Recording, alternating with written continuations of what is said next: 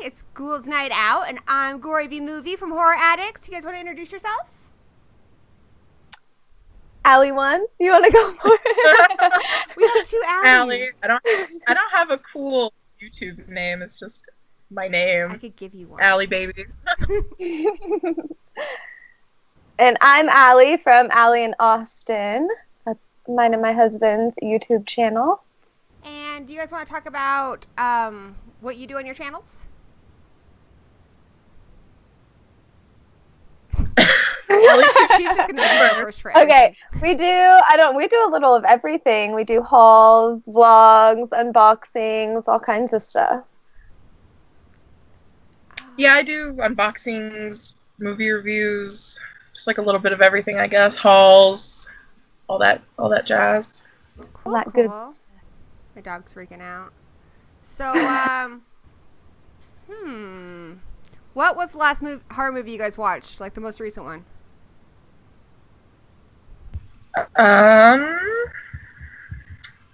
Shit. Well, I don't know. Well, I watched The Love Witch. Oh, and how was that? Amazing. Oh, Yeah? It's so good. It's one of my new favorites for sure. What's that one about?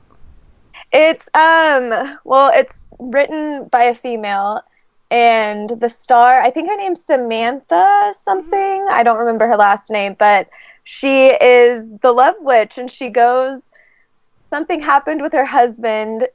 I don't want to give too much away if you haven't seen it, but she moves into this awesome little apartment where another witch had lived, so it's already all decked out with like a little potions area and stuff, and cool. She has many affairs with men and things happen, so it's awesome. Good. It's sounds really good. I watch a lot of witch movies, but I feel like a lot of them are just kind of give witches a bad reputation. So Yeah, no, this one, it's really good, and it's a good way to celebrate Women in Horror Month too. Absolutely. So what about you, baby? The last movie I watched that hadn't seen before was Extraterrestrial. It was all right. I've heard about that one. What's that one about? It these they're it's like a traditional they're in a cabin. Yeah. And aliens show up. That's literally all it is. Aliens. I was very disappointed. Is it on Netflix? Maybe Yeah, it's on that's Netflix. where I heard about yeah. it from, because it sounds familiar. So there's have been part where a girl I just cut you off. I am so sorry. No, you're fine, hon. You are fine. There was a girl that was terrified, but at one point she just walks looks just right into the light, and it was just, it was just very angering. Wow. All of it was just very angering. So I've been sick, and I just did a review. I just recorded. I haven't edited it yet, of Sadako versus Kayako, which was awesome. That was a really fun movie, and it had a lot of things in it that I'm always complaining don't happen enough. Do you guys remember back in the 80s and the 90s when you'd watch a movie and at the end of it there'd be some awesome theme song? Hell, Ninja yeah. Turtles, TURTLE power, or Yeah. Warriors. I miss that. Yeah. So it has this metal Sadako versus Kayako theme song at the end, and I was like, yeah, metal. It was awesome. That's why I loved Deathgasm. Yes. Oh my gosh, the music alone, I was like, yes. Oh, that's a good topic. What are your guys' favorite movie soundtracks from horror movies? Oh man, Some good ones. Well, I liked the Witch score. Just for ambiance music. It's so I love that. Creepy. Yeah.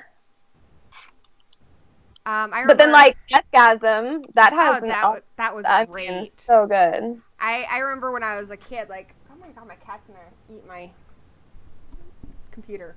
Come here, I'm gonna kill you. I'm not gonna kill the cat. Yeah. But yeah, I remember back then I had the Craft soundtrack, and just because it would get lost or it would just be too scratched, I think I've bought that 4 or 5 times. I loved that one.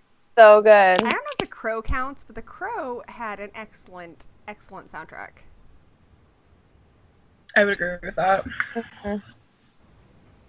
All right, I'm getting rid of the cat, so you guys are just take over. I'm counting on you. 2 alleys, 1 mission. I'm trying to pull this up right now so I can see the chat. Yeah, that's what I'm doing as well. Okay, I got it now. I have like a whole menagerie of pets here. I've got the cat, my dog. He's always somewhere near me, even if I don't see him. You know, like you remember Shudder? How the girl's like attached to his back? Like my dog is like that. I'll be like, oh, where's my dog? And he's right there. And I have a ferret named Professor Xavier. Oh, I love ferrets. I have fish. I have like this sweet little bottom dweller fish. His name's Al. But my beta is a total dick. And his name is John Cena. And when I got him, he was like all pretty and purple and white. And then he went evil and turned black. And he ate Al's flipping eyes. Like, I know the whole John Cena, you can't see me thing. But seriously. He ate his eyes. Wow, living up to the name. Yeah, I feed him just out of like not wanting to be cruel to an animal, but I hate him. We don't get along at all. He's a total dick. In the chat, Jacob says It Follows comes to mind. I think talking about the soundtrack. Yes, It Follows had a fantastic sound, and I really love that the synth scores are coming back in a big way because we got that also in The Guest, and you know, there's a lot of them that are kind of retro, like Beyond the Gates and such, where I feel like the synth scores are really coming back in a big way, which is good because I feel like before that trend kind of came back, horror movie scores were kind of lacking in the last decade. Yeah, the music wasn't really talked about that much. So It Follows was fantastic. And one of my friends, he just got on vinyl, which was really sweet. He got the Scream soundtrack, like just the score. And it's so, he was playing it for me. It's so creepy. Like, I don't know if it's because it's on vinyl and he's got like an Evil Dead vinyl player, but dude, it was something creepy. about vinyl. It gives it that, I don't know, that extra. Like texture. Yeah. I'm trying to open the chat, which is why I'm like, seem to be distracted. So, yeah, anyway, so because I watched Sadako versus Kayako, and I loved it. I had a few flaws, but, you know, you guys can watch the review, you know. I realized I hadn't seen a majority of the Ju-on films, so I just laid in bed today and marathoned those. And I have to say, honestly, I like the American remakes, and I like Ju-on 2, but don't watch Ju-on 3 and 4. Like, seriously, Ju-on 3, there's a pretty great scene where a girl's jaw gets ripped off, which has happened before, but they have a bigger budget and more effects. But Ju-on 4, it's like, they're like, you know what? I don't want to make a Ju-on movie. I'm going to throw in the freaking Omen, Nightmare on Elm Street. It doesn't know what it is, and it's a complete and total disaster, so just skip that one. Yeah, I think I've just seen the first. I don't think I've seen any of the... the American one or the remake? The American. Yeah, the original one, I have to say, I mean, there's not a whole lot of movies where I'd say the American remake is better. I mean, obviously there's complete disasters out there, like the Martyrs remake and such. Oh, I haven't even watched that. Just don't. I can't. You'll I can't bring myself to do it. It's bad. But The Ring is definitely one where I think the American remake did it better. And I think The Grudge did too, just because if you watch Ju-on, there's a few just kind of things that are a little bizarre, like little floaty heads and stuff, and I don't know, it's weird. It's good, but it's on Shudder, so I'll check it out. Shudder's just to, like, great, watch it. so check that out. I love Shudder. I watch Shudder when I'm editing. Yep. So it's really handy. But yeah, the ending of Ju-on it makes up for any flaws in that film because the ending is just completely chilling. So I'm not gonna spoil it for you, but definitely check it out. See, and that's a big thing with me. Like, I hate terrible endings. I hate it. What was the last really bad ending you saw? Okay, let me think. Oh my god. Because there was one I remember liking the entire freaking movie, and then the end came, and I was like, what the fuck? Well, that's the thing. Like, you could have a great time in a movie, but if they fail on the ending, it can ruin the whole experience. Oh yeah. It was one where it got all like digital and like stupid, fake looking. Oh, what was it? I'll come back to it. It'll pop in my head. I know it will. Yeah, I do have to say, as much as I liked Sadako versus Kayako, the ending's pretty dumb. But it's not bad. It's just dumb. Yeah. Someone brought up, who was it? Bride of Chucky for the soundtrack? Yeah. Oh, it was Danny Nightmare. That is my husband. Yeah, I have that soundtrack. And it's in the car, which is probably why you mentioned it. No, it's a good one. And they did that too. They had the theme song with Chucky in it. So that stuff kills me. And I cannot wait also for the Blu-ray to come over here, because I'll definitely pick that up when it comes out. But I'm hoping they have the music video on there, because I can't find the music video for the song for Sadako versus Kayako, but it's got, I think I had it in the beginning of this video, but it's got the little boy doing the Thriller dance. Oh my god, it's so cute. No way. And Sadako and Kayako are like rocking out on guitar. I was like, I've just seen gifs of it, but it looks amazing. So I was like, I'm going to just download everything this band has ever done starting right now, because it's amazing. I have to see that. Japanese metal bands. See, that's another thing I love about Shudder, is there's so many. Well, and what I love about Shudder is, I mean, you get some horror on Netflix, and I do have Netflix. But Shudder, there's so many on there where they're like classic, great films. They've got a phenomenal selection. And I'll see something that I've been meaning to see for years. Like, I'm a little embarrassed to admit this, but I'd never seen Chud. And I saw it on there, I'm like, oh yeah, I need to see Chud. So I've been catching up on a lot of movies, the ones where, for whatever reason, I haven't seen them. It seems like Shudder always has them. So and they have so many other ones that I just haven't heard of that just sound phenomenal. So I've been working my way through my watch list. Yep. I think it's so worth it, and the price is amazing. Yeah, I signed up for it just this month because they exclusively have Sadako versus Kayako, so I was like, well, that's what I would pay to rent it. So it was worth it to me, and I've just kind of kept it because it's awesome. My only complaint is I wish that they were on, they had more apps, like for like PS4 I hate that stuff. I can't just go on my Xbox or something and like watch it on my TV. That's where I watch a lot of like YouTube and watch a lot of movies. So that would be awesome. I agree. I find myself, I always like go plug my laptop into the HD like MI cord thing, and then it just like plays it right there on my TV. Yeah. Because I can't search for the app on my smart TV. I had to I couldn't, when you type it in, it doesn't come up. You had to go to a completely different section of the TV to find the app. Oh, so you could find it's on your TV on the smart TV? Yeah, it's on my TV. Also, I don't know if you have it, but if you have Amazon Prime, I don't, but I do know you can add Shudder to that. We also just recently got a Full Moon streaming, and it's a really good deal because when you sign up for it, I mean, you pay like $50, but then you also get a whole bunch of free movies. Like, you get to pick out what movies you want, and they give you like a $50 gift card to spend in their store. So you get a really good deal, and then you can stream all these Full Moon movies, and they have a whole bunch of other movies in their library too. So those are like some of my favorite movies, and Hulu just like took all of them off because Full Moon has its own streaming service. Oh, makes sense. They're like, all right. So Jasmine, I'm gonna butcher her last name, and I feel like crap about it, but Salgatar, hopefully that's right. She's awesome. I met her at my kid's birthday party this year because my son likes Five Nights at Freddy's, so I looked all over Washington State to find a pizzeria that had animatronics, and what do you know? Rocky and Bullwinkle's has Rocky and Bullwinkle, and they're super flippin' creepy.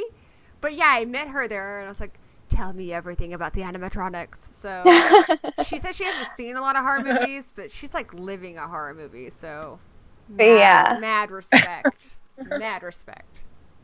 I went in a Five Nights at Freddy's haunted house, actually. Where's last that? year in Vegas at Circus does their Fright Dome thing. And one of the haunted houses there was all Five Nights at Freddy's. And they had Seriously? the big guys walking around. Yeah, I've never played the game before, but it was awesome. My son, he's 12, and he loves to research about, he loves anything that's a good mystery. So he knows absolutely everything there is to know about the franchise, but he refuses to play them because he gets scared too easy. I just think it's really funny. Oh. So he probably is too scared for that haunted house, but that's in Vegas, huh? I'll have to check that out. You actually travel around quite a bit and visit some places. I mean, I've seen on your channel. Didn't you find the Texas Chainsaw Massacre house?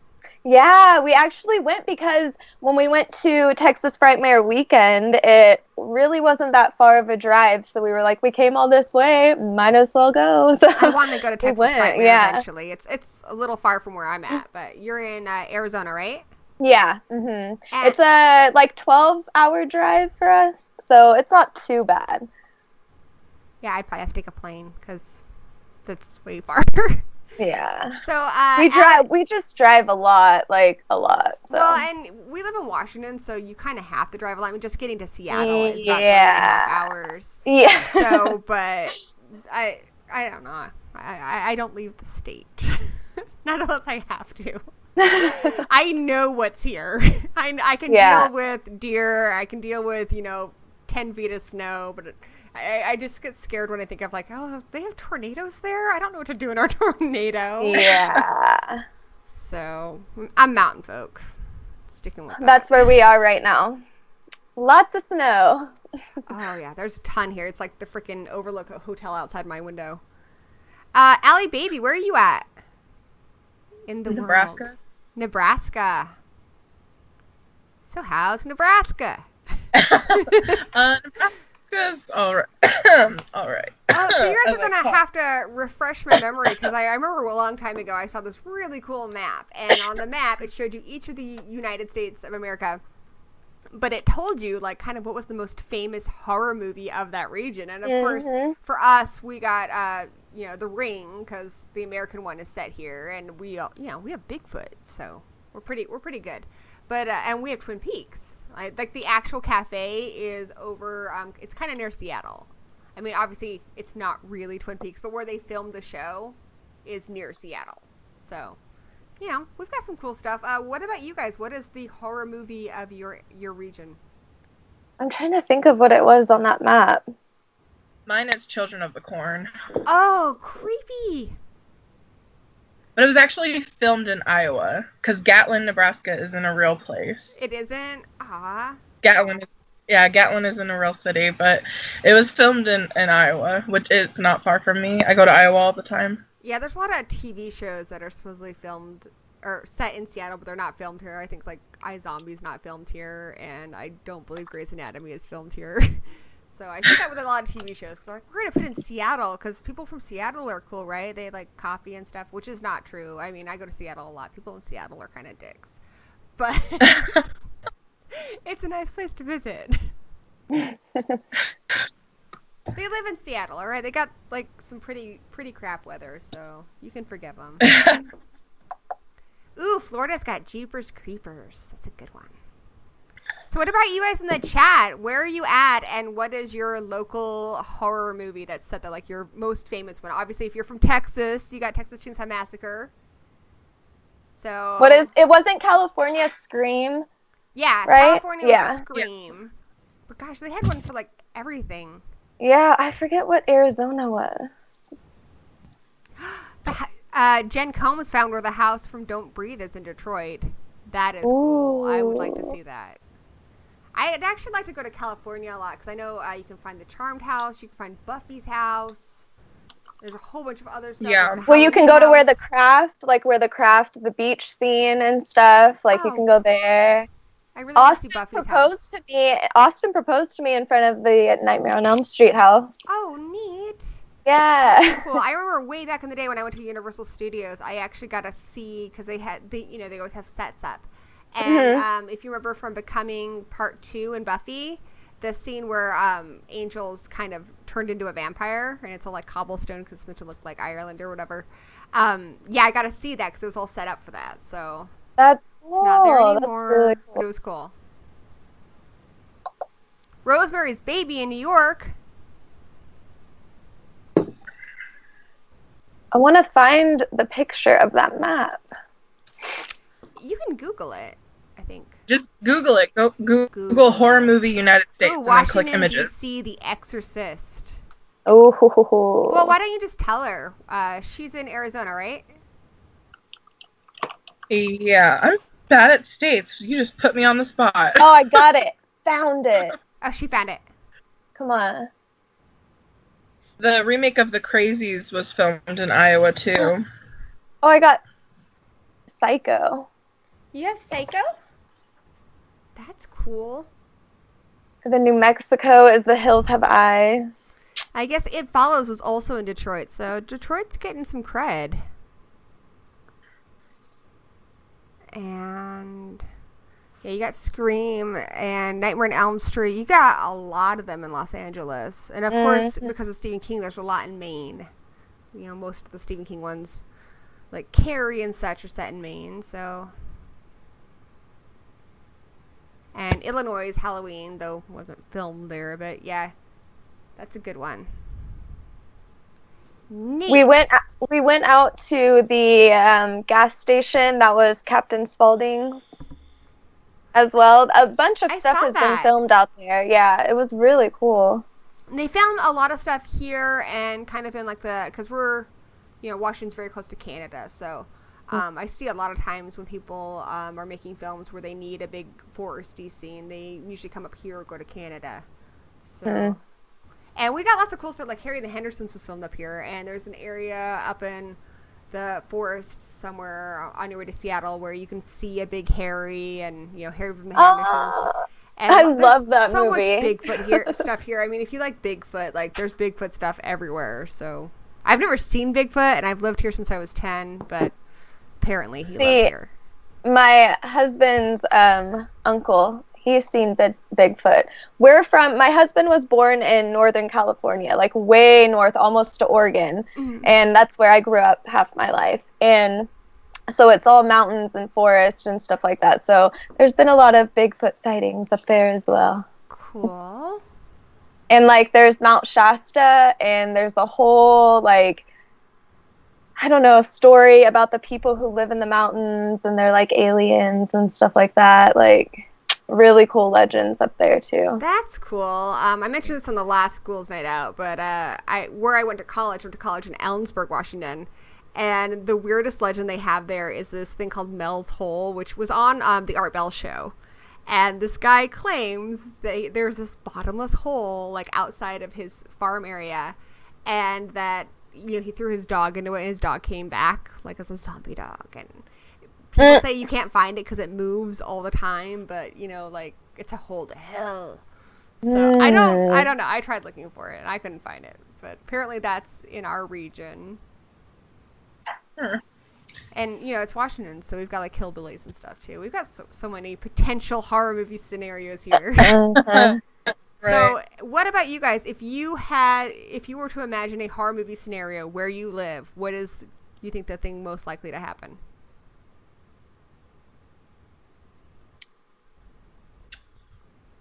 Mine would probably be like a Jason Voorhees type situation because we're in the woods. So yeah, I don't know. We're smack dab in the middle of the woods, so that's definitely. But he doesn't usually seem to go or like Evil Dead type situation, like a cabin out. Yeah, it seems like in the movies, if you leave Jason alone, if you live out there, you're okay. But just don't get in his way. So don't do that. Just see, we'd be cool with him. Yeah. Maybe like the other people in our town wouldn't. Yeah, but we'd be friends. Absolutely. So you're in Nebraska. Do you have a lot of cornfields near where you live? I live in the city, so I don't. So you've got more of like the home invasion stuff going on. Yeah, that's what I was gonna say. I was gonna say it'd probably be more of a home invasion. Like P2, the only parking garage horror movie. So holy shit! I just noticed you have a freaking Tiffany doll. What is with people on the show having Tiffany dolls? I love her. Is she gonna move around and stuff? Because the last one did. Well, I had moved. I didn't realize I had moved my laptop, so I thought she moved, but she didn't. It was just me. That's creepy. This is Brocky. So you can say hi to him. So cute. He was named after Dave Brocky Youngwar. No. I feel like he's gonna lick me. Right, good. Every time I think of Guar, I think of Empire Records. I love that.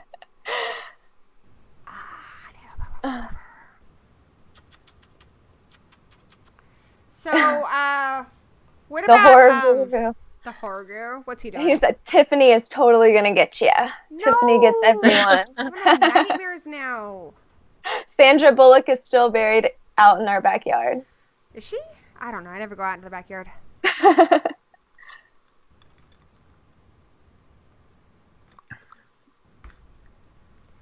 What's some movies that are coming out soon?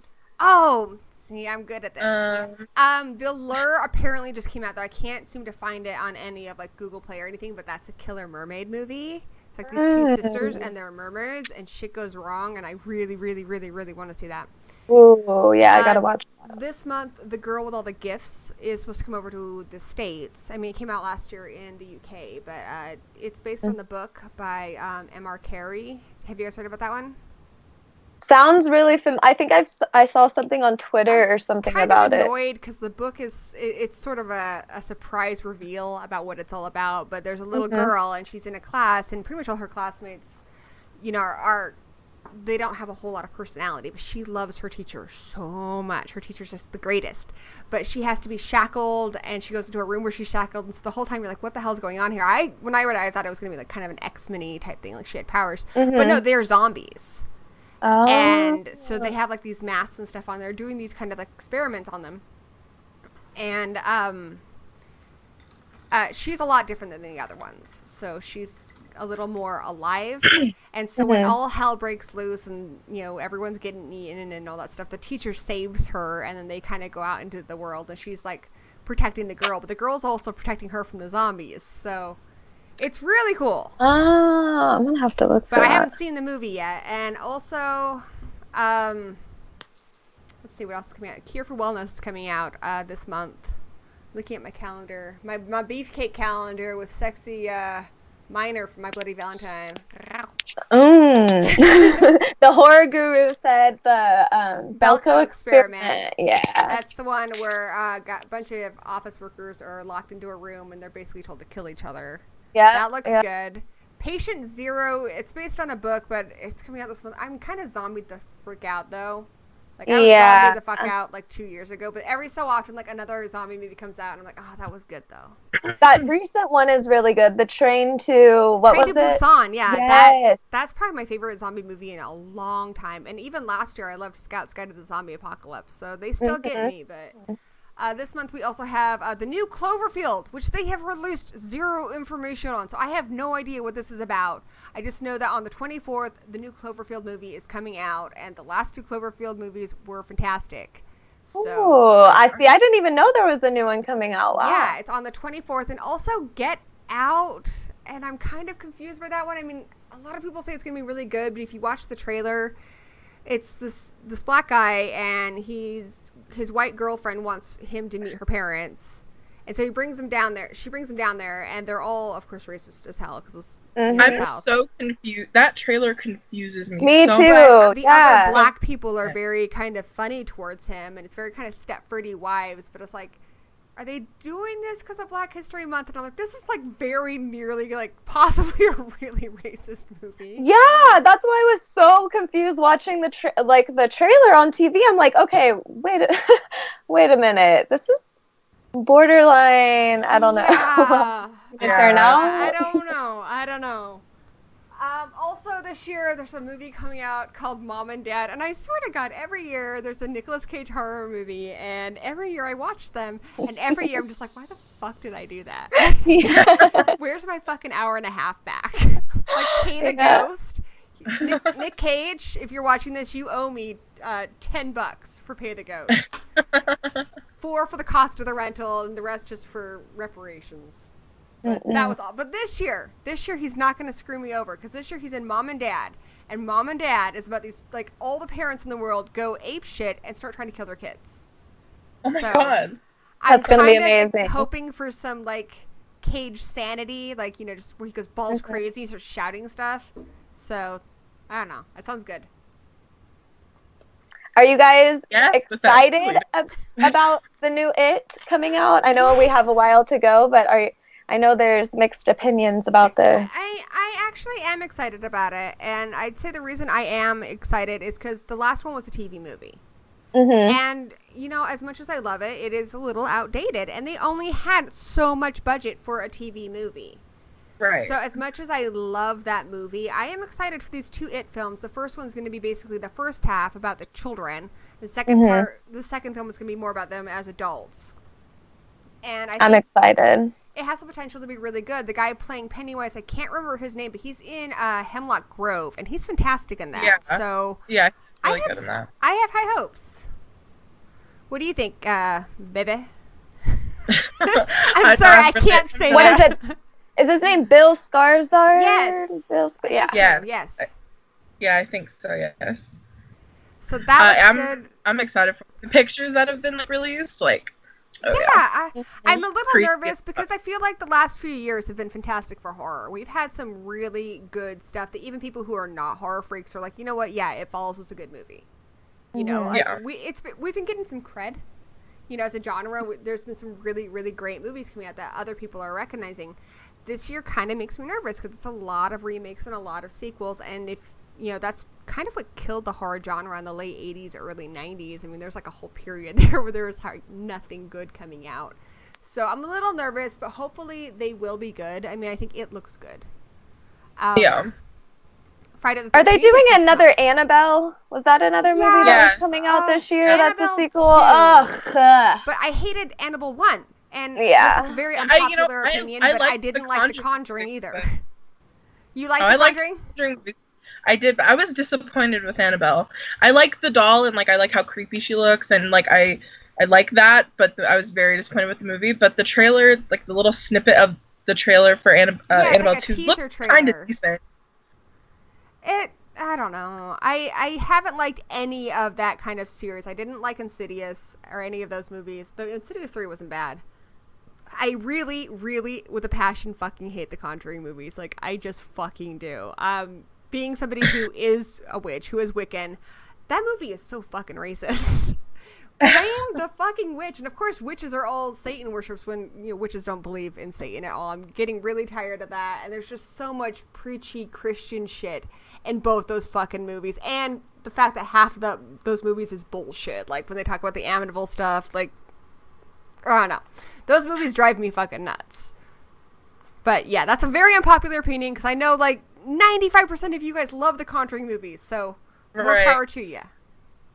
Poor Ali, she's like scared. I'm like, no! Cover my face. What about, I'm super excited for, what is it, Double X? Is that what you would call it? Yeah, that's the anthology made by women, right? Yes. And one of the women did, what's that movie that, The Invitation? Was that what it was called? Yeah, that was good. That was on Netflix. Yeah, The Invitation. Yeah, she's really one of the women. I wasn't crazy about The Invitation. The what? I thought it was The Invitation. It was just like it was very slow burning. I don't know. It just drug on. I saw it on a pretty good circumstances where I just sat down and I had time to watch it. But I can imagine like if you just want to watch a good scary movie, it would not. Yeah, I think that might be what it was because I was like, I want to watch something new, and then I sat down and I was like, I'd seen Guru's review like up until the part where he always warns you before the spoilers. I'd seen that, so I knew it was slow going into it, so I think that kind of helped. But it was a good movie. It was really creepy, and it had a lot of heart to it too. So that was good. Did either of you watch Rings yet? No, and I want to. I know, I haven't either. Yeah. I know it's probably going to be crap, but I got to see it. Yeah, same. I don't care. I want to see everything that comes out. I Right. pretty much, Like, I want to see it for myself. You can tell me it's shit all you want. I still want to watch it. no matter how Exactly. bad I think something is, I really make an effort to try to see every horror movie I can. So I record them all on Letterboxd if you're curious. But yeah, I if it says it's horror, I will watch it. I mean, if nothing else, so I can tell people that it's complete crap. But Exactly.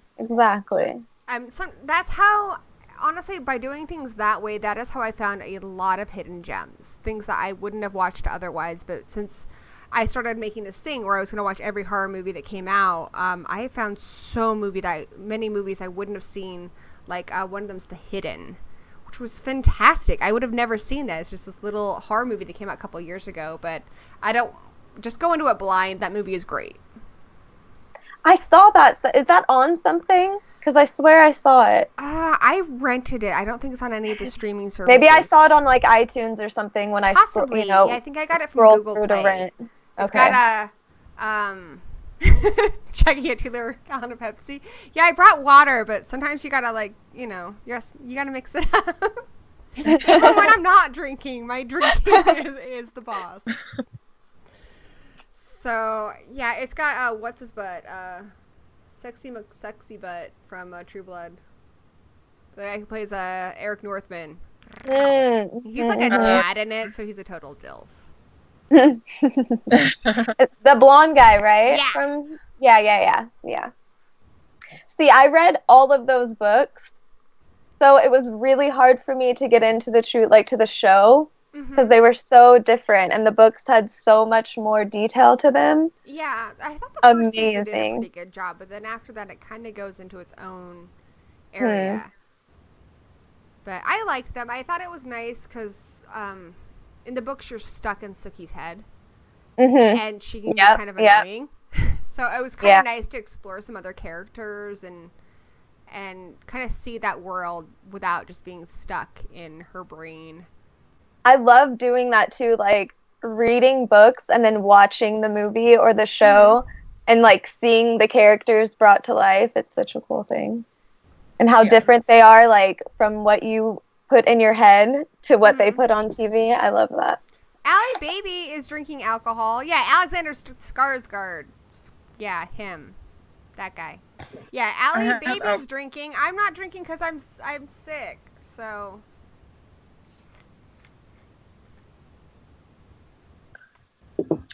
Okay, this is kind of off topic. Have fun. She's a fun machine. This is off topic, but my sister was in the chat and she asked and she texted me and she wanted to know what all of our favorite horror subgenres were. Okay, subgenres. Well, like I kind of mentioned, I really love, even though they're kind of the ones that piss me off the most sometimes just because how wrong they are, I love witch movies. Like when they get them right, I'm like, hot damn, that's good. And I don't even care. I mean, I actually love a lot of the ones that are really, really, like, damning for witches, but they're just a good time. I love witch movies. Yep. I like vampire. I honestly love, like, kind of everything. I love werewolf movies. It's so hard to get a good werewolf movie. When they're done right, they're so good.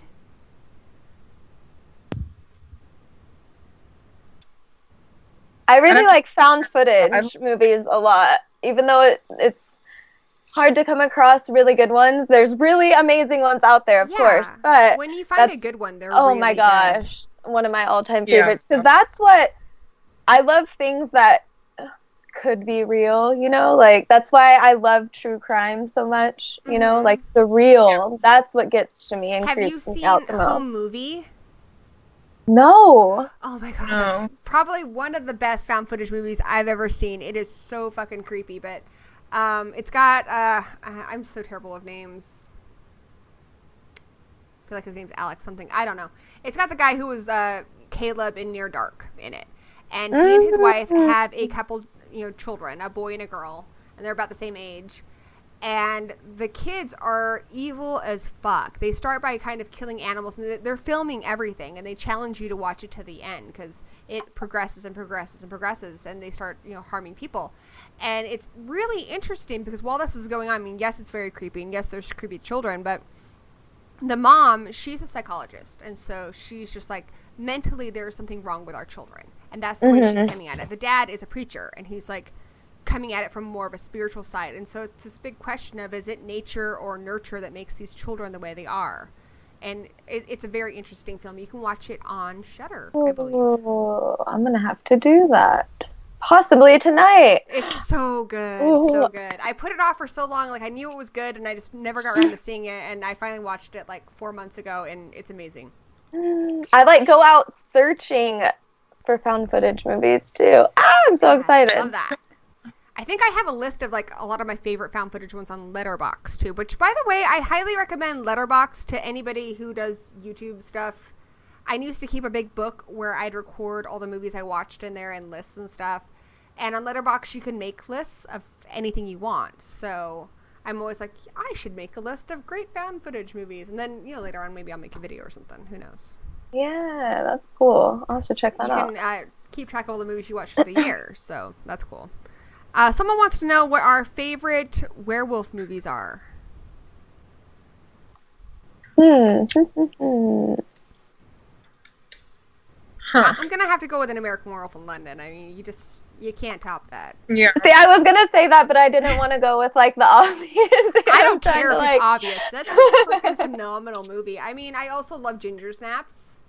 Oh, okay, yeah. That's my favorite. Yeah. It's probably between the two of those. And one I love that's not hugely popular is A Bad Moon, which is based on the book Thor, but it's about a man who's bitten by a werewolf, and he goes to live with his sister. And his sister and his nephew have no idea. They just think he's acting peculiar. But the dog does know. And so the dog is going to defend his family. And it's awesome. So check it out. Bad Moon. It's got great effects in it, particularly since it came out in the 90s. So it's really rare to find good werewolf effects. I'm going to have to watch that. And Dog Soldiers is great. And Oz and Buffy was great. I love Buffy. I like Cursed, but I might be a little biased because I just like really like Christina Ricci. It's a good time. Mm-hmm. It's a lot of shit, but it's a good time. And I like Van Helsing. It's vampires and werewolves, but I don't know. I like that one too. It's another one that I think is just fun. I did like the first Underworld movie, but the prequel-y one was alright. There's a lot of good werewolf stuff out there. Oh, Monster Squad is good. Company of Wolves is also good. Good movies. Good stuff. Now I want to have a werewolf marathon.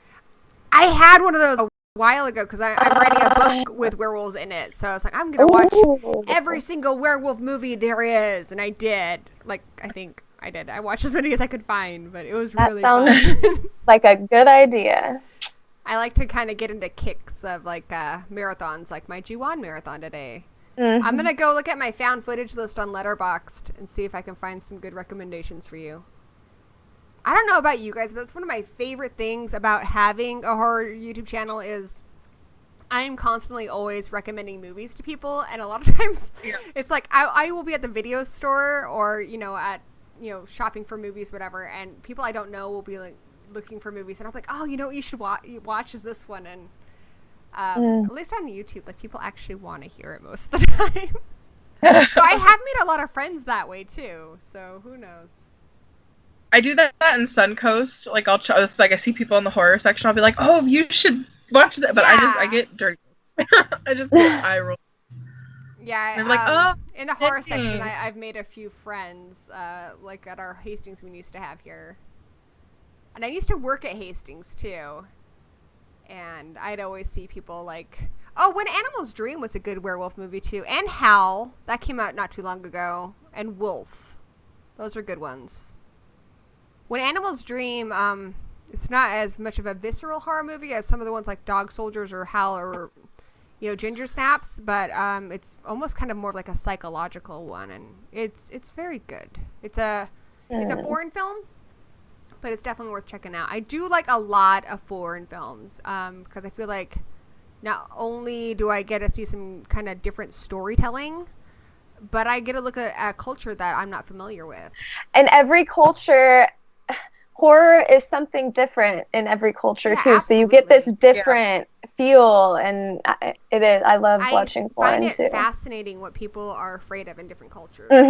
Yeah. Like slasher movies are popular here because we're mostly afraid of, our next door neighbor because we don't know them. They could be anybody. But, like in Eastern cultures, they're afraid of a lot of spirits and stuff. And it's because they're something they believe cannot be stopped. And God, the French movies are so violent. And there's so many scary people like out in the, like the backpack killer in Australia and stuff. So it's really interesting. I really enjoyed Under the Shadow. Yes, that was really good, and that was set good. during the 80s in Iran. That's something I'd never really seen from the perspective of people living in Iran, particularly a woman, and I thought that was fascinating. Yes, I really enjoyed that movie. That was good. Another found footage one. I think it's found footage, isn't it? I might have to rewatch it. I know parts of it are found footage. There's some that are kind of a mix. But have you seen Lake Mungo? No, I haven't seen that one. Oh, that's a really good one. It's about a girl who was murdered. Well, not murdered. She's dead. And the family thinks that she's haunting the house. And so these people are making a documentary about it. And I can't really tell you a whole lot more without giving away too much. But it's just like when you think it's one thing, it becomes something else. And it's really creepy. Like, it's a slow burn. It's a really slow movie. So you need to watch it when you have time to watch a slow movie. But it is worth the watch. Late Phases was a good werewolf movie, Guro. Guro knows what's going on, dude. Oh, yeah. I'm so excited. I love talking about movies. Creep. Did you see Creep? Yes. Creep was good. That was so good. Troll Hunter is another found footage. It's really good. Yep. That's a good one. Yeah. And The Bay. Yep. All right. You're good. Okay. I've got you covered, girl. You check out those movies. You're going to be all right, kid. I'm excited. Dun, dun, dun. I actually like Grave Encounters too, Joseph Hall. That movie gets shit on a lot, but I think it's just as good as like Paranormal Activity. At least I liked Grave Encounters. I thought it was good. I like Grave Encounters too. Did you hear about what is it, Amityville, The Awakening? See, is that what it is? What is it? I haven't looked into it too much. I'm just like... I'm really nervous about that one. There's some stuff going on with the studios and stuff right now, and Amityville Awakening has been pushed back like 8 freaking times, and when a movie's pushed back that much, there's something wrong with it. Yeah. So I have like 0 expectations for it. I will see it, but I don't expect it to be good. If a movie's pushed back that much, it's because the studio is where they're not going to make their money. So that makes me concerned. And I do know there's some things going on with studios right now, like Blair Witch. Even though there's a lot of people who like that movie, it didn't do as well as it was supposed to. So Lionsgate is kind of backing off of a lot of horror movies this year. So there's things like that can affect movies getting pushed back or not being released theatrically. But Amityville, it's like 2 years now. There's something wrong with it. I thought I had heard of it like a while ago, and then I just recently started seeing things about it again, kind of. And it was supposed to come out in January this year, and now we don't even have a release date. So I'm not sure if it's going to be worth watching. Another one, if you guys are excited for it, I'm sorry it's not coming out this year. Halloween is not coming out this year. No, it's not. They don't have a script. They don't have a director. They don't have a writer. They don't have a story. But last year they found out that John Carpenter was willing to at least put his name on it, which, I mean, executive producer can mean anything from a lot of involvement to his name is on it. Right. And they made a big fuss about how it's coming out in October this year. It's not freaking coming now. That is not happening. I honestly think they kind of shot themselves in the foot because next year is the 40th anniversary of Halloween, and I'm hoping that they realized that they kind of announced it a little early, and they're like, oh, flip, we should have done it on the 40th anniversary. So that's what I'm hoping for, but it's not coming out this year. Friday the 13th, though, is making some headway. There's an open casting call right now. If you know any young boys, twins, they're looking for a young Jason Voorhees. And I guess it's going to be kind of an origin story. So Mm-hmm. I'm kind of excited to see that because that's a story we haven't seen a whole lot of yet. We've seen some flashbacky stuff, but we haven't seen an origin story, and they can be good, but you know, they're pretty hit and miss. I don't know. That's kind of why I liked Rob Zombie's Halloween. Yeah. I know. It's probably gonna get hate for that, but I love those movies. I liked Rob Zombie's Halloween, but I just recently watched Rob Zombie's Halloween 2. Mm-hmm. I had to put it off for so long, and I was so disappointed. Yeah, Yeah. I Really do like weird. the first Rob Zombie's Halloween as a movie. I don't like it as a Halloween movie though, just because they did too much of the he's got mommy issues thing, which for me is going into Jason Voorhees territory, and I think they kind of missed what makes Michael Myers scary. And what makes him scary is that they never found an explanation for why he kills people. He just does it because he's fucking evil. Like, you know, Donald Pleasance's character, he tried to get through to him for 8 years, and he couldn't find an explanation. And I think that's a lot scarier, this person who is just going to, you know, hunt you down for no fucking reason except for that he can. That he's just evil. You can't... Throwing the mommy issues in there definitely... It humanized him way too much. Yeah. Like, in the beginning, when he was kind of killing things and he didn't seem to understand why, I kind of thought we were going to go for that. Like, he kind of becomes this thing and there's really no reason for it. He just kind of is compelled to kill. I would have liked that better. Because, I mean, like, I love Jason because he's my squishy mama's boy. But I also know that you can manipulate Jason with that. And, you know, I think you can manipulate Chucky. I think if you're like, fuck yeah, Chucky, let's go fuck some shit up, right? And you, like, let him touch your boobs. Like, Chucky would be your friend. And I think if, you know, if you had something that Freddy wanted, like, you're willing to bring him into your town, you could work that out. But Michael Myers, as he is in the original films, where he's just fucking evil, like, you're fucked. You have nothing he wants. He just wants to kill you. Yeah. Exactly. Even Leatherface, like, I've always had this kind of Leatherface fantasy because I just love my Leatherface so much. I just love the idea of, like, this big, lovable guy who could, like fuck up anybody who messes with me. And I feel like there's so many moments where we see that he's really just, you know, he just wants to belong to his family. He just wants, you know, he tries to, you know, look after them. And he's just been raised by really fucked up people. Like, he could have been okay. So, yeah, I always feel like I could get through to Leatherface and be like, yo, we're buds. Yeah, I agree. Going back to found footage, Danny Nightmare brought up Behind the Mask. Behind the Mask is amazing. Great movie. Love it. Are they coming out with another one? They have been talking about it for a really long time.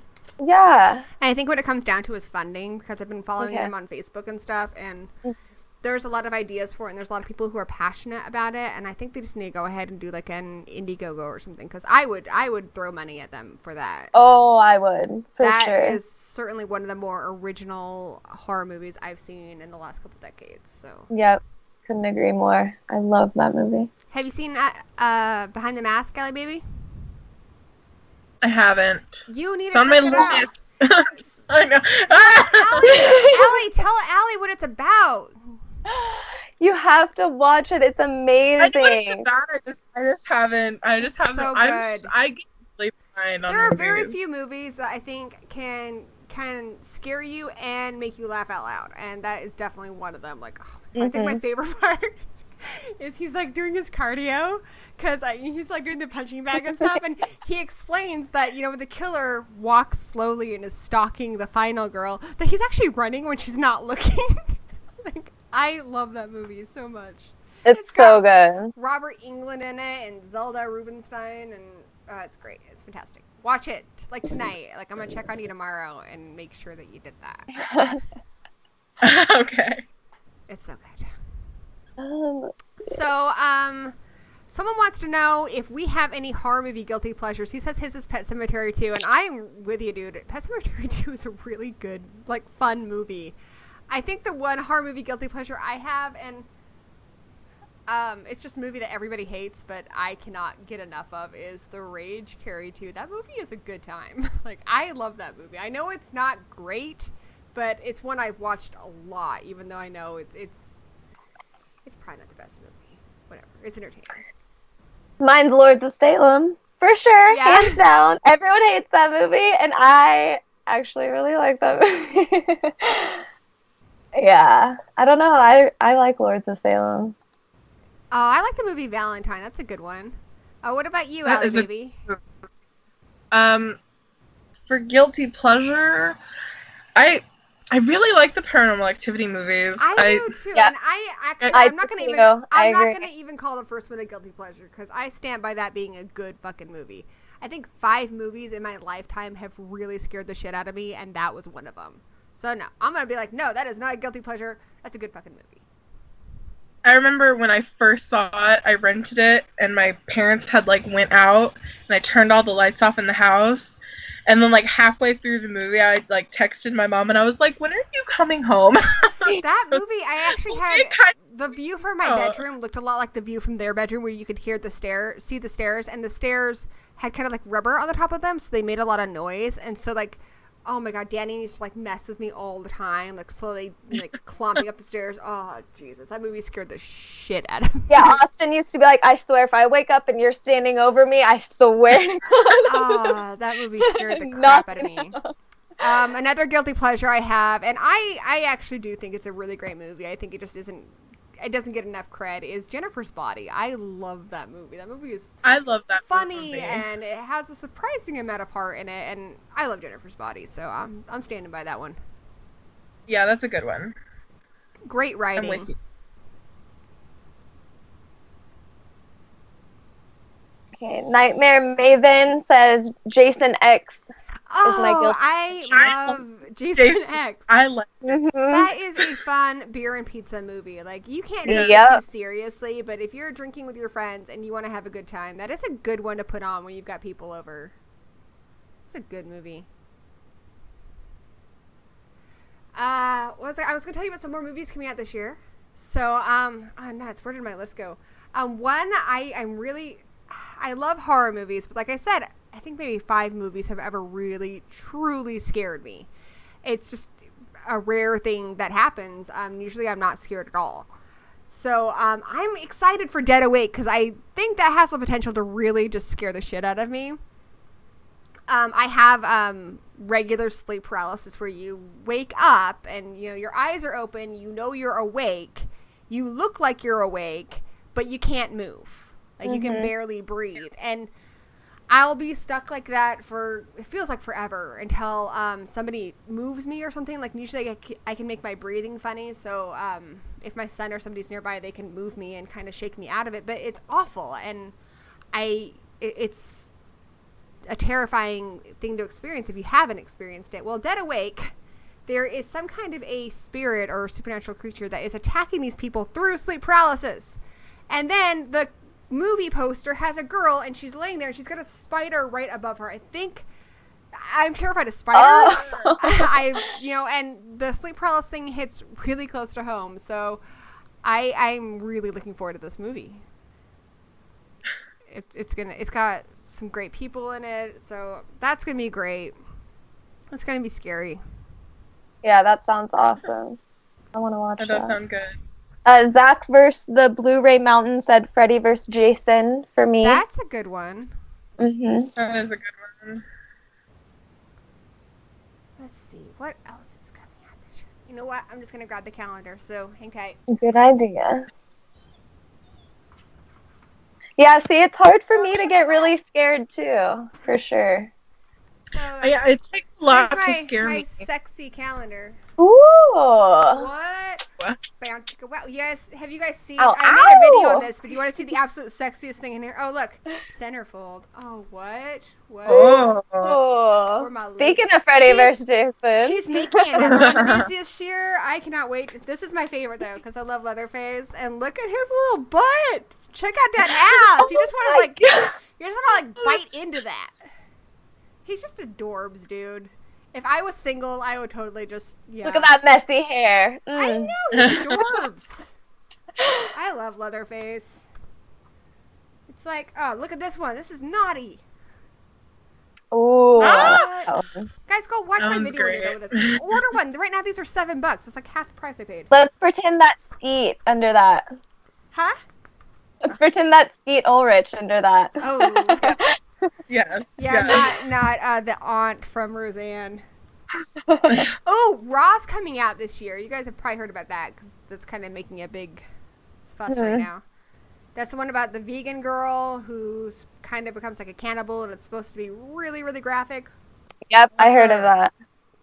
That's going to be out in March. And King Kong, it's got giant monsters in it, so I'm going to count it. There's Keep Watching, which is like a home invasion type movie. I'm hoping, because I don't like funny games. I don't know if you guys do, but I didn't really like that movie. I'm hoping it's going to be like that without the bullshit stuff, like when they rewind and stuff, because these guys break in and they kind of make them play these games and stuff. But I think it's supposed to be... Was Funny Games with the two guys and the... Yeah. Okay, They go in there with golf clubs and stuff. And yeah. I mean, it starts off all right, but it's supposed to be a commentary on like movie violence. I don't know. It's bullshit because you know they did the whole rewinding thing and such. So I'm not. Oh, dude, Candyman. Oh. Yeah. What does he have? He has honey. Oh. Honey. Candy. I know. Ash. That's a good calendar. I know. You need to get one. It's $7. Oh, there's the new Alien coming out this year. Oh, yeah. Covenant. I don't know.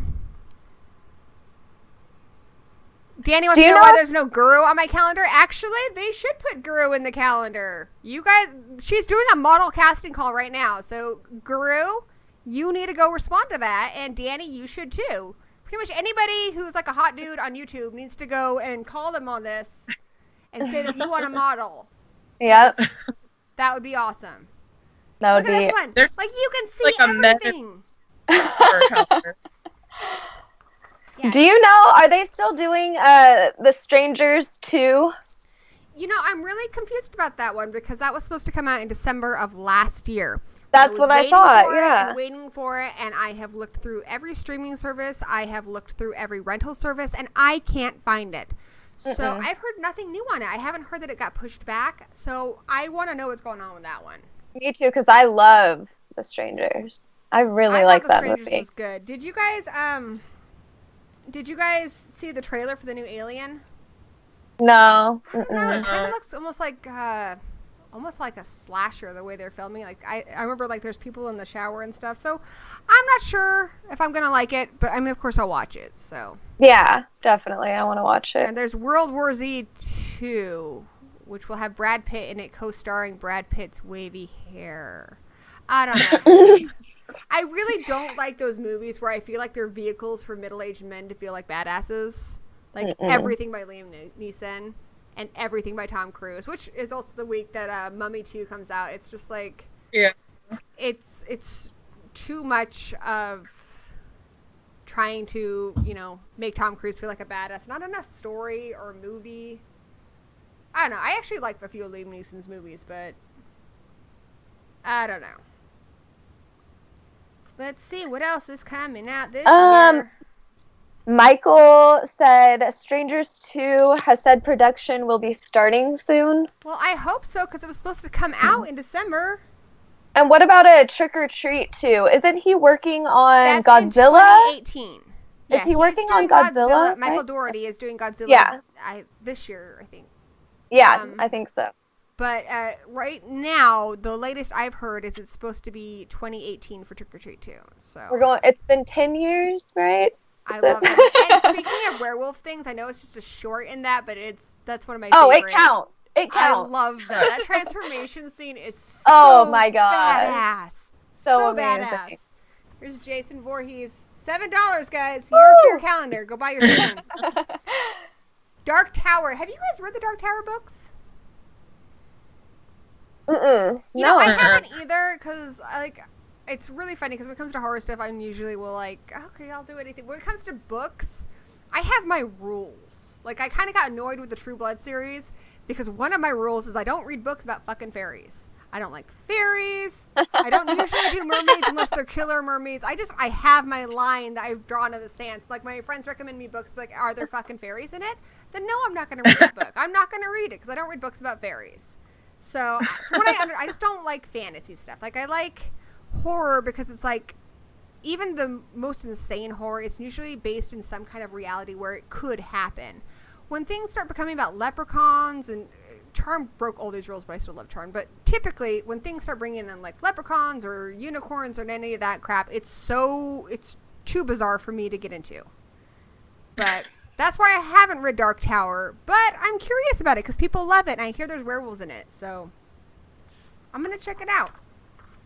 The horror YouTube dude's calendar. Awesome. There's going to be a female one next year, too, and I'm really excited because I follow Amalia, who's a photographer on Facebook, and she wasn't going to do one originally because it kind of defeats the purpose. She did this because there's just nothing for women who love horror to appreciate. But then she was looking at the ones that are out there of women, and it's all skinny white girls, and it's all skinny white girls dressing up as male characters. So not only is it not really paying homage to great characters, it's not really showing that much of a variety of women, you know?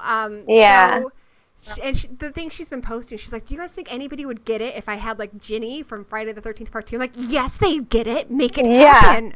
So I'm excited to see what she picks. She's fantastic. Oh, there's the Flatliners remake this year, too. Yeah. Yeah, I saw that, but I wasn't going to say anything. Did you guys watch Holidays? I did. Yeah. There were parts of it that were really, really good. Like Evil Bunny Jesus. Oh my gosh. Oh my god. Wallace, my son, walked in on that part, and I think he about just like shat himself. He was so scared. Oh my god. Oh boy. But yeah, that was good. There's a few of them that weren't quite so good. I liked the one with Seth Green. I liked the one at the end, the New Year's Eve one. So was that the one where the girl takes home the guy and then it's like a twist? Yeah. Okay, yeah. That was good. See, I liked Holidays better than, was it A Christmas Horror Story? Was that what it was called? See, I liked Holidays better than that one, I think. I feel like overall the stories in Christmas Horror Story are consistently, like, I don't feel like they had any that were just crap. There's a couple in Holidays that I thought were kind of crap. But for the most part, the ones that are good are really, really good. So yeah, it's worth it to watch. Ooh, and Cult of Chucky is coming out this year. I love Chucky. That's my boy. Chucky movies, with the exception of Cedar Chucky, and even that, I mean, I can watch it. It's not my favorite, but Chucky movies are always a good time. Oh, yeah. They're just so fun. They so are. Fun to watch. And like when whether they're playing him up for laughs, like in Bride of Chucky, which I don't care what you guys say, it's my favorite, or if they're playing him seriously, like in the original or in Curse, it works both ways. I mean, he's a great comedic horror icon, but he's also really scary. Oh, and of course, there's Insidious 4 and Saw Legacy. Yeah. I like the Insidious movies, so. So do I. I like them too. Insidious 3, I remember Insidious 1 wasn't bad.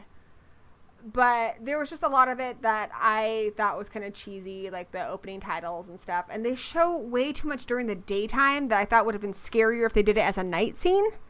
It's not terrible. Insidious 2, it took me like 50 tries to get through that without falling asleep. But Insidious 3 was surprisingly good. That's like my favorite one of the series so far. So maybe I'll like part 4. I liked the girl in that. Like, that was a character I enjoyed and appreciated. I thought she did a great job, and the story was just a lot more interesting. Yeah.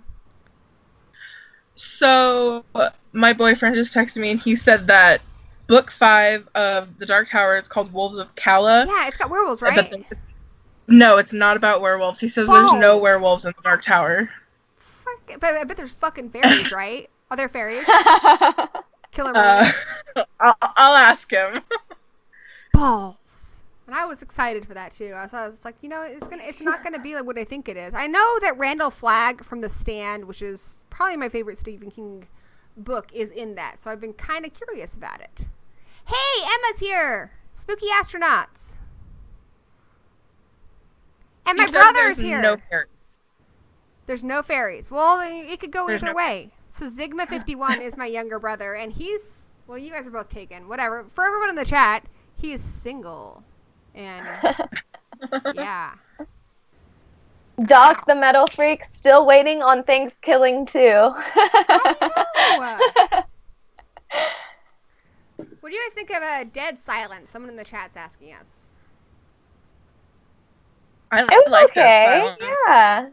It was a good watch. I think it's one of those ones when I first watched it, I wasn't that impressed with it, but it's kind of grown on me with age. I like it better than Annabelle, for sure. Annabelle, like, they could have done so much with it, because Annabelle was my favorite part of The Conjuring, and I don't know, it didn't work. I like dolls, so. Oh my gosh, yeah. Thing with dolls. Like your creepy Tiffany doll behind you? Also, I have to ask, okay, so we're of two different camps in the Funko. Like, I get a toy, I open the toy up, with the exception of, like, my mystery machine that's in a package. But, like, I have to open them up, and I have to play with them. And I do play with them. My son and I can't open my Funko Pops. I can't do it. In the boxes, and I bet they're really fun. I mean, like, of all the I fun have, you could have. like... You could pretend that, like, Lily Munster married Pennywise, and they adopted one of the other ones, and then they had Freddy Funko Pop over for dinner. Like, just, you could have a great time, and I feel like you're missing out on what could be a really good Saturday night. Like, in boxes, like, here's Daryl, and here's Negan, and... They're like, Daryl's bitch, let me out of here, or I'm gonna start hitting this with a bat. I'm sorry, Negan would call anyone a bitch. It's not just you. Very true. So where are you at with the Ali H? Are your Funkos in packages, or are they free? It's a mixture. Like Chase, we don't collect Funko anymore, but just for personal preference. But I don't know. Figures. I guess it just depends. Like all of our normal like horror ones, like Pennywise and Freddy and Jason, you know, all of those are out of their boxes just on the shelf. But like the unmasked Jason we have, and like some of the Comic-Con exclusives and stuff, we keep those like in their boxes. That's rough. See, but most of them are out, and I throw the box away. Like I don't even keep the box. Very superstitious person. I mean, yeah, I grew up in England. My grandmother was English. I guess she still is. I don't know what happens after you. My grandma passed away, so I don't know. I think she's still English. But yeah, she grew up in England, and she used to tell me when I was little that at midnight, at the witching hour, all the little figures came to life, and things inside paintings came out, and that's where you had to get your ass to bed, because it gets cray-cray, like, up in there. So that used to scare the shit out of me, and she had this, like, 3D picture where a leopard was kind of, like, half in and half out, and she said he got stuck in there, like, he didn't get back in time. I don't know. My grandma had me convinced that this was a thing for forever. Toy Story is no joke. Toy Story is real. So I try to make them happy. They have a lot of shelf space. I don't really bother them a whole lot. I mean, sometimes that middle Harley Quinn falls over, but it's not my fault. So I think they have a pretty good life. They seem good. Chad, speaking of dolls, the Dolls movie. I love that movie. I haven't seen that. I was actually going to watch that. Oh, watch it. I was going to watch it not too long ago because it's on one of the streaming services, and then Danny was like, it's rubbish. And I was like, all right, I'll watch something else. Fine. Oh, I love it. It's so cheesy and good. You know, Zigma, that is a good question. I don't know when Danny's going to do a guy's stream. I keep saying he should do like a, you know, kind of like a boys version of this. Horror Dudes Poker Night or something. Yeah, that'd be cool. He should. So, I don't know. I probably we got a question. What's your favorite body horror film? There are so many. Right? The Fly is fantastic. I mean, pretty much you can't go wrong when it comes to body horror with Cronenberg. I mean, anything Cronenberg is great for body horror. Mm-hmm. Outside of Cronenberg, because I mean seriously, like everything he's done is phenomenal. I would say more recently, it's kind of a zombie movie, but I also kind of think of it as a body horror. Is shit, what the hell is it called? And I'm totally drawing a blank. Contracted? I think that's what it is. Yeah, yeah. Mm-hmm. I thought that was good, and a lot of people dismissed it, but because I think especially a lot of guys. Isn't there two? Is there two of them? There's a part two, I like but the second one better. I like the first one better, and a lot of guys kind of shit on that because they're like, well, why didn't you just go for help? And it's like, it had so much to say about like rape culture and stuff, because she was raped. She was date raped. And how she kind of blames herself, and other people blame her, and people expect her to just like be a certain, way about it. And people also say, like her girlfriend basically blames her. And the way she's treated and the way she acts and how she's scared to go for help, I mean, it ends up being more horrific because of what's happening to her body. But I thought that had a lot to say about something that isn't talked about in a lot of movies. Mm-hmm. The Brood is fantastic. Videodrome. Yep, I was just gonna say that too. I just saw that in the chat. Good one. Spooky Astronauts doesn't have any figures at all. What the heck? I don't know. I feel like that needs to change. You know what else Spooky Astronauts hasn't done? She hasn't tried candy corn. So I'm thinking about starting like an Indiegogo or something. Like, raise money so we can ship her candy corn from the United States, because I guess they don't have it in Australia. So, but it's crazy expensive. I send stuff to my cousins and stuff in the UK, and it's like $30 to send them like a bracelet. So I imagine it would be a lot of money to send her candy corn, but I think we can make it happen. Let's do like a GoFundMe or something. She needs to try candy corn. I agree. It needs to happen. It's so good. I love candy corn.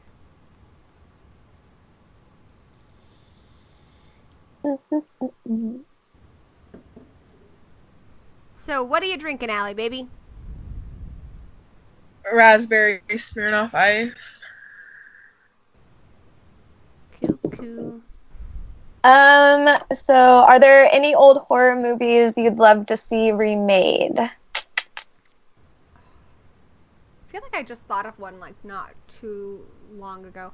I have been hearing on and off that Eli Roth wants to remake The Bad Seed, and that's one of my favorites, but it is really old, so I would like to see that. What about you guys? Trying to think.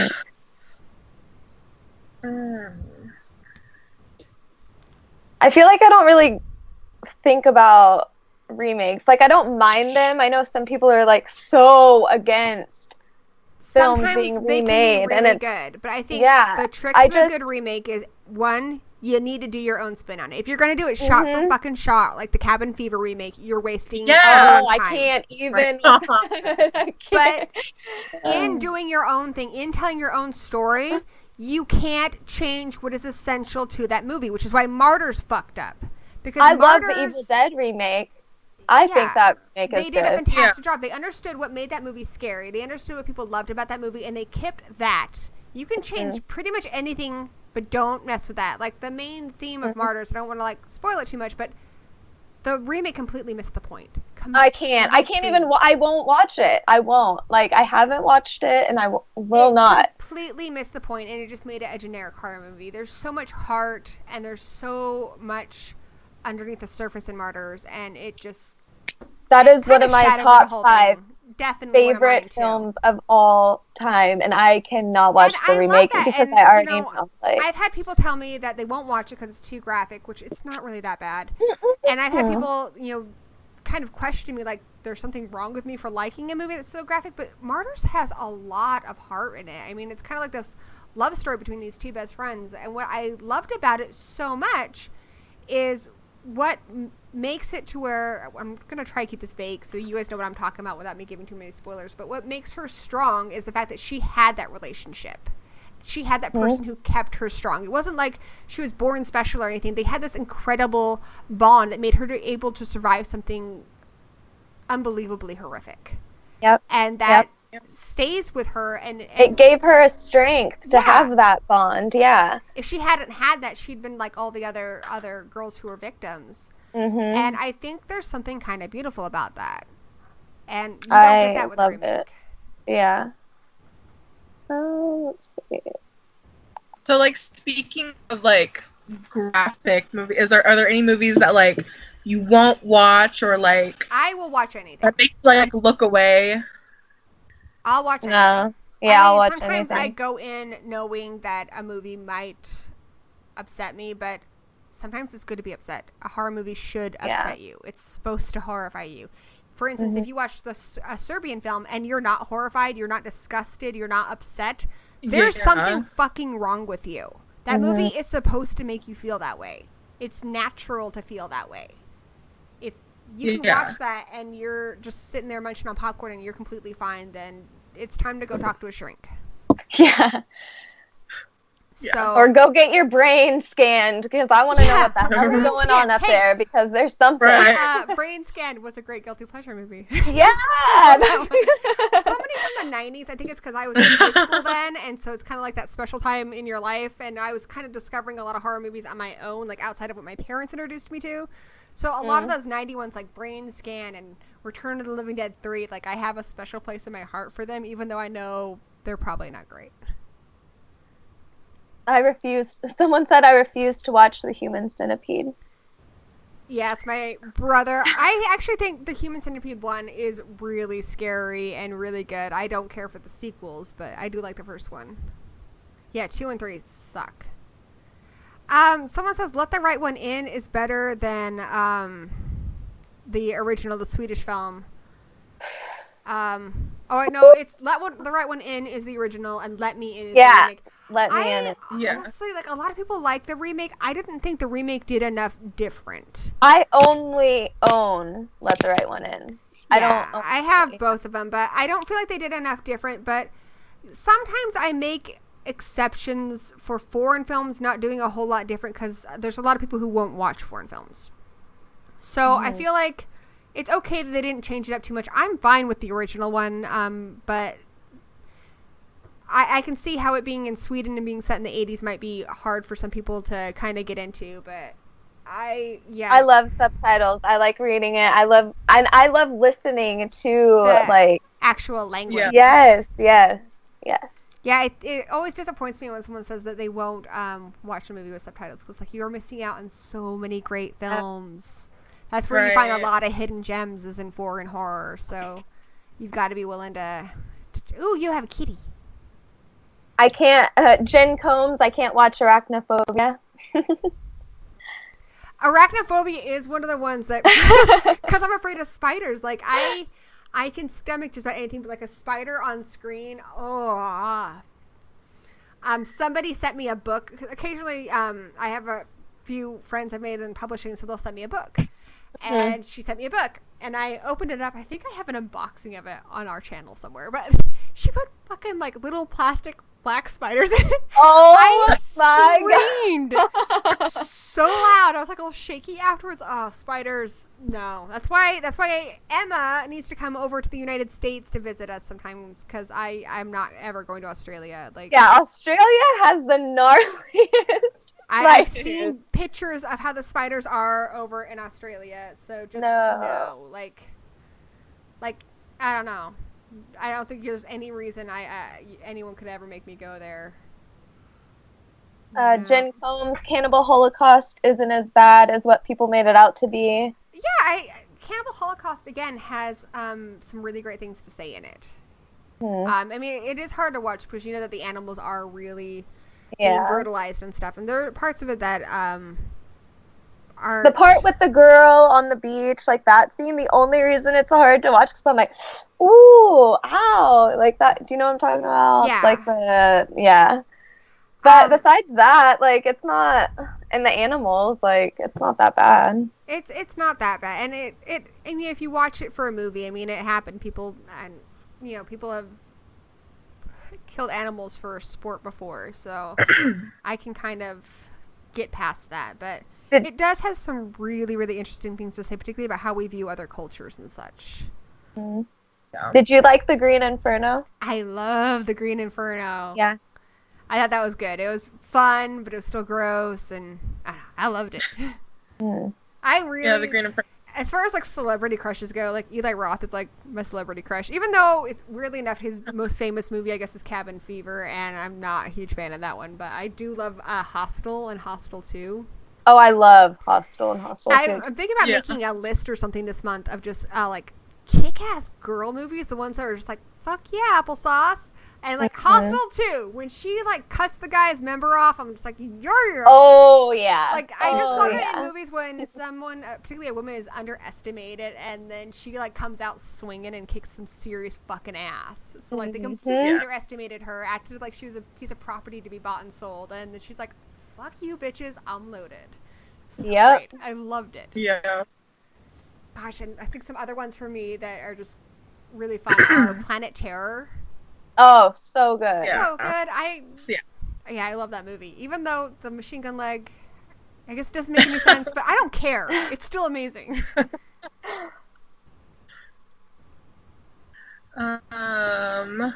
My sister asked, what was the first horror movie you remember watching? Which one's your sister?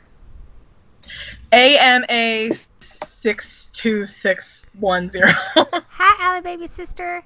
What did you say what's the first one? Yeah, the first horror movie you remember watching. Okay, I don't remember watching it, but I do know the first movie I saw.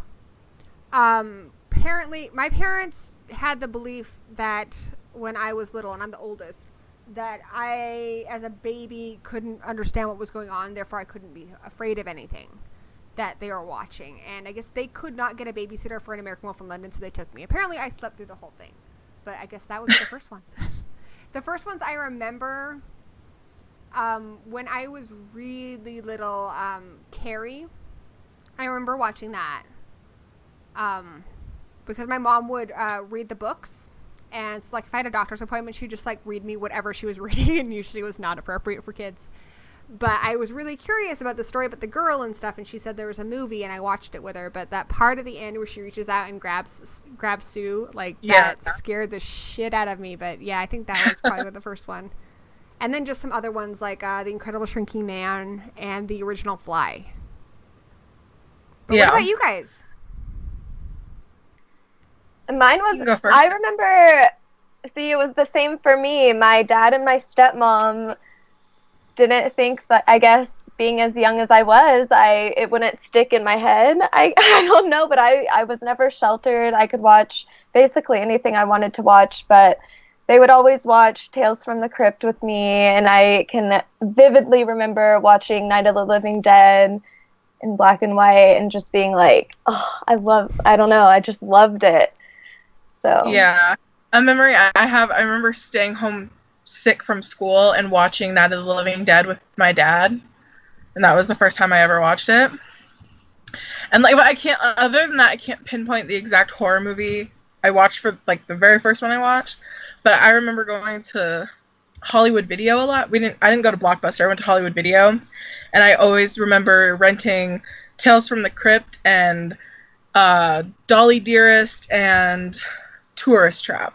Yeah, all like at a very we had a Blockbuster, and I remember when I was old enough to kind of go down there myself, and back in the day, we'd get like that TV Guide thing, and I'd go through that and be like, see what was coming on TV. I'd watch like the USA Up All Night and stuff. But yeah, there's something really fun about going to the video store and picking out something. Oh, yeah. I still have my Blockbuster card in my wallet. I don't want to give it up. Oh, yeah. I miss that. That was a really fun experience that, unfortunately, we just don't really have anymore. Yeah. Right. I do remember one of, I think for me with pretty much anything, I think the anticipation of being scared is so much worse than the actual scare. Like, I am ridiculous when it comes to haunted houses. Without fail, every time I'm just like, I don't want to go in there. They're going to jump out at me. They're going to grab me, which is stupid because I've done a lot of haunted houses. I've been on the other side of it. I know how it works. But just the not knowing what exactly is going to happen or where they're going to be. And then because I'm so overthinking it, when they actually do, I never jump. I don't think I've ever jumped inside a haunted house. So, like, all that for nothing. And I remember, like, on our honeymoon in Hawaii, we went to one, and I was exactly like that. And then I had, like, a Misfit shirt on. I'm like, oh, that's why she's horror people. And I'm like, well, he is, too, and he's screaming like a girl. You know, Danny. So... But yeah, it's so much worse. And one movie I remember that with was my parents were watching Twilight Zone the movie. And we were watching the movie with them. But you know that part where they're in the car and he's like, do you want to see the scariest thing ever? Remember that? Mm-hmm. my brother and I like ran and hid behind the couch, and I don't think I ever watched that part of the movie until I was in my 20s. Oh my 'Cause god, it's just that's the idea that something hilarious. so awful is gonna happen is so much scarier than what actually happens.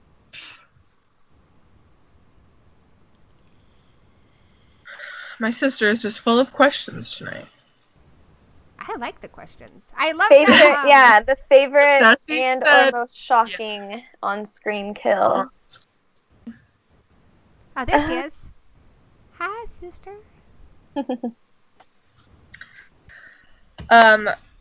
One of my favorite kills. It's such a cliche thing, but Johnny Depp in A Nightmare on Elm Street. That's a good one. We just did a list a while ago of our Nightmare on Elm Street kills, and that one ranks really high. It's a good one. Yeah. That was another thing that we went to in Vegas at the Fright Dome. It was like Friday the 13th, like top kills, but it was like 4D experience. So like when the blood would So splatter, like water would like splatter across your face, or like it was. That's awesome. That's what I love about like gore shows getting covered in blood. And up here, a couple times now, I've seen Evil Dead the musical. Oh, if you yeah. sit in the front two rows are called the splatter zones, so you have the option of having a poncho, and I'm just like, no, I came here for the blood. Awesome. Yeah, Evil Dead the musical is amazing. You should check that out. But Allie, what was your most favorite or shocking on-screen kill? Oh man, there's so many. It's so hard to like pinpoint one. Let's see.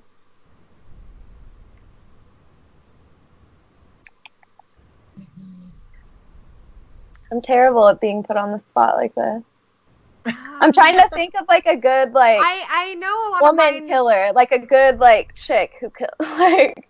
let's see. Angela at the end of Sleepaway Camp. Yes, If there she you counts as go. a woman, I don't know. I still think it's fantastic. It does. That counts. I mean, halfway counts. Yeah. Yeah.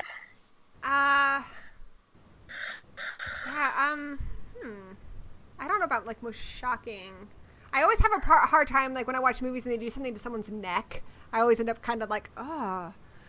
I hate when fingernails, like when Oh, someone, like in the ring. like Yes. well, yeah, and like the fingernail just That's pops off. hard. I'm Or like, all right. in Audition when she puts the needles in his eye.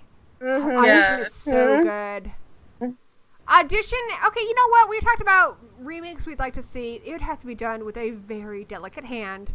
But I wouldn't mind an American remake of Audition just because I've read the book and I've seen the movie.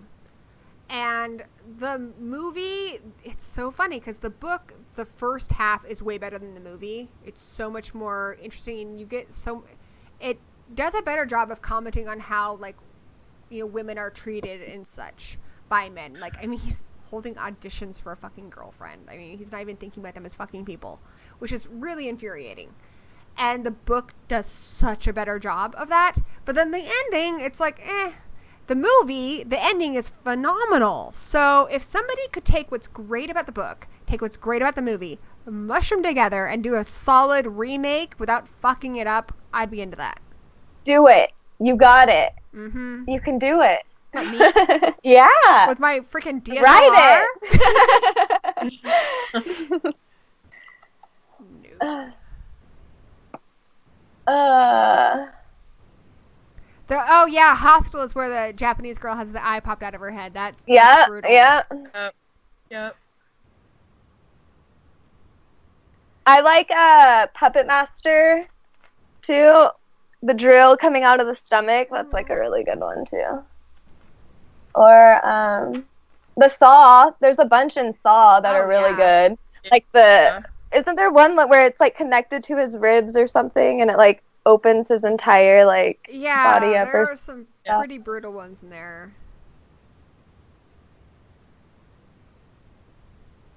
Yeah, stuff with people's eyes and stuff is always pretty brutal. Yeah. Do you like American Mary? I was her for Halloween. Oh yeah, I could see that. I could definitely see you pulling that off. I am obsessed with Catherine Isabel. Anything she does, I love her. She's definitely like my girl crush. I love Catherine Yeah, Isabel. amazing.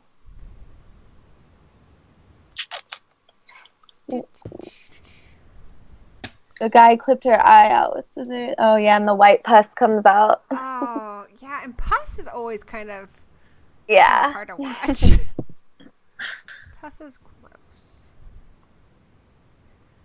So, Oh, Ghost Ship. I love that. In the very beginning where the where the that? line goes and cuts everybody in half, and Why it's to that, God, I can't remember, drowning pool? Oh, no. Everything kind of, that's one of the things I liked about a lot of early 2000s, 90s horror movies, is they always had, like, metal songs, and I don't know, it just makes it more badass. Yep. That is a good one. Bye, brother. Zigma is leaving. My little brother. Bye. Or American Psycho when he drops the thing down the stairs. Hello. Yeah. Awesome kill. Yeah. There's some good ones. I think one of the more horrific ones, too, speaking of chainsaws, is the beginning of the Texas Chainsaw Massacre remake, where she shoots herself in the face, and then there's that long one shot right through the hole. Oh, that's brutal, but it's horrific, but it's also kind of beautiful. Yeah. Hey, Ghost Ship was filmed in Australia. Oh, wow, that's cool. Did not That's know cool. They're brave people to go out to Australia. Like, she says she doesn't see any spiders, but I bet, like, on her way to work, she carries, like, a baseball bat, and she's just, like, killing spiders left and right, and she's probably like, oh, it's just, like, a little tiny bug. That's not a spider. I don't know. I'm not going to take any chances. In fact, if she ever does come to America, we'll have to make sure she doesn't bring any over with her. With the checker. Right, we'll have to, like, quarantine her for at least 4 hours. I just don't do spiders. It's also why, like, I haven't gone to, like, the South. Like, you guys live in the South. Do you guys have spiders there? We have tarantulas, scorpions. You guys have, like, wool spiders and stuff, right? Oh yeah. We have black widows. My grandparents' house that I'm at right now, like, they're all over their backyard. Like, we have a lot of black widows in Washington, but that one I can kind of avoid because they like to be outside and they like wood piles and stuff. So, but we have hobo. And there's these like really weird like flat spiders that are they're always in my grandparents' house, like on the wall, and they're like flat up against. They're the weirdest looking thing ever. Yeah, you would hate it here. There's tons. Hell no. I think that the worst one I've ever seen is, I remember when I was a lot younger, my brothers had more Ninja Turtles than me, and I thought I outgrew them, so I gave them a lot of my Ninja Turtles, but I would like sneak down to their bedroom and play with them, because I'm older and I could beat them up. Not that I did. Anyway, so I was playing with them, and I left up this giant box of Ninja Turtle figures, and there is a spider. It's kind of like this iridescently, like, kind of glowy color that is the box. I guess it's like a crab spider. But, yeah, I screamed bloody murder when upstairs. And when I told my dad about it and he went down there to kill it, you could hear the crunch of it upstairs. No. It's like half crab, half spider. Glowy spider. I'll make a movie of that for you. There you go.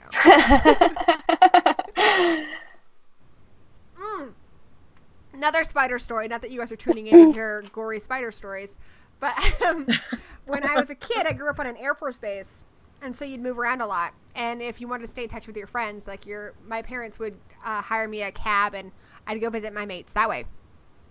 And so I, was visiting my friend, and I didn't get to see her very much, and we were playing hide and go seek, and I ran between her shed and her house, and I didn't know there was a massive spider web there, and it went over my entire face, and the spider was like in my mouth, and I had my mouth like this, but I was afraid to move it because I didn't want the spider doing anything, and I was like, I want to go home, but my house was like, like over like an hour away or something, and her dad just was like kind of poking at it, so I was like, just like, get rid of it. It was so awful. Ugh. Spiders, Spiders. Why do people keep those things as pets. I don't get it. I had a friend who has a pet tarantula, and it bites him all the time. Why? Yeah, I used to babysit this little boy, and he had a pet tarantula. I was like, why? Okay. See, I don't mind snakes. A lot of people have a problem with snakes. I like snakes, but and which is weird because I live in Washington State where we have rattlesnakes literally everywhere. But I think it's just one of those kind of things, like, I know where not to go, you know, and where to be careful of snakes, and they've just never really bothered me. And where I grew up in England, the most dangerous snakes we had were garden snakes, and they can't hurt you. So I don't mind snakes, but spiders, oh hell no. I love snakes, and I like lizards and all kinds of. Yeah, I like reptiles. Reptiles, they're good. They're an animal. They're not an arachnid. So, arachnids can... No. Mm-mm. And then people are like, but if we didn't have spiders, we'd have a lot of flies. I can kill flies. I'll take care of it. Flies aren't creepy like a spider. Yeah, my father-in-law has one of these, like, tennis rackets that, like, buzzes with electricity. I'd be the stalking thing. I have one of those. Yeah, I would be all over killing... If it meant no more spiders, I would totally take care of that.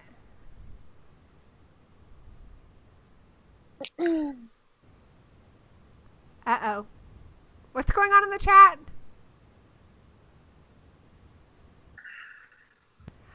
I've heard that the daddy longlegs thing is a myth, but I don't know that they're actually not all that poisonous.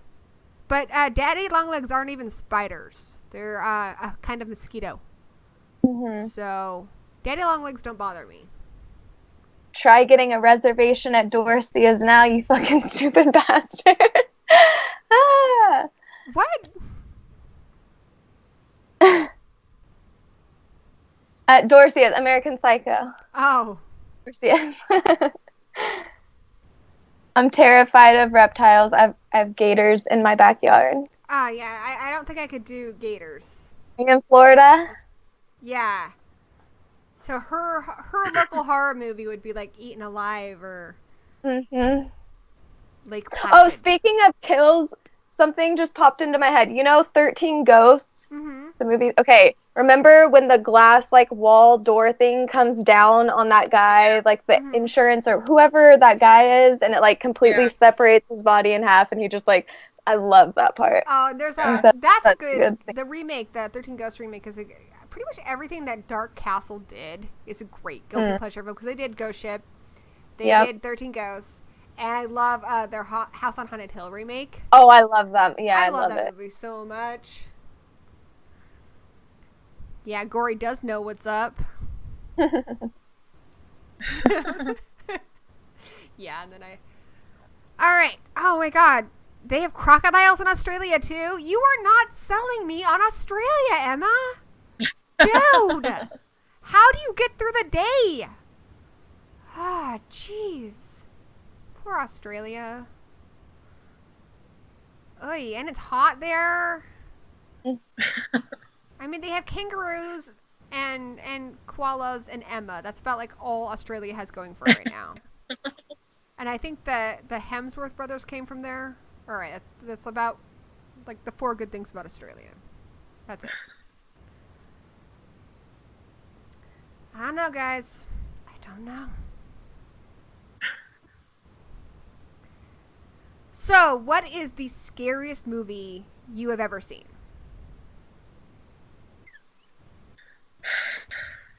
Oh, man. Is there a movie that to this day you can't watch alone? No. No. I've had a few where I've gone through a period of time, but eventually I do get over it.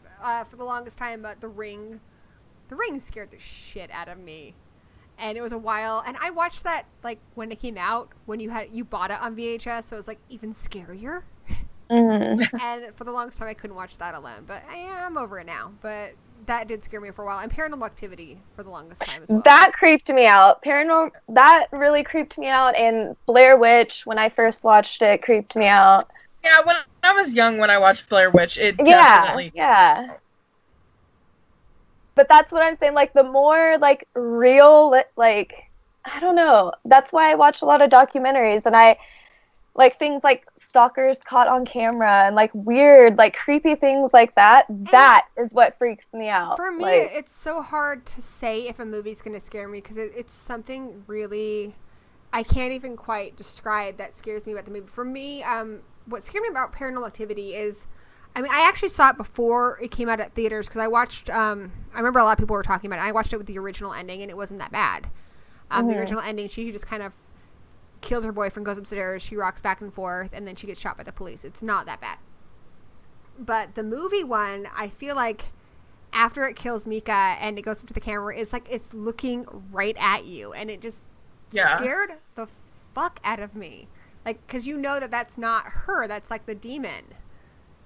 Okay, when he's like telling her like let's go, let's pack the car, and she's like no, I don't want to leave, and like her eyes, like even now, like I get the chills just thinking about it. Like watching her eyes, it feels like you're right there with them, you know? Yes. Oh, it's so brutal. Yeah. And The Ring, I went into that completely blind. I'd never seen the original. I'd never heard about it. I remember the trailer was kind of just showing you the Ring movie. I had really no idea what it was about or anything. So when that bitch came out of the TV, I was like, oh, hell no. Go back in the TV. Go. Don't let her be in Washington State. I want to move. I want to go to Australia. Oh, that was scary. And have you guys seen Pet Sematary? I mean, I'm sure you have. Yeah.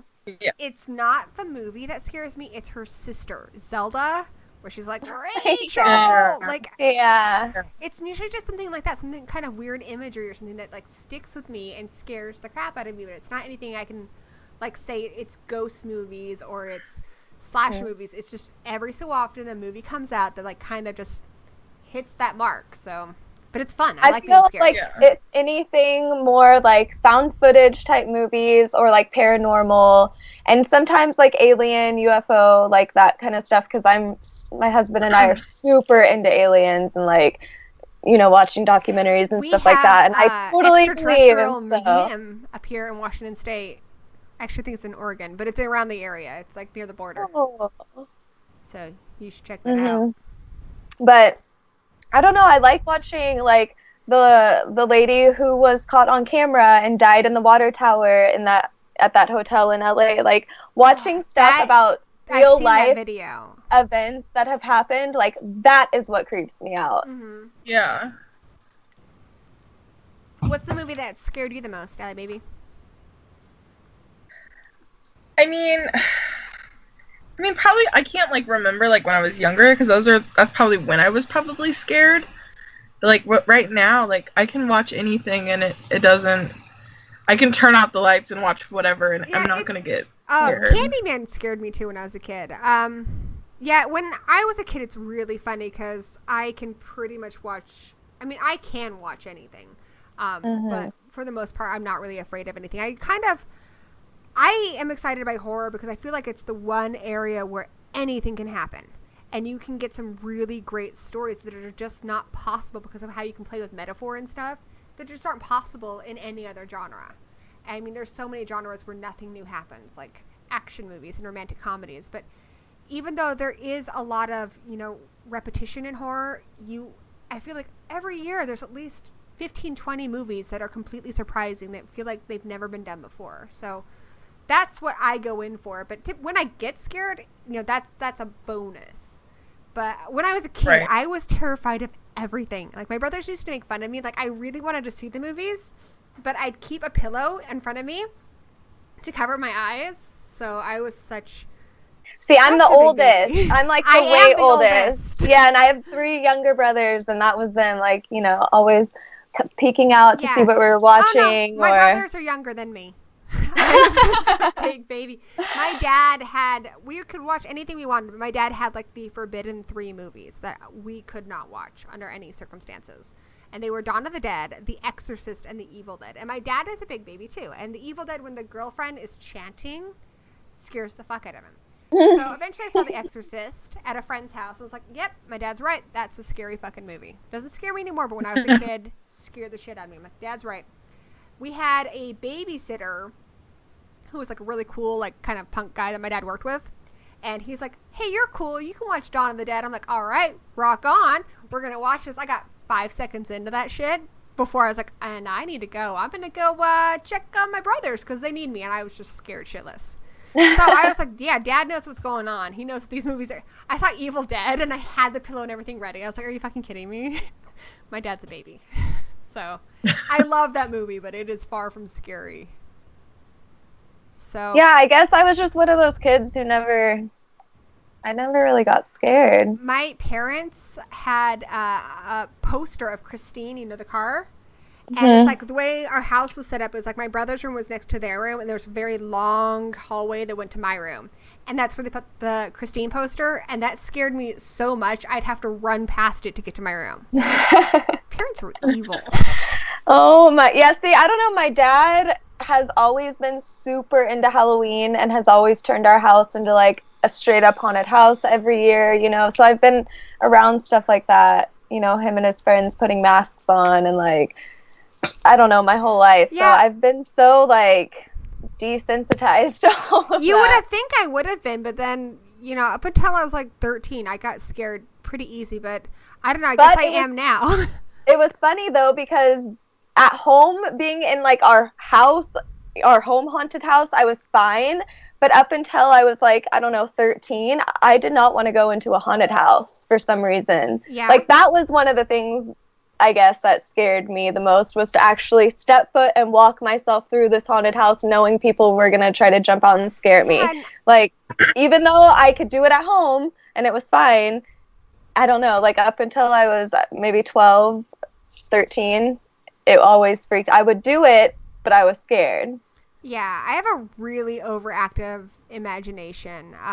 So I was scared of just a lot of things anyway. Like, I would, you know, imagine things on my wall and stuff and get creeped out. And I used to have really bad nightmares all the time. I also used to sleepwalk and a lot of crazy shit just because I just get scared to it. I don't like, even today, looking at mirrors in the dark. It just freaks me out. Like, I feel like, I don't know. I always do that, like if I look away from the mirror and I like go to look back, like I always have that instinct of like, is someone going to be like standing right there behind? I think it's like us because we watch so many horror movies. Like it's just like those thoughts that come into your head. But it's always like I turn my head and I'm like turning back to the mirror and I'm like, yep, someone's about to be standing behind me. We had this program on telly when I was a kid, and it was kind of like a Tales of the Crypt, but it was supposed to be for kids. And I think that's where the mirror thing came from. But this kid had like a doppelganger. And it switched places with him, and he got trapped in the mirror, and the doppelganger came out and basically killed his whole family. This was for kids. But it started off by him looking at the mirror, and he'd noticed just little things that were different. Like his expression was slightly different. And I think that's kind of where that came from. And also, it was my mirror in my bedroom was on a very creepy wardrobe that didn't have a lock on it. I mean, it did, but it was supposed to be broken. And my brothers and I were playing hide and go seek.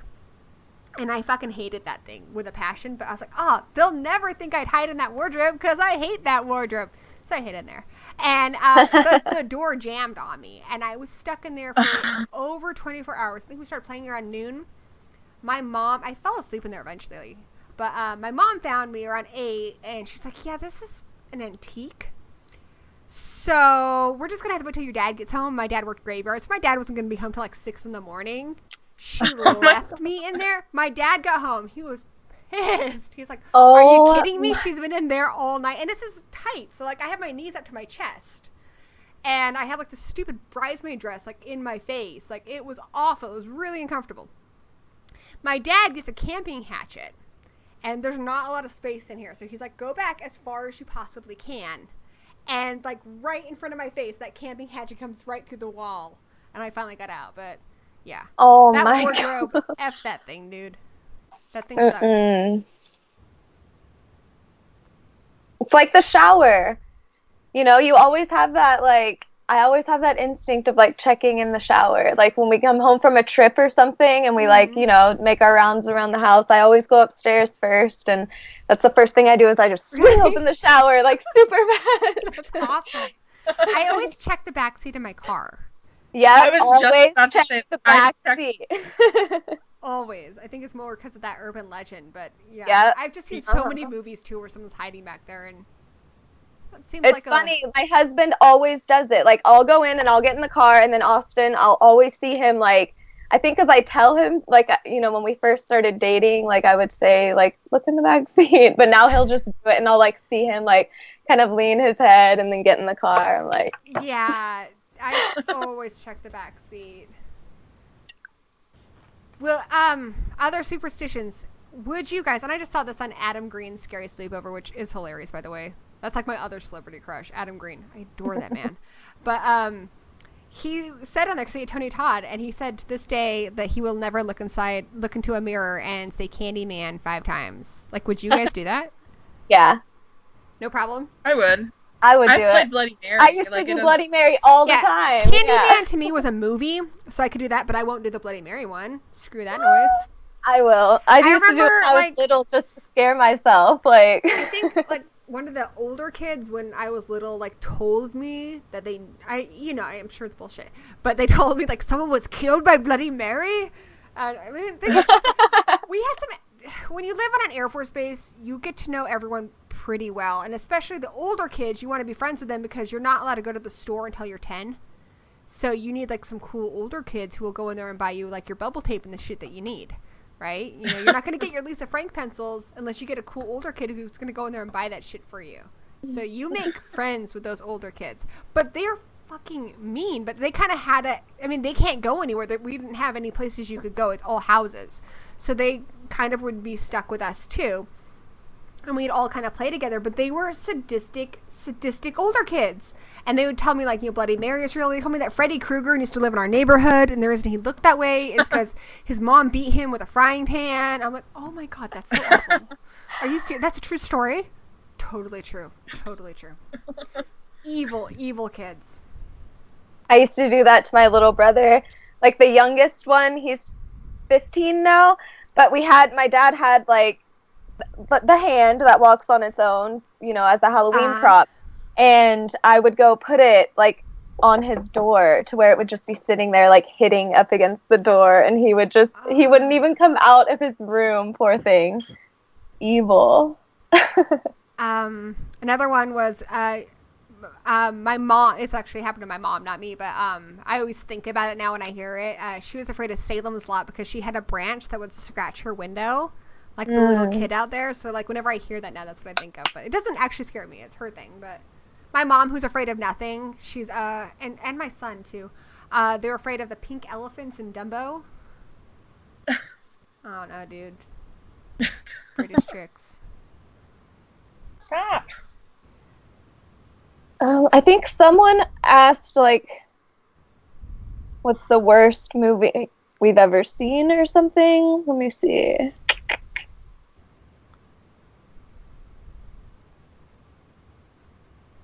I think it was like, what's the worst horror movie we've ever seen? I think we kind of covered that, though. Did we? Like, worst as in it sucked or scariest? No, like, I think it sucked. Oh, #horror. No question. Oh my God, that was terrible. I was like, shit. That awesome. Is the word horror. It was an endurance test to finish that. If you haven't seen it, it's kind of about, like, cyberbullying. The performances are shit.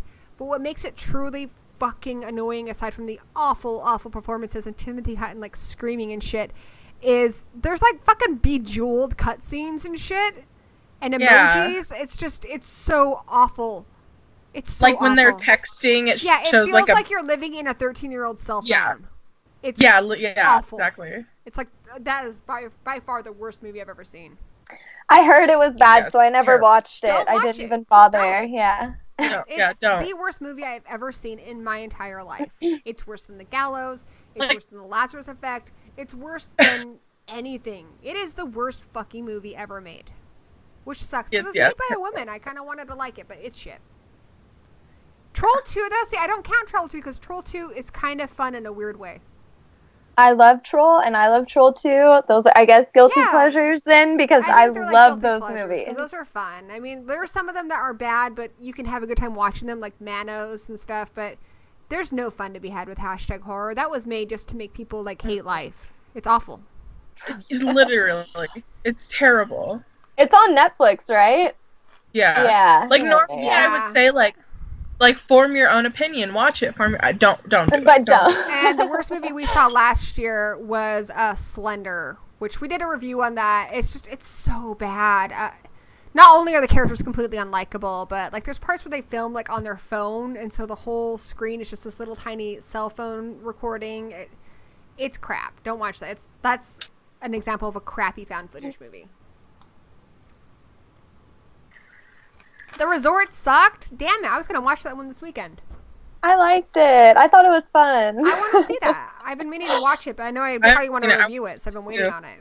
I don't know. It was fun. To your movie a day thing, Ali. Yeah, that was a fun. I'm gonna watch like every single movie that you've posted about. Good. Awesome. Did you watch The Eyes of My Mother? I did. I didn't. I thought it was I liked it a lot. beautifully made, and it's genuinely fucking creepy. My only problem with Eyes of My Mother is it is so fucking slow. Well, like, yeah. It's really slow. And I can handle a slow movie, but it was really slow. So beyond that, though, I did like it. And as far as female killers go, that one is definitely ranking high. So.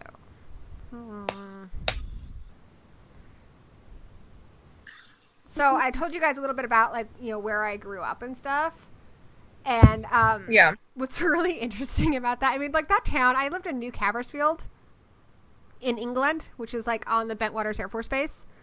And it was already a pretty fucked up place to live because it was built on Old Caversfield, which completely burned down. So it was already supposed to be haunted. So, it was pretty messed up. But here's the funny thing. Like, not too long ago, I was watching YouTube. I think it was like, not Matt Centuri. It was one of those kind of shows where they do lists. And they were talking about like the top 5 most forbidden places where you absolutely are not allowed to go. And it's like RAF, Bentwaters Air Force Base. Because apparently, while I was growing up there, they were testing nukes. So my former hometown is now like overgrown with like vegetation because people can't go there because of like radiation or something. There's animals, and they filmed a lot of the World War Z stuff where it had to look like it was all overgrown and stuff there. But yeah, it's kind of like real life horror movie shit. Like, what's that movie called? Damn it, there's that one that's set, I think in like, oh, there's another one like that where they had like mutant people and stuff because of radiation from bomb testing. So I don't know, dude. It could happen. Happen in like my old hometown. Don't watch #horror. I don't mean it like it's gonna be good, and I'm just no, it's bad. It's really bad.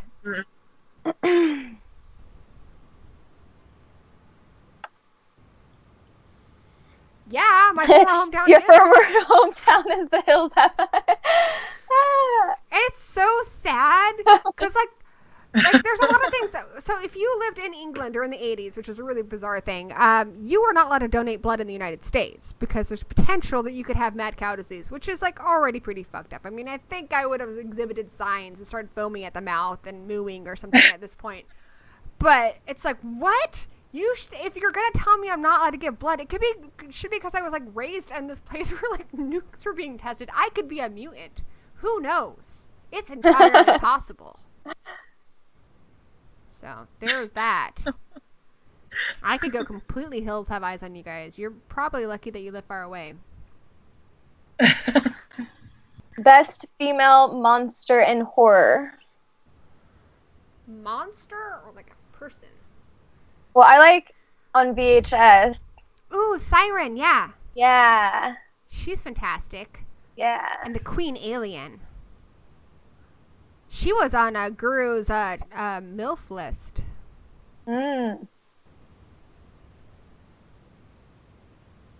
Gory clearly has mad cow disease. Werecow. She is secretly a werecow. It's possible. That's the movie I was thinking of was the Chernobyl Diaries. Like that kind of makes me think of like what it would be like to visit where I grew up now. Crazy. Is that the one where they get like they have like the tour guide and the car won't start and they like? Yeah, I think so. Yeah, they get like stuck out Like there, and then there's like yeah, and stuff everywhere.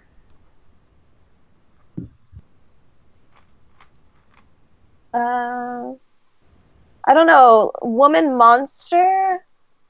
Ooh, the female Cenobite. Yes. She's kind of Yeah. hot. Like, Yeah, she is. I think so. Yeah. Oh, Yeah, and for pretty, sure. the same actress in Nightbreed. Remember, she's like the sexy Yep. monster in Nightbreed. Yep. Mm-hmm. That chick's got mad sex appeal. Like, if they could bottle that, I would buy some. And then all the dudes would be like, "What you doing, Gory?" I'm like, "Yeah." What? Just got swagger. Nightbreed swagger. Hottest boy in a slasher movie? Oh, for Pete's sake, that's too hard. That's way too hard. Hottest boy. Well, I mean, it's got to go to Bruce Campbell, right? In anything.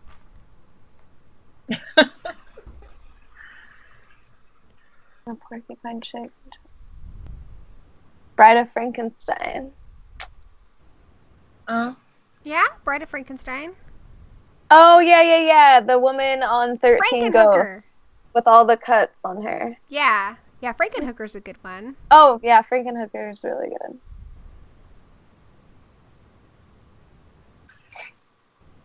So, gosh, what is the name of the band? 'Cause someone mentioned Carrie. There is a music video where it's set at like kind of like this. I think it's Wes Craven High. But you have Jason, and his parents are Jasons too, and his best friend is Freddy Krueger. Have you seen that? Oh, that's amazing. Yeah. Cute. There's also a really great video where it was like horror preschool. Have you guys seen that one? That's a good one. Yeah. Best female monster, Hillary Clinton. Ouch.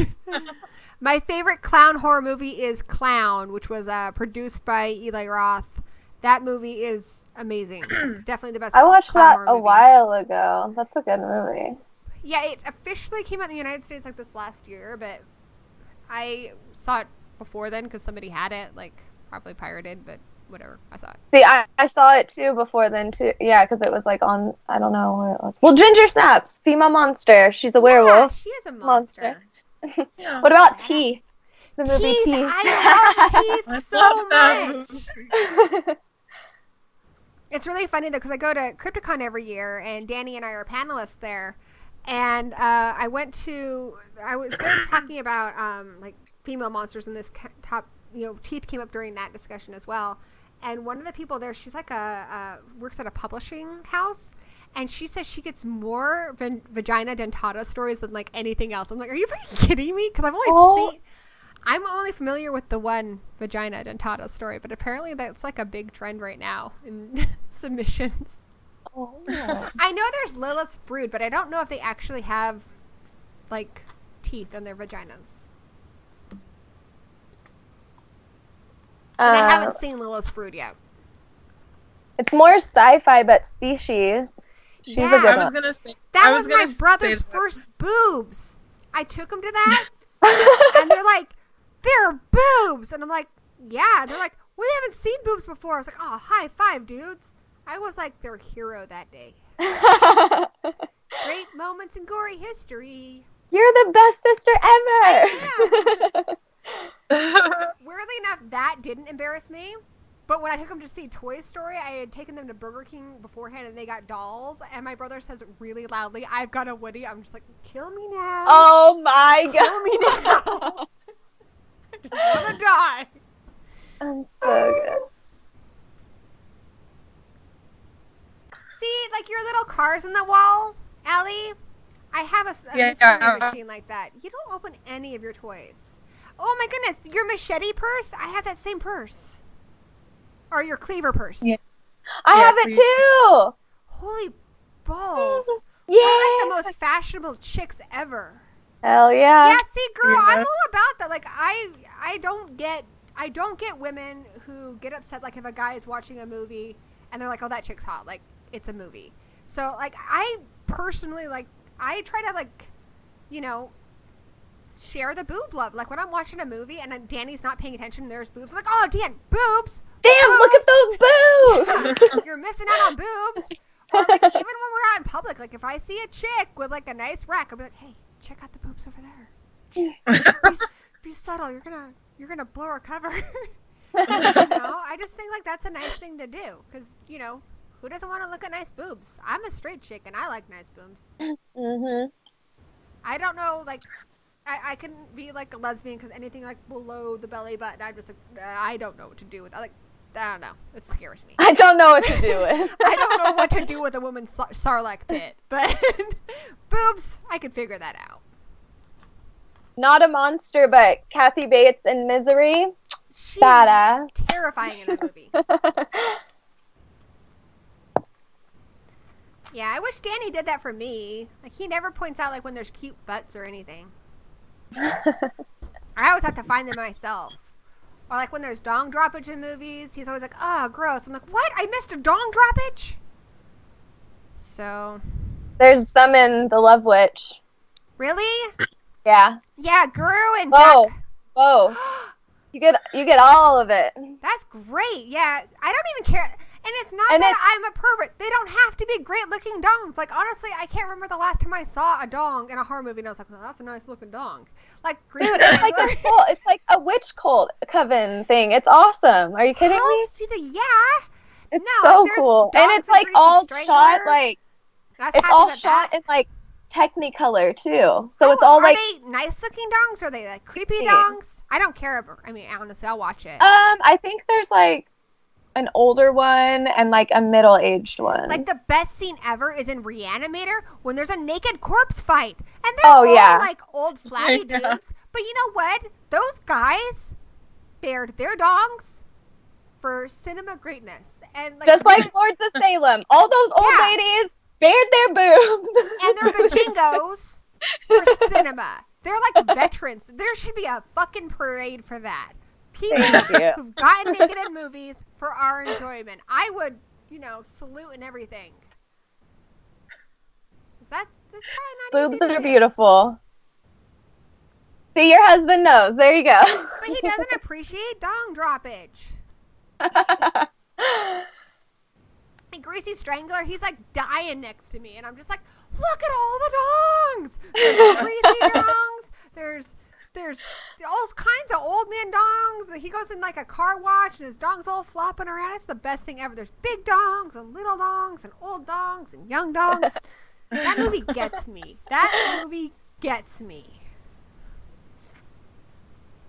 I tell you, when movies drop dong, I'm just not excited about it.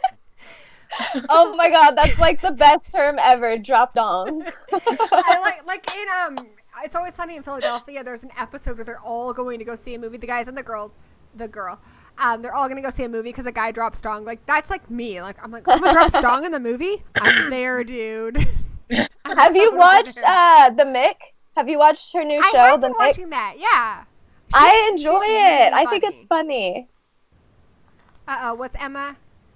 Cut or uncut? Dude, dong's dong, dude.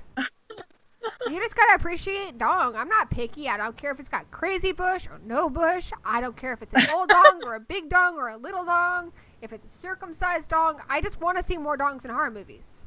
I am not prejudiced. Don't care what color it is. I mean, I don't know. I mean, even when there was like Weird Disease dong and Planet Terror, I was like, hey, it's still a dong. So... Boogie Nights is all build up for Marky Mark dropping dong. And I want to see, I'd actually like to see a movie with like a killer dong. I mean, I've seen a killer condom movie, but I don't know. I would like to see that. And, like I told you, I used to have like a lot of really... Literally, the killer dong. That should be the, like, that or something well, like I that. Well, I guess I did see One-Eyed Monster. That had but that's only one. You know, like, it would be cool. Night of the Killer Dongs. Night of the... Oh, so my Night God. of the Killer Dongs. Guys, help me write this. Okay, so Night of the Killer Dongs, right? I need your guys' help. Who should be the final girl, by the way? Oh. You guys work on that. So this is what I'm thinking. You know how in Resident Evil, when there's, like, a tongue that, like, wah! And it, like, throws itself out and then it wraps around people? I want the dong to, like, burst out of the dude's pants and go, and then, like, it wraps around somebody and it pulls them close. And then, I don't know, he could kill him however he wants. No, it wraps around the guy, and then it starts, like, beating him against the wall. Yeah, it's like his third arm. Yeah. Have you seen Scary Movie 2? Yes. There's literally a scene like that. The giant It's been so Did I long miss since that? I've seen that one though. Are you serious? I don't remember one of the that. Wayans brothers, like his character, like he's under a bed. His like giant. Yeah. That needs to happen more. Like strangles the clown with his Yes, teeth. yes. The Dogs clown just coming out don't from get under the enough- bed. Yeah. Dogs don't get enough work. Like, if you're a dong and you want to work outside of porn, you are going to have a hard time making a paycheck. Doesn't the clown like come out from under the bed like with a Yeah. Oh my goodness. So I just realized when you did that thing with your eyes, you would be perfect at like dressing up as Angela from Sleepaway Camp. Can you do the face? Do it. Like make your eyes all big like that, and I'll like look to the side like, ah. Do it. Oh my gosh! Yeah. Bravo! Yes. Bravo! Can you just put a dong on me? I mean, I'm good to go. Oh my god, you're the final girl in Night of the Killer Dongs. Yes. Oh my god. Surprise! I've had one all along. Oh well, no, I guess you'd be like the secret villain, like we don't know you are, but then you have like the biggest dong. Yeah. And Ali Baby, because you know she could be like the final girl, and she could like defeat you with like her boobs. Yeah. Boobs versus dong. Yeah. Yeah. And I'll just, I don't know. I guess I could just be like your cool like friend character. Just, I don't know. I'll probably die in it. But it's cool. Okay, that's a good question. How long do you think you could survive in a horror movie? It depends on what horror movie. Let's do slasher. Well, see, the thing is, like I told you with like a lot of those slasher killers, I've thought about this a lot. And Right. there's a way you can manipulate a lot of them to where I think you can survive. I've seen so many goddamn slasher movies. I think I'm okay. You know? Right. And, you know, I'm reasonably in good shape. I mean, I played roller derby for like 3-4 years. So I think I could hold my own. And I was a virgin until I was like 20. So I kind of have that going for me. I think I'm all right, you know? And, you know, I'm adorable. So if I was in a horror movie, nobody would want me to die, obviously. So I think I'd be fine. The only ones that really has really ever gotten me is The Ring, which is part of why that movie scares me. Because, A, I would watch that fucking tape. Like, it's supposed to be scary. Of course I'll watch it. Then I'm fucked because who the fuck owns a VCR, nevertheless 2 VCRs? I don't have that. I don't even know how to make a copy of a VHS tape. I'd spend the whole week trying to figure out how to make a damn copy, and then I'd die. So, yeah, there you go. Pretty much be fine in anything but that.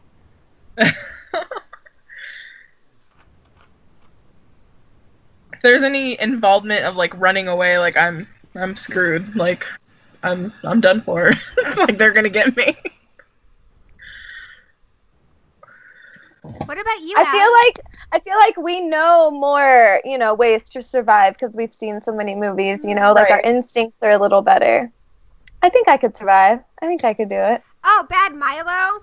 So, you guys have seen Bad Milo, right? About the butt demon? Mm-hmm. Yeah. I feel Oh, so yeah. bad, but my son walked in on that movie. My son has a bowel disorder, so that kind of hits him close to home. But Bad Milo to him is the scariest movie of all time, and he's only seen like a small portion of it. But he's like, "There's butt demons." So Oh no! so sad. No, Guru, you don't know because I wouldn't be lovable in the movie. I'd be like, I think I'd probably try to be, you know, more badass. And I don't know. I don't know. I'd make it work. I'd be like that chick who's supposed to be the final girl in Final Girls in the movie. She's all badass and like lights a cigarette and wears a lot of black and stuff. I think I could pull that off. Like, give me a line. Give me a badass line. I'm going to pull it off right now. Come on. Hit me with a badass line, guys. You guys are leaving me hanging. All right, Drop so it here dong. I'm just kidding. All right, so, yeah. I would survive a horror movie, but be traumatized. Yeah. So check this out. Like I shoot a whole bunch of zombies, and then I like keep my gun. This is the gun. fuck yeah, applesauce. See? I could do it. I could be a badass. I'd be like that Mila Jovovich chick. Just like the same thing. You guys believe in me, right? Totally. Of course. Cool. So what about you, Allie? Are there any horror movies you wouldn't survive? Which alley?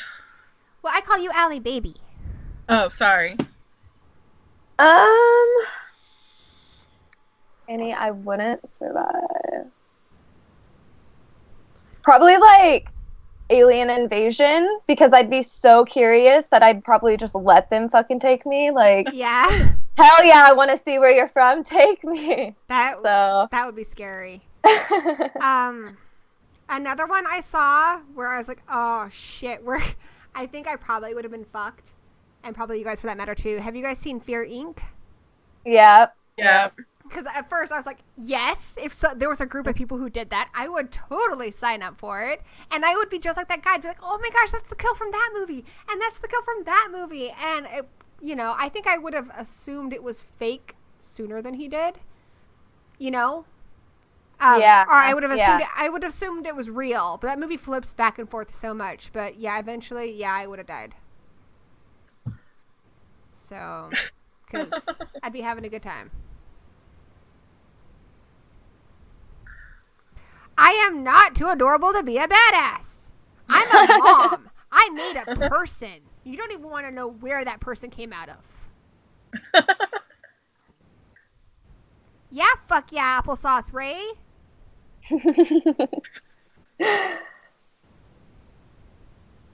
Oh my goodness. I wouldn't survive that species alien chick. Yeah, I don't think any man would. Yeah, she knows. Yeah. She knows your weaknesses. Yeah. Have you seen Australians? Aliens? Australians? It's aliens, but Australians. I think it's racist against Australians, but I haven't seen it yet. No. I wouldn't survive a Saw movie. See, the Saw movies, I enjoyed that concept so much more in the first movie, because you're supposed to be, some of those traps, like the guy with the razor blades, I didn't think the guy had a shot in hell of surviving that. But I liked the idea that there was a chance you could survive. And it was also really creepy that if you at all ever had a moment where you didn't appreciate your life to the fullest, this guy would totally go crazy on you. But after that, a lot of them, I'm just like, there's no way in hell you could get out of that. So.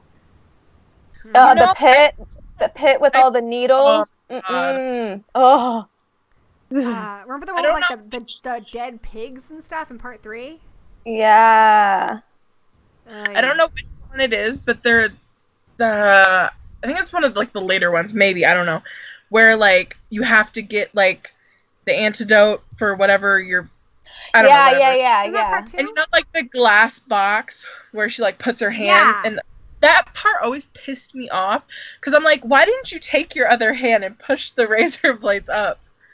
Because it was yeah. Try to pull it out, it catches you. Yeah. So why didn't she take her other hand and push the razor? That would have made a lot of sense. I hate that. Watching a movie and I'm like, just do this. And I tell myself it's a movie. They're not. I feel like slashers, obviously, but slashers is kind of fun to comment on how stupid they are. But a lot of the man versus nature type movies, I saw Open Water 2, and I'm just like, you guys are fucking dumb. I would have been out of there 2 seconds. Use your fucking brains. Wait, which was the one where they fall off the boat? The one where they're partying and they're off the boat. That's what I'm talking about. Though how they actually get out at the end, I called that 5 seconds. I couldn't.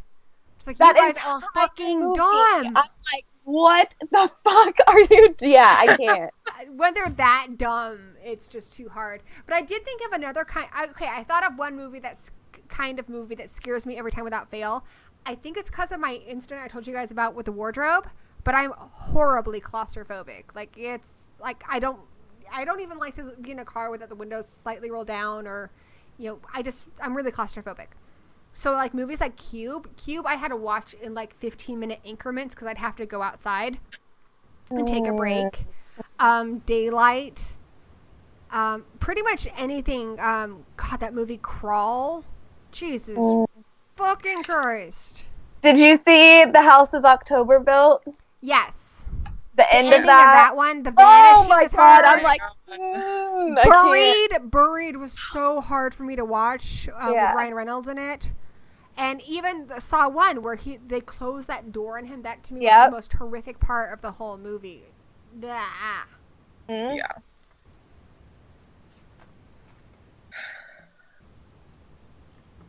Have we seen the movie Slashers? No.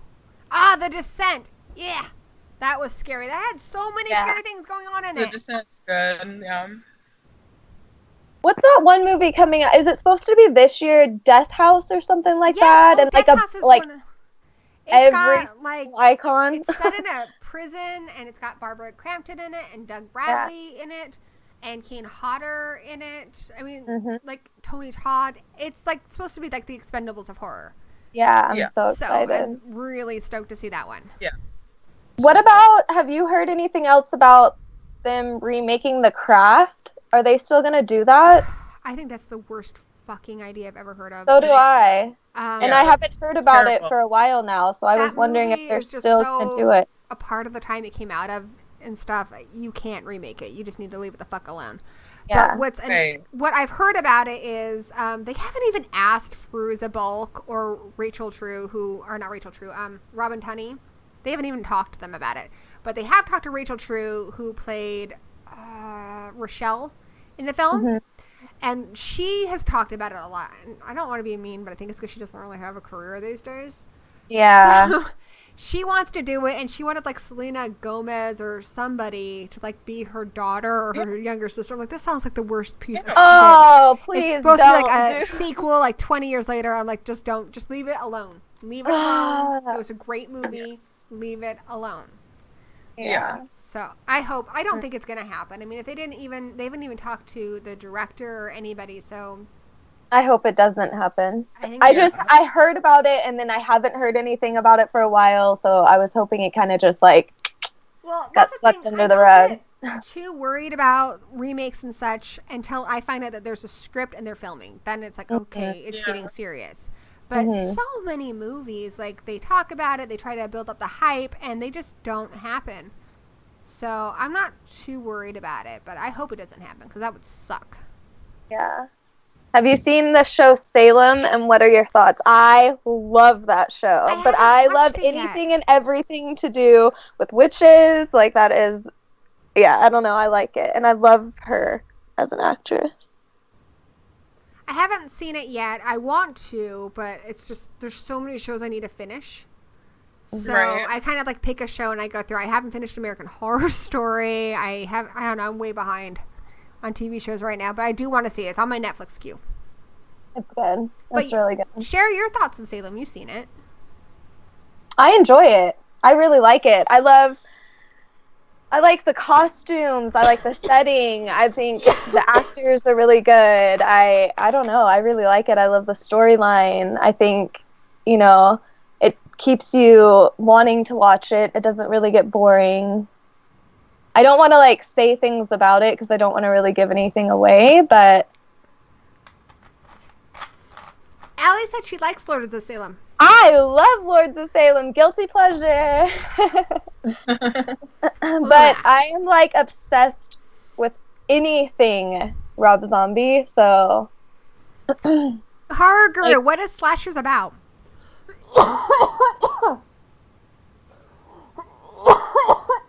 A lot of people hated 31, but I really like that movie. I liked it. I got it for Christmas, but I haven't watched it yet. I think you'll like it. I think you will. I'm thinking I will too. With the positive things that I've heard about it, I think I'm gonna like it. I like it. The only things I don't like about it, and it's the problems I just have with every fucking Rob Zombie movie, is he makes the characters a little over the top.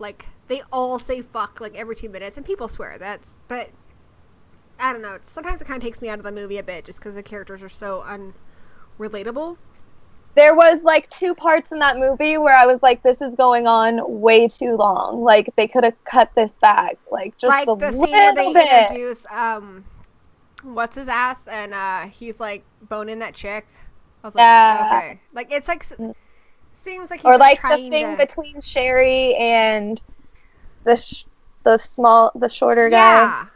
Like that scene between them went on for way too fucking long. I was like, oh, okay, and now she speaks Spanish. What the fuck is going on? Yeah, that was like, weird. I liked the ending of it a lot, and also the beginning took way too long to get going. Mhm. Like there's a lot of just like the carny people. That's what they were, right? Were they carnies? Yeah. There's Yeah. a lot of them hanging out Yeah. and stuff, and it didn't make me like the characters anymore or anything, so it just seemed like it went on too long. So Slashers is about a slasher themed game show. Dude, I want to see that. Wait, why does that sound so familiar? Have you seen it?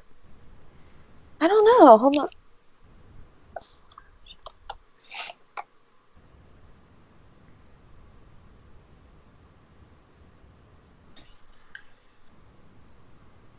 I haven't seen Slashers, but Me it neither. sounds. It just sounds familiar. I don't know.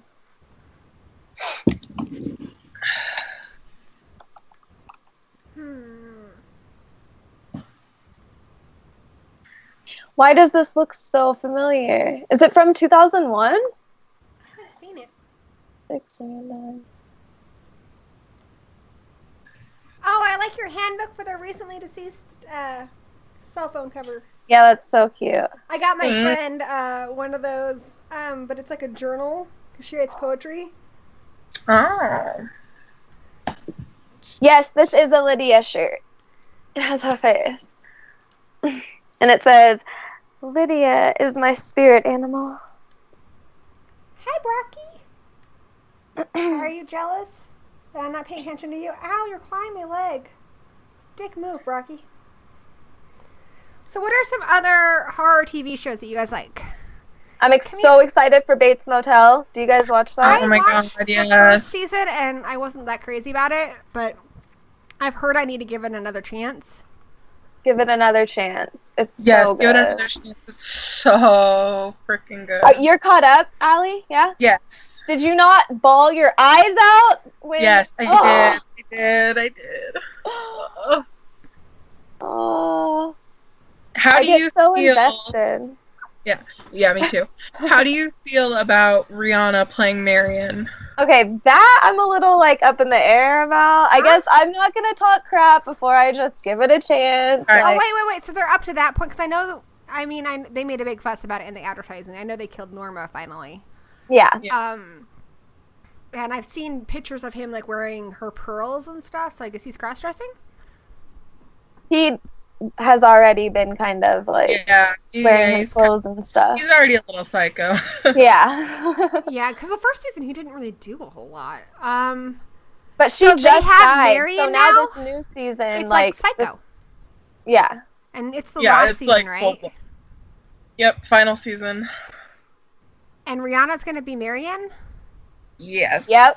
God, it would have been cool. I don't know much about Jamie Lee Curtis in real life, but if she had a daughter, that's who I would ask. Because her mom was Marion, and Jamie Lee Curtis is a slasher queen. Right. Yeah, I would just be like, I don't care if she can act. Just give me your kid. Is the chat thing off? I don't know. Let me look at it. Oops. I don't know. Did you guys watch Scream Queens? I love Scream Queens. Me too. I stopped like after the 3rd episode of the first Are you season. serious? No! I love it. It's like I mean, I liked it. I was just like, I'd rather watch something else. Yeah, no, I understand. But I loved that. I thought it was hilarious. And I hear season 2 is even better, but I haven't watched it yet. But I did just get season 1 on DVD. Oh, season 2. I can't wait to see so it. good. John Stamos and stuff. Oh, He's dude. beautiful. Oh, yo, you have no idea. Like, How is John Stamos still hot? You know what? For that matter, how is Chris Sarandon still hot? Like, seriously, dude. Dude. but the only weird thing is like, I don't want to give anything away since you haven't watched the next season. I don't care. Okay, it's just kind of weird, like, Emma Roberts and him, like, What? hook up and have a thing, and it's like, what? This is so weird. Okay. I don't know. Dude, but come on. Come on. If you had the chance to bone Stamos and you were single, Like, you totally would. Oh, I'm Oh. sure Emma Roberts is like, oh my gosh, this is like, Dude, her dad's Eric Roberts. yeah. She's got it in her, dude. But it was just kind of weird to see them in bed, like doing like a bedroom scene. I don't know, like, I don't know. I'm sure she was loving life. I would be. Yeah.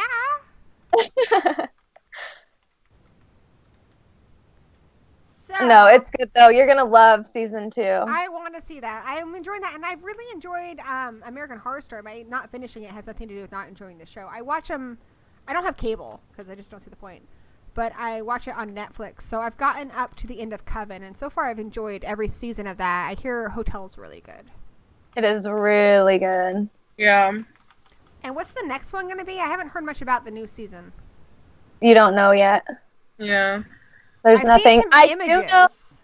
I do know. Well, I mean, like, things float around. I like, saw an image of like a crazy. girl with like spiders for eyelashes or something. Oh, that's the one that just happened. Oh, what is that? Roanoke, my Roanoke story or whatever. Is it? What's it about? My Roanoke nightmare or something like that. I forget. I think it's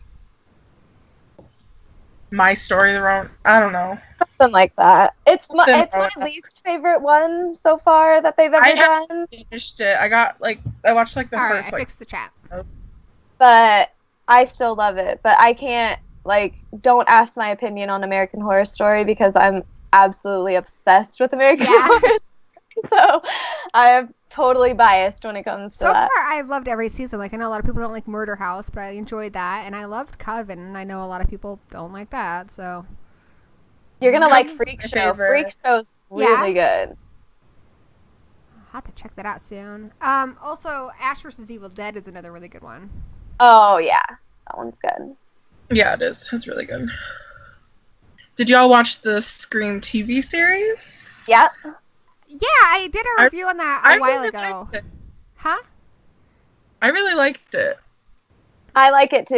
I like it as its own thing. I don't really see it as much of a Scream thing because to me it doesn't have the humor. And Yeah. I like it as its own show. I agree.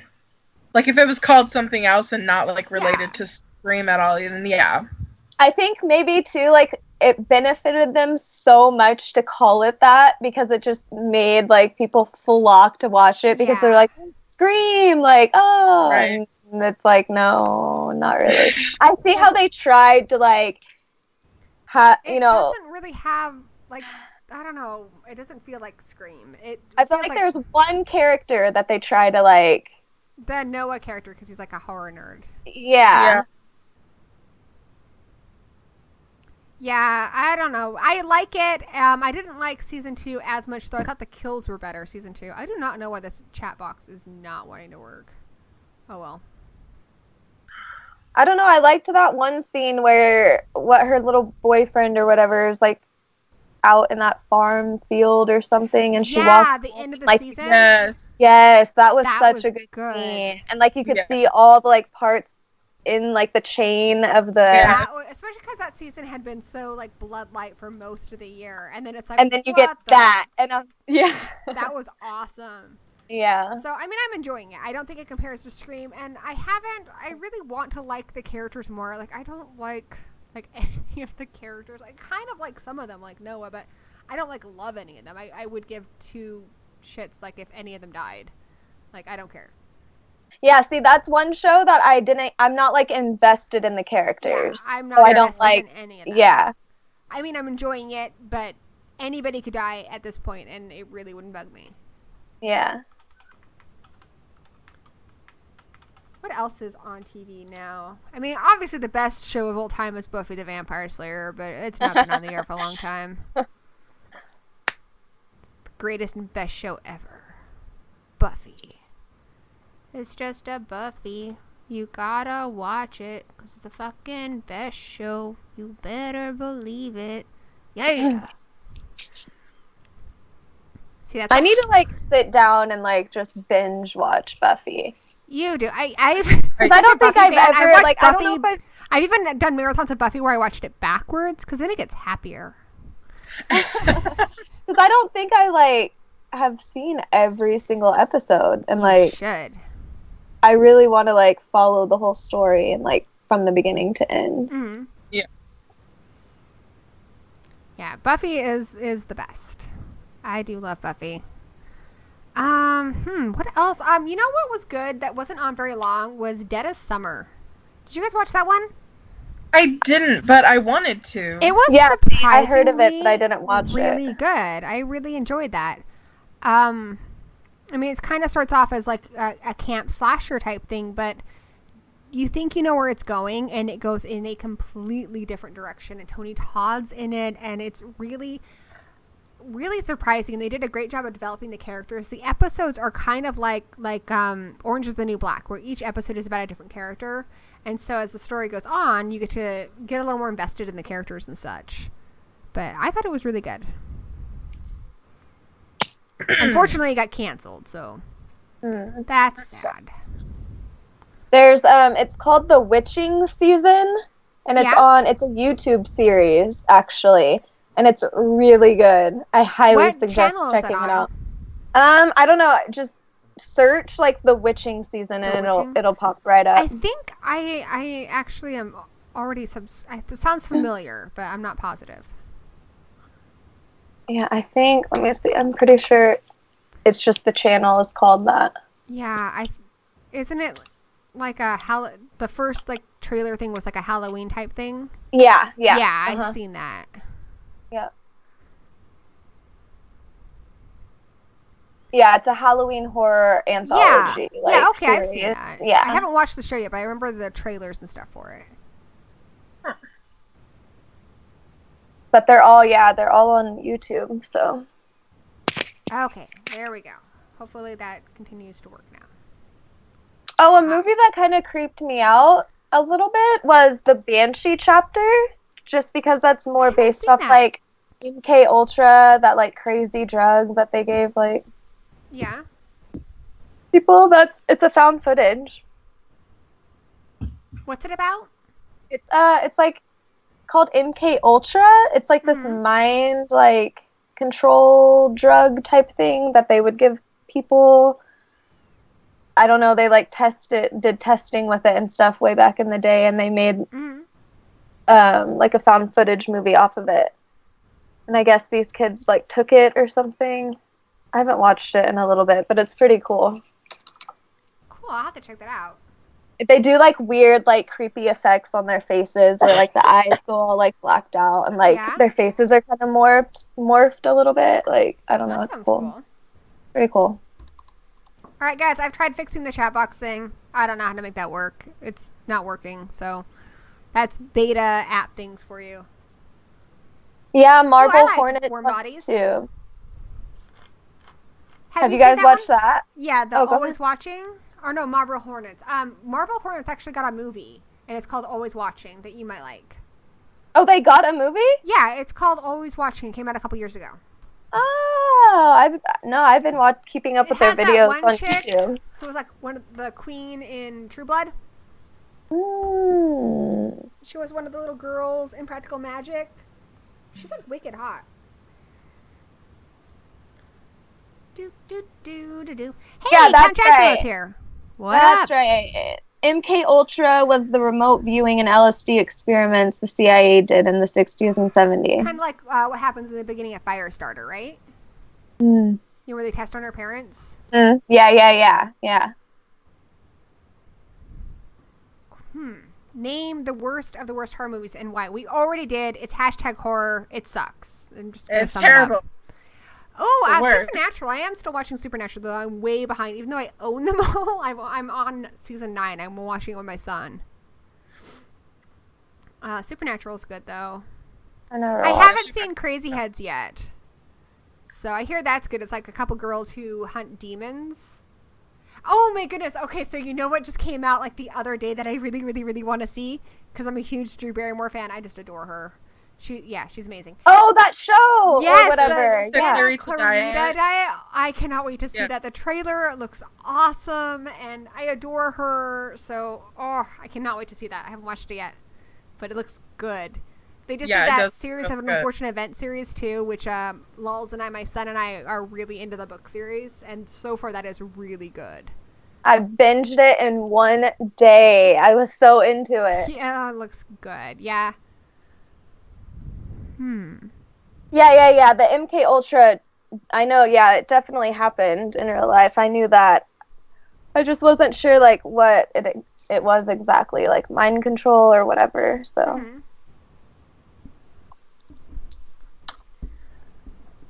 Are there any horror TV shows we haven't covered? I feel like I'm missing a really big one. Oh, there's iZombie. I don't know if that counts, but I like iZombie. I like iZombie. I watched that with my kid too. They're supposed to be bringing back Tales from the Crypt too, so I've heard. Yeah. yeah, M. Night Shyamalan. Shyamalan dong. Shyamalan. Yes. I heard he's. But the thing about that is that But they don't have the rights. They don't have the rights to the flippin' Crypt Crypt Keeper. Yeah. So he has Yeah. to make up a whole different character. And That's he's like, balls. yeah. Yeah, I met the guy who does Crypt Keeper's voice, and he's also Buster Bunny's voice. That guy's awesome. Yeah, I have a video of him. We met him at a con like 2 years ago, and I actually have a video, and he's like saying my name for me and stuff in his Crypt Keeper voice. Yeah? Yeah, That's so it's really cool.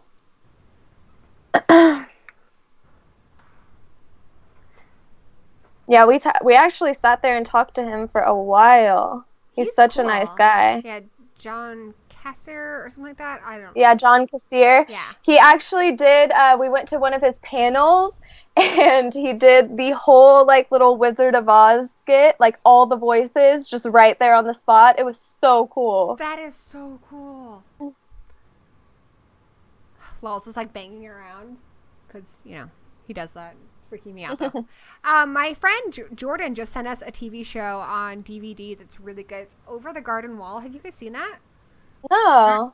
It's animated, but it's creepy and bizarre, and each episode's a different story, kind of like a kid's Twilight Zone, but it's these little gnome people. It's bizarre and creepy, but it's really good.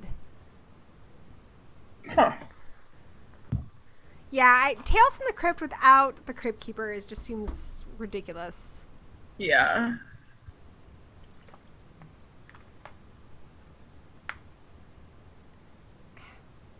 Did you watch how many, it was like 5 or something episodes of the X-Files that came out? Did you guys watch those? I didn't watch those. Did you guys watch them? No, I watched like 2 of them, I think. No, And, I'm still. They're rebooting still trying Charmed too. That's season. another one that's coming out. Oh, they are? CW. Yeah, I just did a video about this a while ago, but they're bringing Charmed back with 3 new girls. So one of them's named Paige, and it's not Paige from the original show, which is weird. But it's set in the 70s.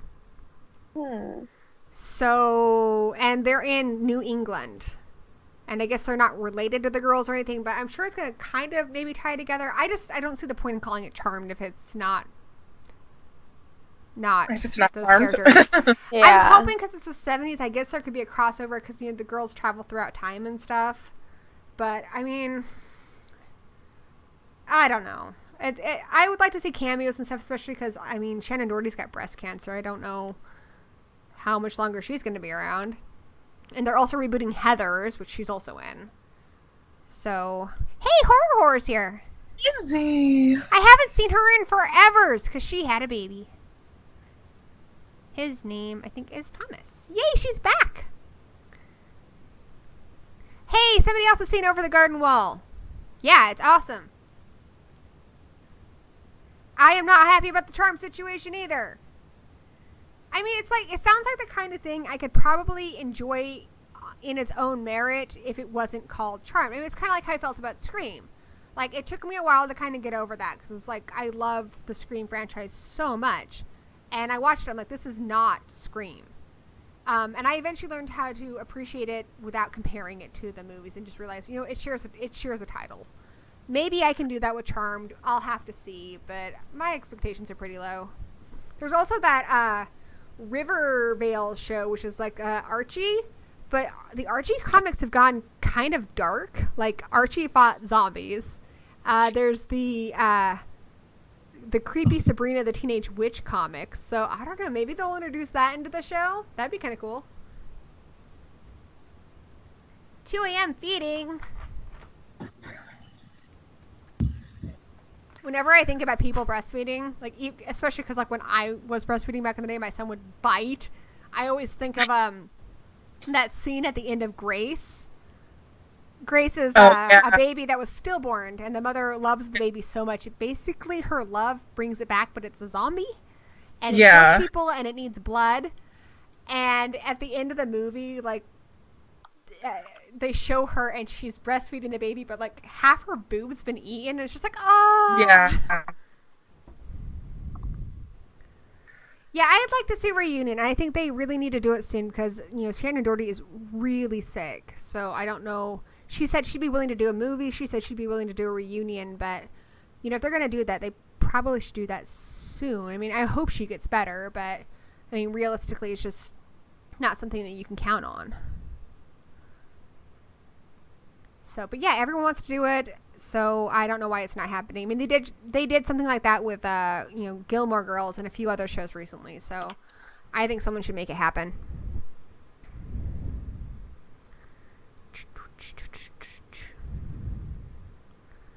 Do I like Japanese horror movies? I do. I actually just had a big Ju-on marathon because I've been sick in bed today. So I watched all the Ju-on movies today. And they're not all good, but they were fun to watch. Come here, puppy. Puppy. Rocky, come here. Come here. Fine, don't come here. Wasn't there another... What about Burial Ground? Doesn't he, like, bite his mom's boob off in that movie? What? Burial Ground? Yeah. Yeah, I don't know how... Kid, and doesn't he bite his mom's boob off or something in that movie, too? I was just sitting here thinking because you were talking about the breastfeeding and biting and stuff. Yeah, I just remember Grace. Horror, I don't know, like, because, I mean, Shannon Doherty said she would do it, and Prue is dead, so I don't know how that would work, but I don't know. It's Charmed. I mean, they could always bring her back as a ghost like they did there with her mother and her grandmother, so that would be cool to see. I have seen The Wailing, and that is definitely one of the coolest freaking endings ever. And right now, South Korea is kicking it out of the fucking park. Like, they are nailing it with Train to Busan, The Wailing, and I mean, I've always kind of kept an eye on South Korean horror because a lot of my favorites have come out of there, like A Tale of Two Sisters. So I'm really excited to see what they come up with this year.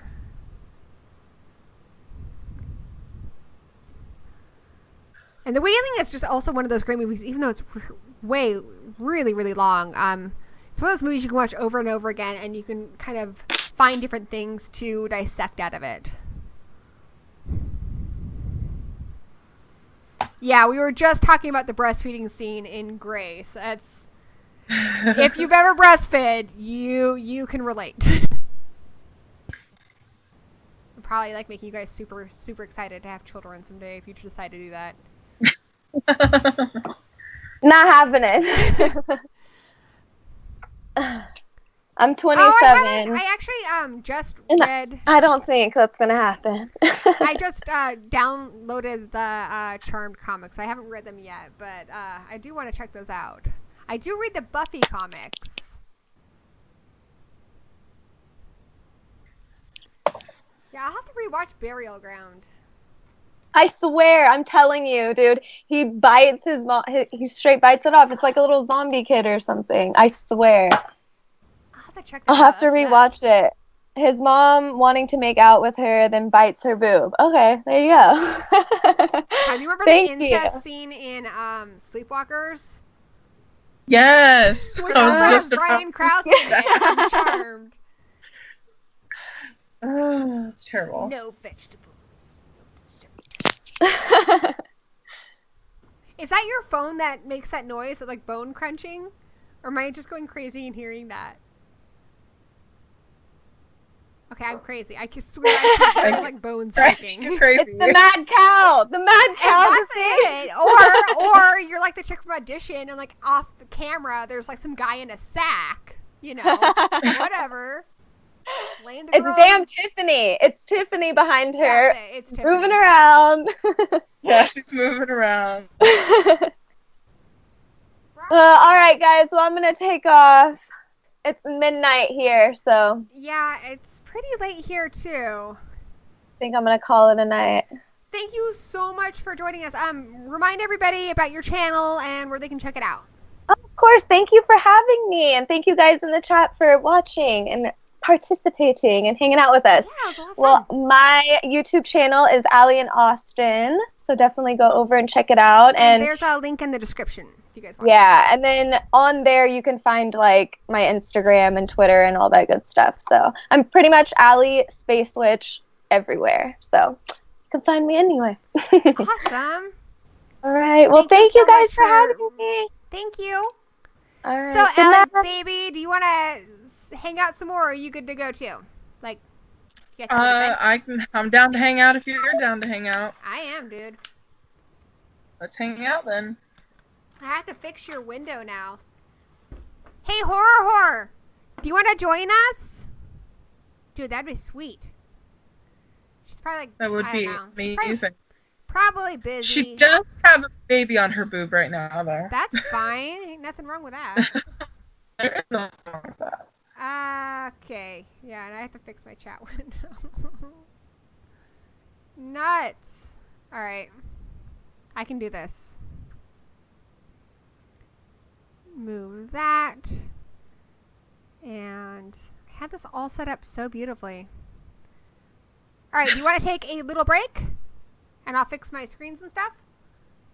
Okay. That way we can like go to the bathroom and stuff. Okay, guys, we will be right back. We're gonna take a quick like 4-minute break, and then there'll be some more Ghouls Night Out and horror in the chat. If you want to join us, that would be awesome. Or anybody else, let me know. Hey, we'll be right back.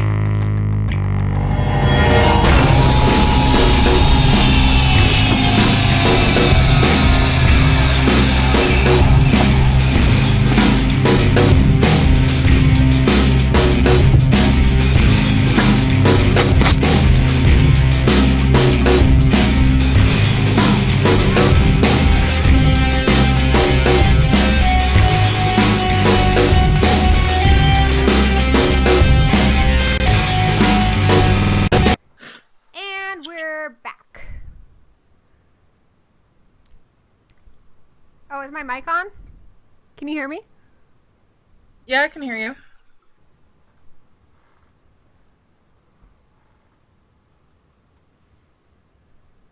Allie? Yes, ma'am. I can't hear you. You can't hear me. I can hear you. Can you hear me? Yes. Okay, I can't hear you though. So I'm gonna open up the chat.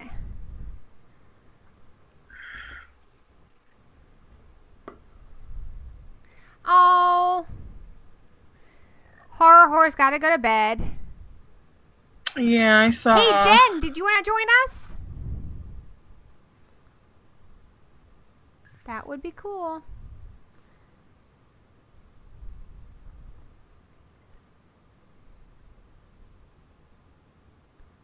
I know, I've got to fix Ali on the stream, and I think your mic or something's not working. So I can't hear you.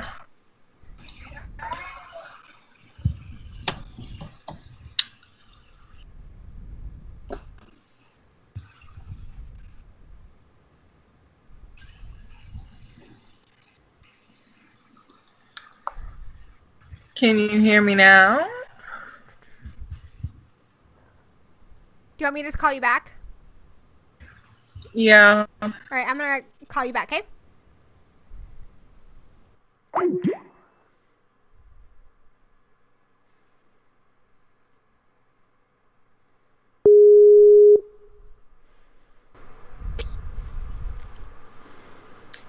Can you hear me now?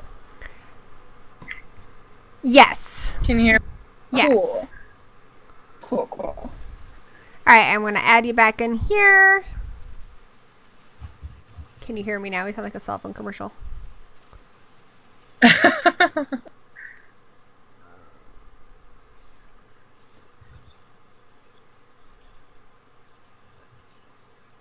Okie doke.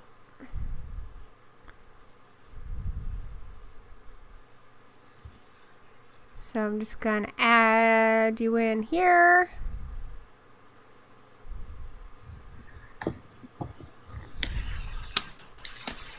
So, have you had any weird experiences with your dolls, Allie? No, thankfully, nothing has Have you happened. seen some of those videos on YouTube where people have videos of their dolls moving and shit? 'Cause Yeah. That's scary.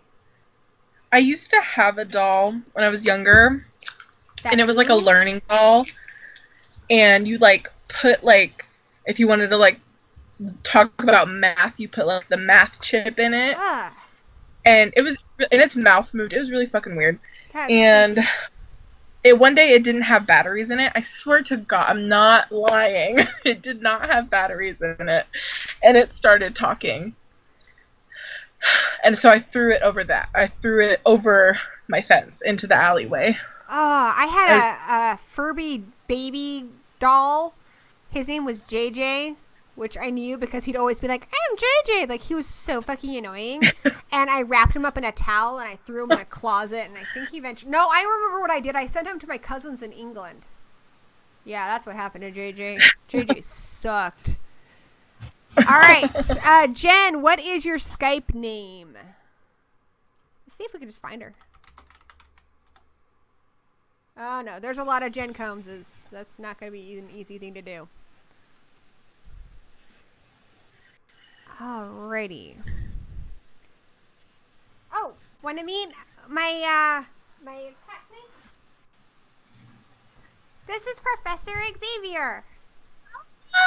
He is the cutest thing ever, and he has a PhD in ferreting. So, you could call him Professor Xavier. You could call him Dr. Xavier. I mean, anything works. He's pretty chill. Oh my God, he's so cute. I've always wanted a ferret. He's the cutest thing ever. Oh, I love you so much. Alright, so we're going to wait on Jen, and she's going to join us. Oh, he's so cute. So, what's your cat's name? Tabitha. Aww. Oh, I love you so much. You're the cutest ferret. Jen, what is your Skype name or Anybody, if you guys want my Skype name, this is my Skype name. All the people in the world, there's my Skype name. I don't care. You guys can have it. I trust you guys. They're the gory hole. What's not to trust, right? They're good people.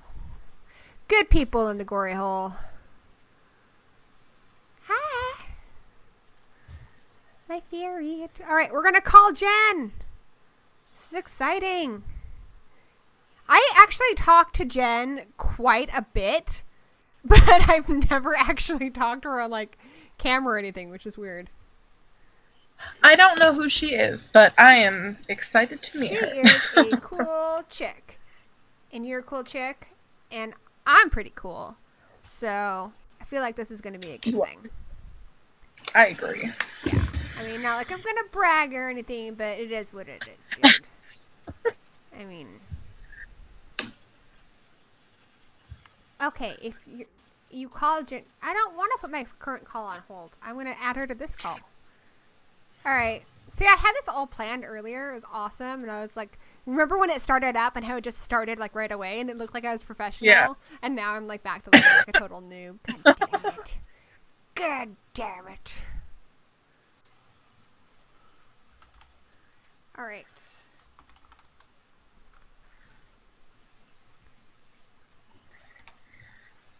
Okay. Let's find Jen. I think she needs to accept. So, Jen, I sent you a request in Skype. You just... Oh, there we go. I'm taking care of it, yo. I got this. Xavier, I'm busy, yo. I don't know if you've gathered, Ali, from the way I talk, but I am pretty much straight up gangster. You know. You are the most gangster of all gangsters. I really am, growing up in the hood on the Air Force Base in England. You get pretty gangster.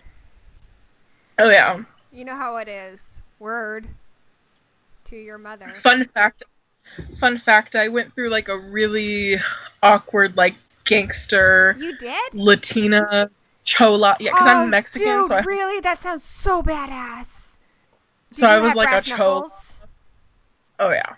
Oh my god, that sounds the coolest thing ever. I have mad respect for you now. I had mad respect for you earlier, but that sounds cool.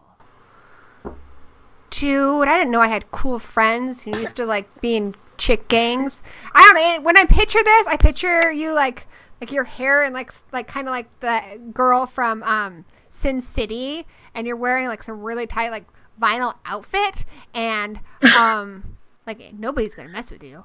And I just feel like it's gonna be really cool. I feel like you're the chick in the gang who's really good with the switchblade. So I'm really excited about this new development in our friendship where you are a gangster. And Jen is here. Jen, welcome. Hi. Hello. Oops, I just added Ali in again. 2 Allies, no waiting. So, Jen, I realized even though I feel like I talk to you a lot on Twitter and such, I've never actually talked to you on camera before. So, yeah, I know. This is kind of cool. Yeah, I'm excited. That's awesome. So, introduce yourself. I'm Jen Combs. I have a YouTube channel, Level Zero Media, where my husband and we do a lot of recording for panels at conventions, just comic conventions, horror conventions, any of the ones that we attend. Starting to get into a little bit more movie reviews and hopefully starting my own little horror section of it. That is awesome. Okay, there. I think this is pretty much set up. It's pretty awesome looking. So, you've been hearing what we've been talking about and stuff. What are your thoughts on scariest horror movies and that kind of thing? And where are you from? I'm actually from the Detroit area. Just a little bit north. Okay, so you've got It Follows and stuff up there. Yeah. That's cool. Yeah, what is it? It Follows, Don't Breathe. I'm sure there's a few other ones. I know there's been a lot of movies lately, even just not in horror, that's been filmed here. What conventions have you and your husband been covering? We've done, as far as like in Detroit, it's been like UMACon, Midwest Media. We've done Wizard World, Chicago, Cleveland. We're going to Texas Frightmare in May. So jealous. And I'm Crypticon decided to make that the same weekend as Texas Frightmare. Not that I could really go anyway, but dude, I want to go to Texas Frightmare sometime. That sounds awesome. I'm so upset because Midwest Media is the same weekend as Motor City Nightmares, and Nightmares is having George Romero.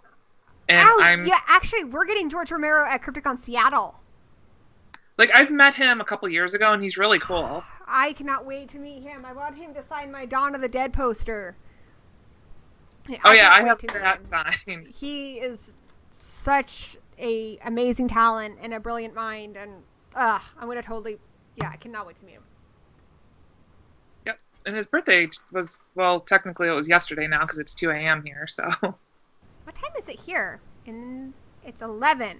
It's early. It's 1:12 here. In Nebraska. Super exciting. Where do you live in Detroit? Is it like the big city? Oh, hold on. Good night, Horror. I haven't seen her in so long. She's good people, guys. I love her so much. Good stuff. Anyway, back to what I was saying. In Detroit, so we were talking about the horror in your neighborhood. What is your horror movie scenario in your backyard? Like as far as like in the movies or like just... Like I live in a town that's valley in the mountains. So I have anything, like, if a horror movie was going to happen where I live, it could be bears, it could be hillbillies, it could be a lot of things. Like, if a horror movie was set in your neighborhood, like, it happened in your real life, what would it be? Oh, man, I don't know. I'm just great at putting you guys on the spot. I don't know. Well, I would probably say maybe, like, some type of like infection or something, like zombie infection, because the one lake that I live near tends to be a little bit like polluted and stuff like that. Like that's a good one. The one like park that's right there, they don't like allow swimming in it and everything, and the whole joke is like, oh yeah, if you go in there you're gonna come out with like an extra arm or something like that. So. You could do a lot with an extra arm though. Yeah, I'm just saying. I mean, I could do a lot with an extra arm. Did she just abandon us? What the super fudge? Allie? I don't know, dude. I just don't know. Staring at me from the corner. Huh? So my husband's staring at me at the corner like, what are you doing? Like in a scary way? Sure. Allie left us. He's just kind of like chilling there, like staring at me. I'm like, no, don't do that. Yeah. I'm just going to call her back. So what's going on in the chat? Why is it so late for everybody in the chat? It's like 11 o'clock here. West Coast.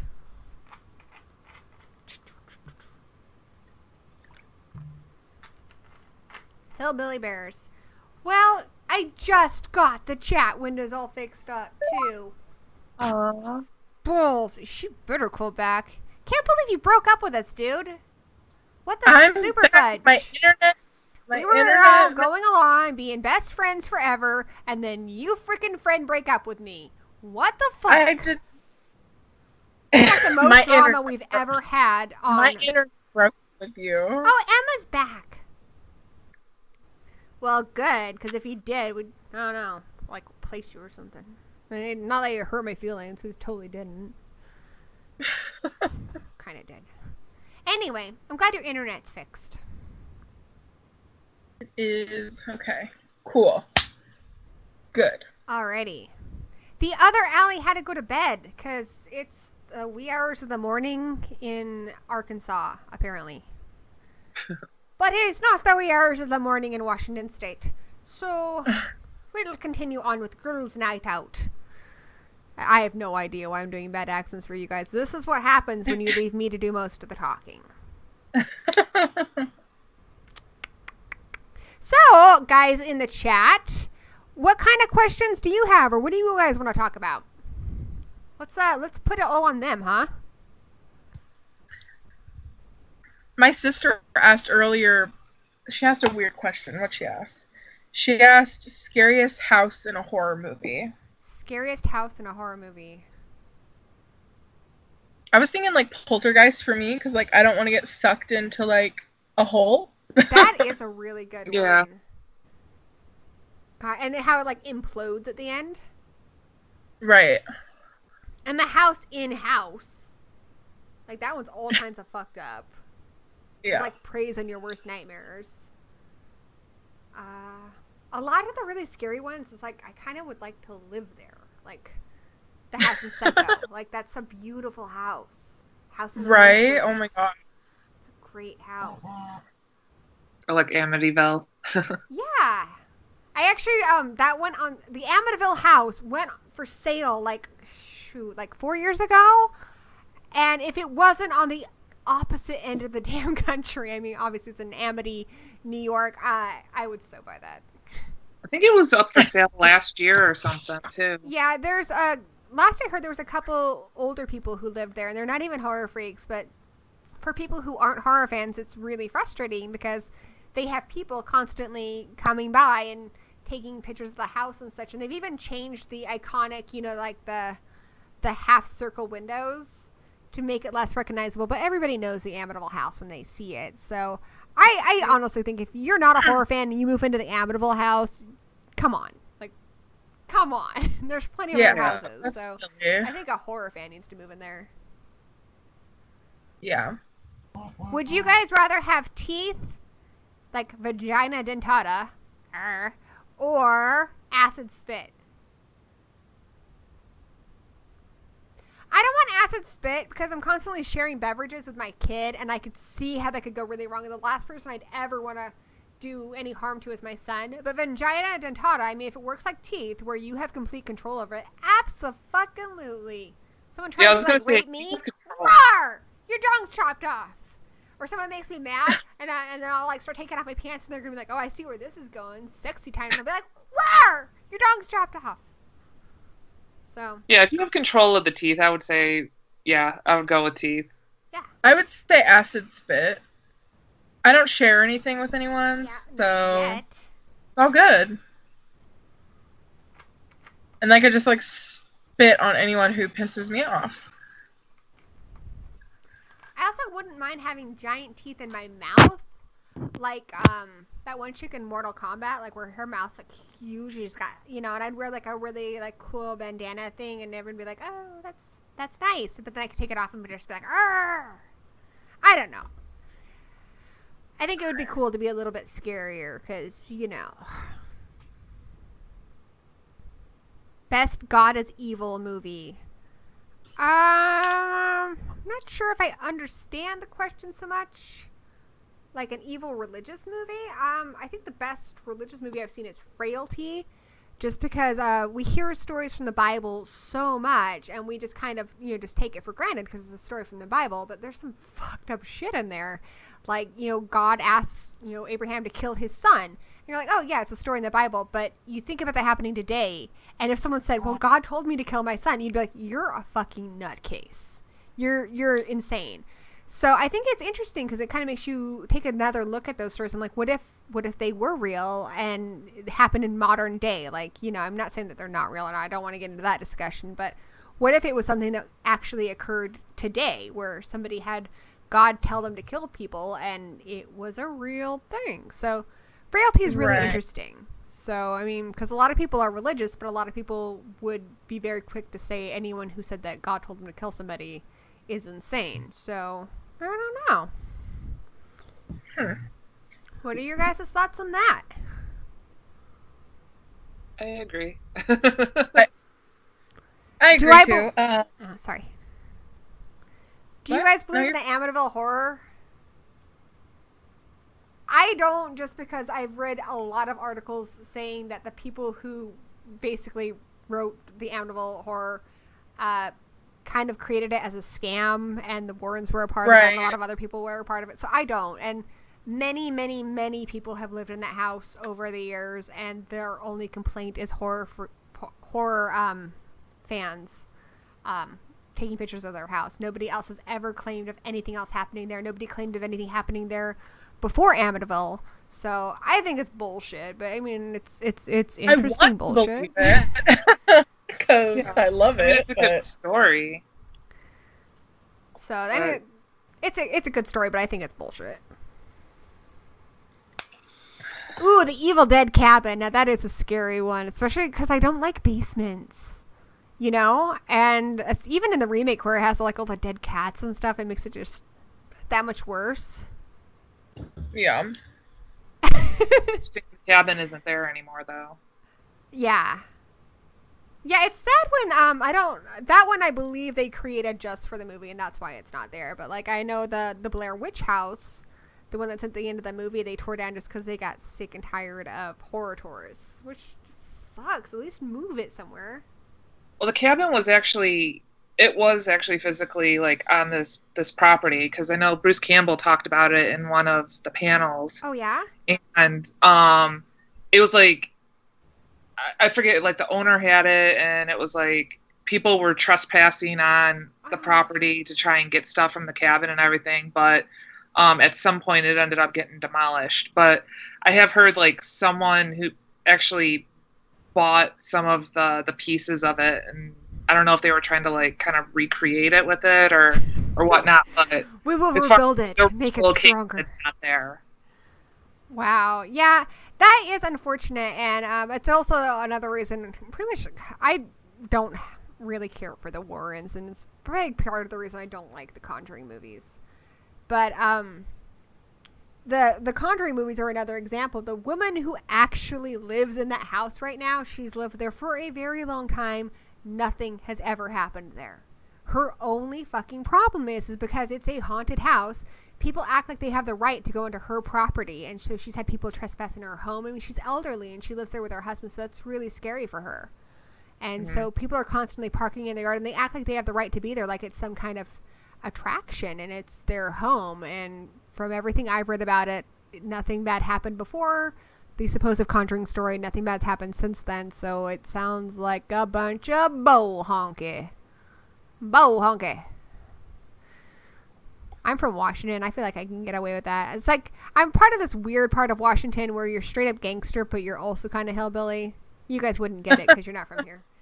Do I like Insidious? I do not like Insidious. I like parts of Insidious. I feel like a lot of it would have been scarier if it was at night, but the Darth Maul looking guy is not scary, and I don't know. I didn't really like it. I really hated part 2, but I did kind of like part 3. Part 3 was pretty good. So somebody was asking us about our favorite serial killers, and they said theirs was Ed Gein. Ed Gein, there we go. Jason Hamilton. So what about you guys? H.H. Holmes. Ooh, good one. He was the first American serial killer. Yep. And I think Leonardo DiCaprio is supposed to be playing him in an upcoming movie. Brilliant. Yeah, I heard that. And apparently my cat wants to say hi. That is a big pussy. Cat. He's very friendly and loves attention. What's his name? Bo. Oh, I have a cat named Kirby, but he's kind of a dick to my ferret, so he's not in here. And he's always knocking stuff down. He was here earlier, and he tried eating the computer, which is a total dick move. Yeah, like anytime I'm on the phone or if I'm Skyping, he has to be like all up in my face. So what about you, Allie? What about favorite serial killer? Probably Ted Bundy, because I don't know. I feel like I would have fallen for like all of his shenanigans. It's really creepy. Like with his fake cast, I'd have been like, "Oh, let me help you," and then he would have local. killed me. I mean, he attacked people mostly on a college campus that's in this area. So I actually met somebody who was a friend of my mom's, and like she says like that he actually asked her if she wanted to ride or something at one point when she was in college. So I don't know if it's true. I mean, I'm just taking it from her word of mouth, but I would have been creepy. like, yes, let's go. You're handsome. No, I don't think so. I'm genuinely not trusting of people outside of my house. Like, if someone's walking on the same side of the sidewalk as me, I'll just cross the street. So, probably not. I'm ready to throw down, though. What? Night, Maven! Who's your favorite sexy serial killer as a female?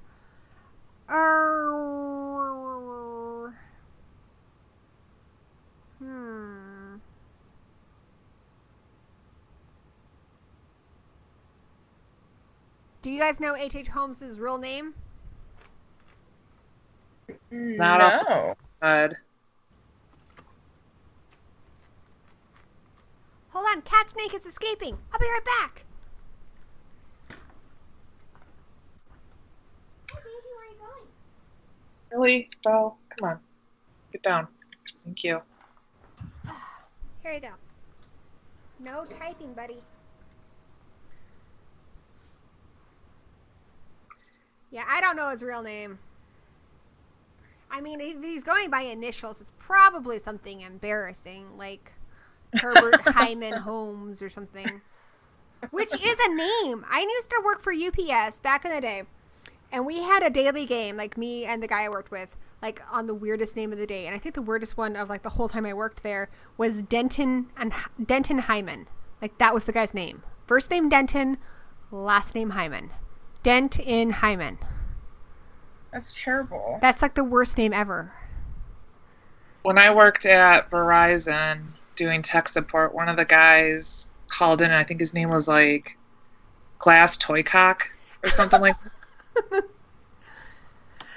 Oh my gosh. I also worked in an auditor's office, and a lot of times people would come in and change their names, and you're just like, oh, honey. Like, they were always horrible. Like, one guy's middle name was Pink in the Middle, which I don't fucking get, but that's a weird middle name.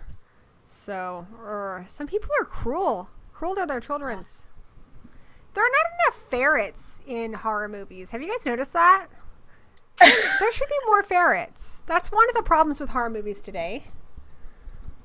Favorite serial killer in horror. I love you so much. I just love you. Yum, yum, yum.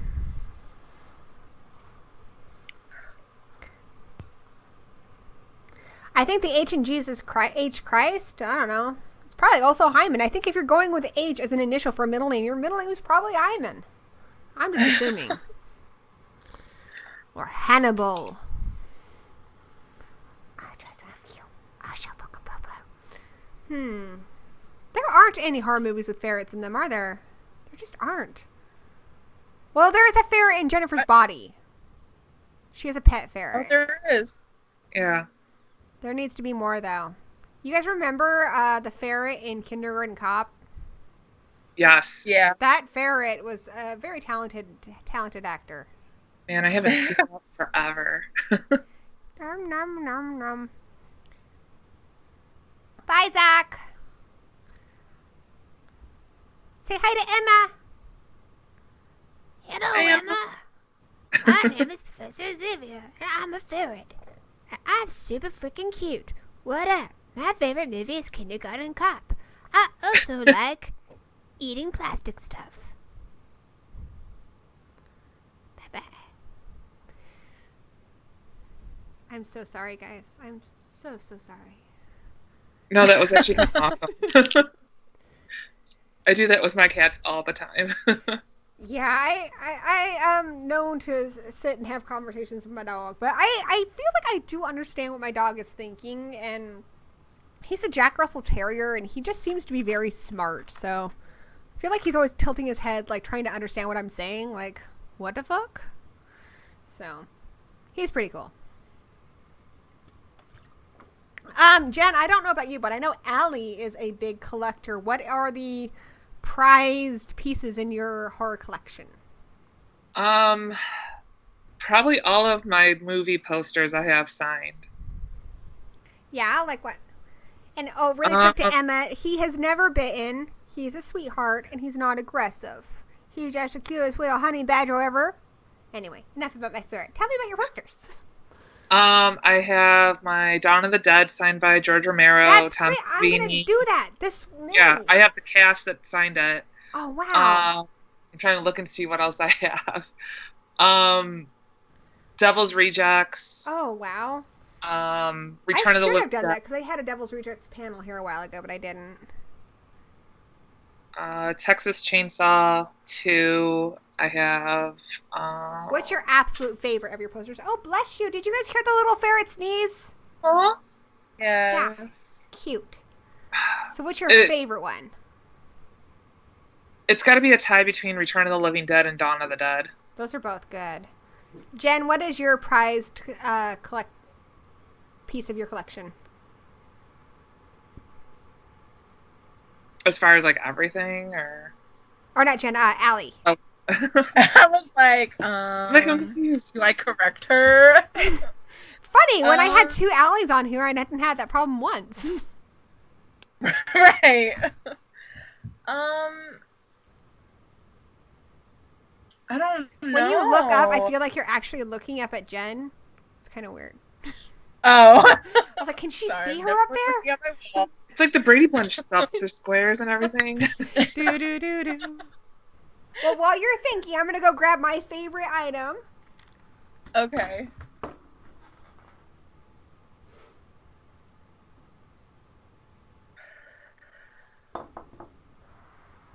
Oh, I know what it is. I watched it in the last Ghouls night out. All right, did you think of it? No. Dude. All right, so I'm going to take my webcam and show you guys the room a little bit. So we've got autographs like all over the place. I think my favorite one that I got was Nicholas Brennan from Buffy. Like, I was speechless.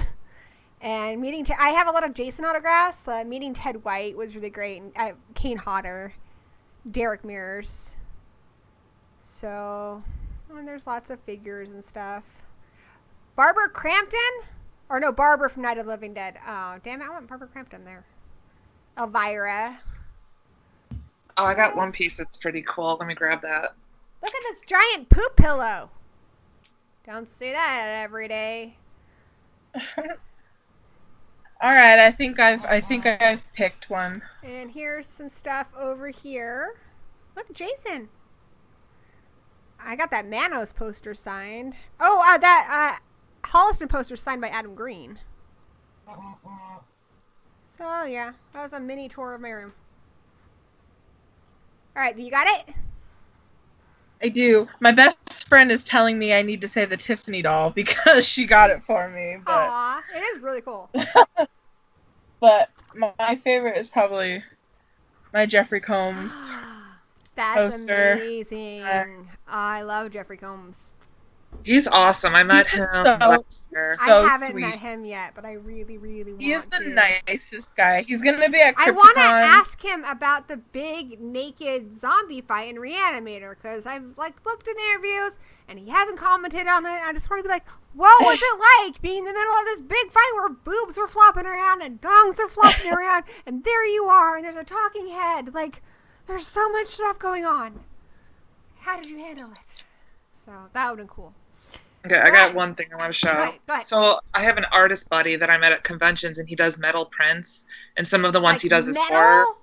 Metal. Yeah, I don't know if I can get it without the glare of the screen, but that's he did cool. a Jason one, and I had some of the Jason actors sign it. That is really cool. So cool. I dig it, yo. I also have a Michael Myers one that I have signed by Tyler Main and Nice. what's the original Michael That's Myers? really cool. Yeah. Yeah, I want to eventually get all the Jason autographs. Richard Berker is going to be hard because he passed away, but maybe I can find something that he's already signed. But I've got Ari Lehman, I've got Derek Mears, Kena Hodder, and Ted White. So it's a work in progress. But this is my favorite thing of all. Here, I'll show that to you guys. So I took this to CryptoCon like the first year I went because I knew Felissa Rose was there. And my favorite kill in Sleepaway Camp is when she puts the curling iron up the chick's vagina. So I brought her my curling iron and she says she's never had to sign one before, which I think is insane. I mean, what else would you think of when you meet Felissa Rose? But she wrote, "Up yours, Felissa Rose" on it. Awesome. That's so cool. It's super cool. It's also a weapon. Yeah, I just met her and she was super nice. She's the sweetest thing ever. I also think it's really cool that she married a sleepaway camp fanboy. Her husband is the in the band CKY, which was kind of named after Sleepaway Camp, and they even have a EP cover that has her face on it from Sleepaway Camp. I just think that's funny. So, who is like? Have y'all ever met anyone at a convention that like you didn't have a good experience with?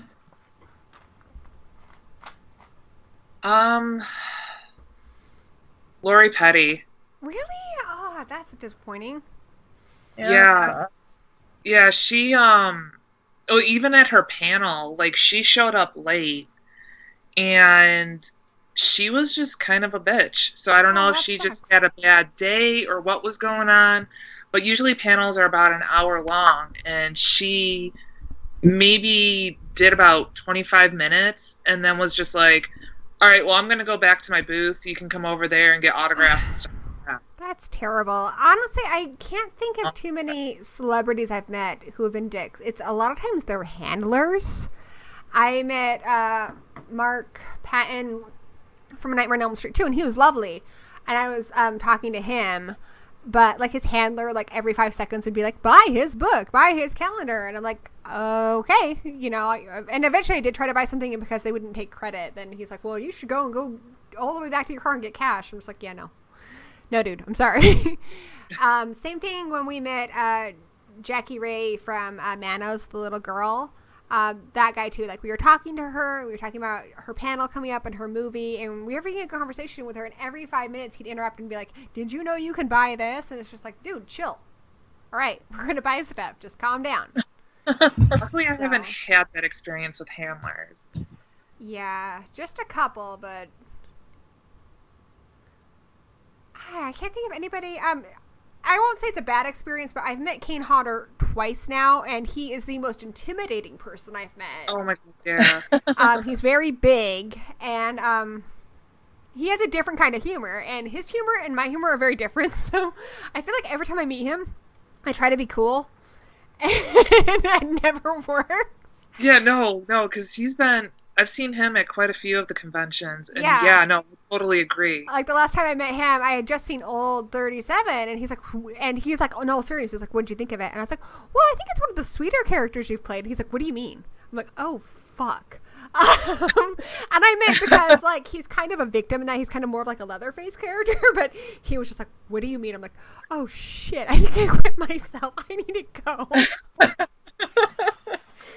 So yeah, he's really intimidating, but he is sweet. He is very nice, but God, he's intimidating. It was just funny because Derek Mears is even taller than him, but he is the sweetest thing ever. Like he puts you right at ease. He's a total sweetheart. Tyler Mane is such a sweetheart too. Yeah, God, he's a big guy too. Yeah, and like I remember the one because he's been at Motor City Nightmares a couple times, and the one time, like this little kid like came up to him and stuff, and he was just a total sweetheart to the kid. Like, hey, come sit next to me, and you know he'd get down on their level and talk with them and stuff. And yeah, Nicholas Brendan, which was really nice because I'm such a Buffy fan. I was just like speechless. I was just like, "Aw, Xander," but he like gave me a big hug. He hugged my kid. He's just so freaking sweet. He's just it was really nice to meet, which is just made that experience really, really fun. I have heard, though, I haven't met him, so I'm not speaking from experience here, but I've talked to a lot of friends who have met him that Corey Feldman's a dick. I've heard that. I've heard that Corey Feldman will, if you buy an autograph, he'll stamp how much you paid for it on there. Like, he'll put $25 in there, so people know that you paid for it. And that he has parties at his house where there's like an upper level where, like the chicks in his band, the Angels, like he hangs out with them the whole time, but you can pay like $100 some odd to go to this party, and you have to be downstairs the whole time. He'll come downstairs and spend like 10 minutes with you, but you're not allowed to go upstairs, and then he goes back to his party. Like, I don't know. He sounds like a dick, but I've never met him, so I don't know. That's I'm friends with Brad Jones, the cinema snob. He's with like Channel Awesome.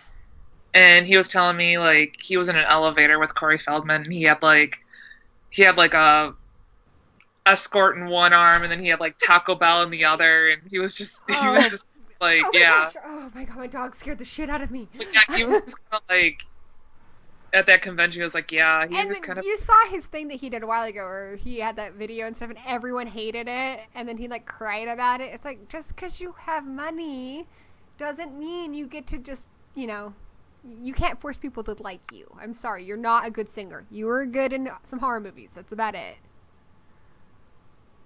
I have no idea if Corey Feldman was molested by Hollywood producers. Oh, wow. I don't know. I mean, I talked to Ted White, who knew him as a kid, and he says he was a dick back then. So I don't know. I mean, he was... Yeah, it's sad. I hope not. Jason, I've actually met Bill Moseley, and I mean... I've met Bill Moseley. He was really nice all the times that I've met him. I've met him a couple times at Crypticon. He's been really nice. I mean, just from my experience. You know who was a real sweetheart was Lance Hendrickson? He is a doll. He is like the sweetest thing ever. He's really nice. I'm looking at my walls to see all the people I've met. Joe Bob Briggs. He's intimidating, but really cool. I'd have to say my favorite, he's not horror, but John Barrowman. I've met him a few times, and he is like the best person to meet. It's like such a great experience.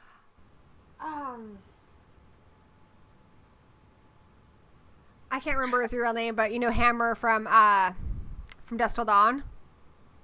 Mm-hmm. That guy, like, loves me. Like, it was awesome. Like, he's like, come here, sugar. And he gives me a big hug and, like, picks me up. And he tells my husband he's going to, like, keep me and stuff. That was pretty cool. I was like, yeah. Diggity. Giggity. I haven't had any bad experiences yet. Granted, like, I haven't been to very many events because I live in Nebraska. Oh, you know what? I did meet Christine the car. She was kind of a bitch. She's like looking at me. She's like, you color your hair, don't you? I'm like, whatever, bitch. I thought you were like came off the runway red. But whatever. I mean, she's a huge celebrity, so I have her tire track print on my wall. Show you guys that. All right, you guys see it? It's there. Oh, yep. That's cool. Adam Green. Yeah, I didn't get to meet him. Danny met him at Barbecue, but like he didn't charge for like autographs or anything. And Adam Green is so cool because he is like a huge horror fan who happens to like also be a celebrity, you know, like, but it's like, I don't know. He doesn't seem to have any pretension about him. Oh, nom. Yes, Fred Williamson. Thank you. I was totally drawing a blank. Thank you. All right. I think that's all the people I've met. I've met a lot of people. Going back to like intimidation, when I first met Big Show, that was like, it was so hilarious. Yeah, you guys were buds, right? Yeah, I mean, I don't talk to him all that often now, but it was more like when I lived in Tampa. But if I see him like at shows and stuff like that, like I go over and I say hi and we just chit chat. But my ex, he worked with Geek Squad, so he had him as a client, and I went over with him to his house, and my ex has been over there like the last couple days, like late at night and stuff, just doing all kinds of like computer stuff or whatever. So Big Show's like introducing himself. He's like, "Hey, I'm Paul. You know, it's nice to meet you. You know, I'm really sorry." Yeah, Paul White. I would never guessed. Yep. So he's like, you know, he's like, I'm really sorry that I've been keeping, you know, your guy here late at night and everything. And I was just like, no, it's totally fine. I'm like, at least he's not out with some girl or, you know, something like that. And Paul just looks down at me and just gets this like serious face. And he's just like, you calling me a girl or something? And I started freaking out. I was like, oh my God, no, I wasn't doing that. And I just started talking really fast. And then he just cracks a smile. He's like, no, I'm just messing with you. I got Buffy playing in the other room if you want to go ahead and make yourself comfortable. Ah, dude, that's the best. He was watching Buffy? Yeah, no, him and his wife love Buffy. That's the best thing I've ever heard. He's like probably my favorite wrestler now, after John Cena. Yeah, no, Whoa, they he love loves Buffy? I would have never guessed. Oh yeah, That's no, the he best loves news Buffy. I've heard all night. Thank you. I love Buffy so much. Seriously, like, if I meet someone and they say they love Buffy, I'm like, all right, so we're instantly best friends. What up? Yeah, I figured you'd appreciate that story. So. I love that story. That story is the best. Yeah, I've only met from Buffy. I've met Camden Toy, who played one of the gentlemen, and he was the Gnarl Demon in season 7. And I've met Nicholas Brendan, but I have Sarah Michelle Gellar's autograph, and I have an autograph. I have a picture with all of them autographed that people have gotten me. But I do want to meet more people from Buffy. I'd probably like freak out though, and just not be audible.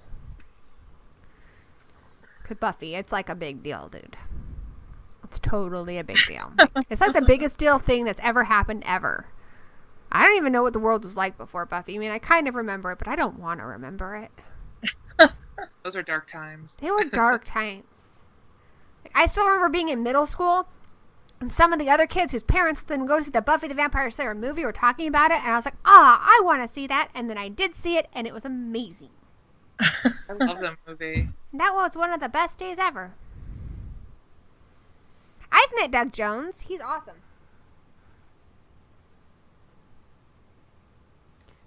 I think my cheeks got chubbier during the live stream. I don't know. I'm looking at it in the camera. No. You're still adorable. Seriously, like, that is the thing. Like, okay, when, like Fred Williamson, for some reason, like, black people, like, black men adore me, and old men. Like, if the guy's over 70, like, he will adore me. And he'll, like, come over and, like, touch my cheeks and stuff, and I don't know, dude. I'm like a magnet for that shit. And, you know, if you got it, you got it. It's a blessing and a curse. It is a blessing and a curse, unfortunately. So, I don't know. I'm still hoping to find a Leatherface. That'd be great. But Leatherface type people just, I don't know, they're just not really into, like, weird people who live in the mountains. So, I guess you work with what you got. I met Mark Patton. Mark Patton was lovely. He's really nice, and he's really interesting, and he has a lot of interesting things to say about the movie. Unfortunately, his handler was a dick. So, and yes, I am a John Cena fan, and as I mentioned earlier, I named my beta fish John Cena, and he ate my other fish's eyeballs so that he can't see him. My brother.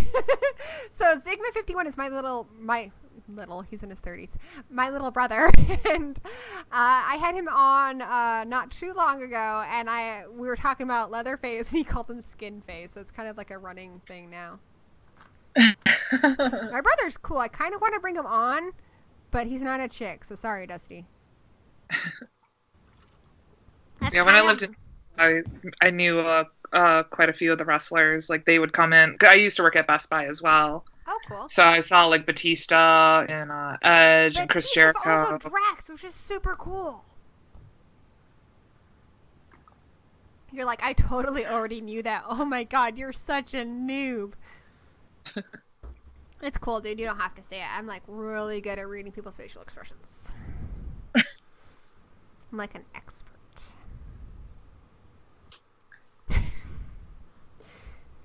If Emma wants, she could join us. Emma, if you want to, you can join us. Oh my god, yes, I have seen the John Cena prank call video. Have you guys seen that? Oh my god, yes, that's the most amazing thing ever. I think a lot of the reason I like John Cena too is he's in tons of movies and he's hilarious. So, he's in like Trainwreck and Sisters and Daddy's Home.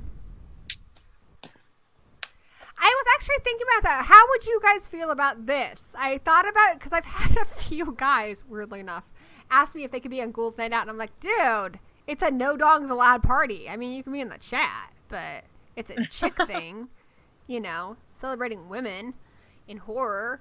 You know, you can't do that. And then someone suggested that they could be in drag, and I was like, you know, I could be down for that. I could have a Ghouls Night Out with dudes in drag. I don't know. What do you guys think?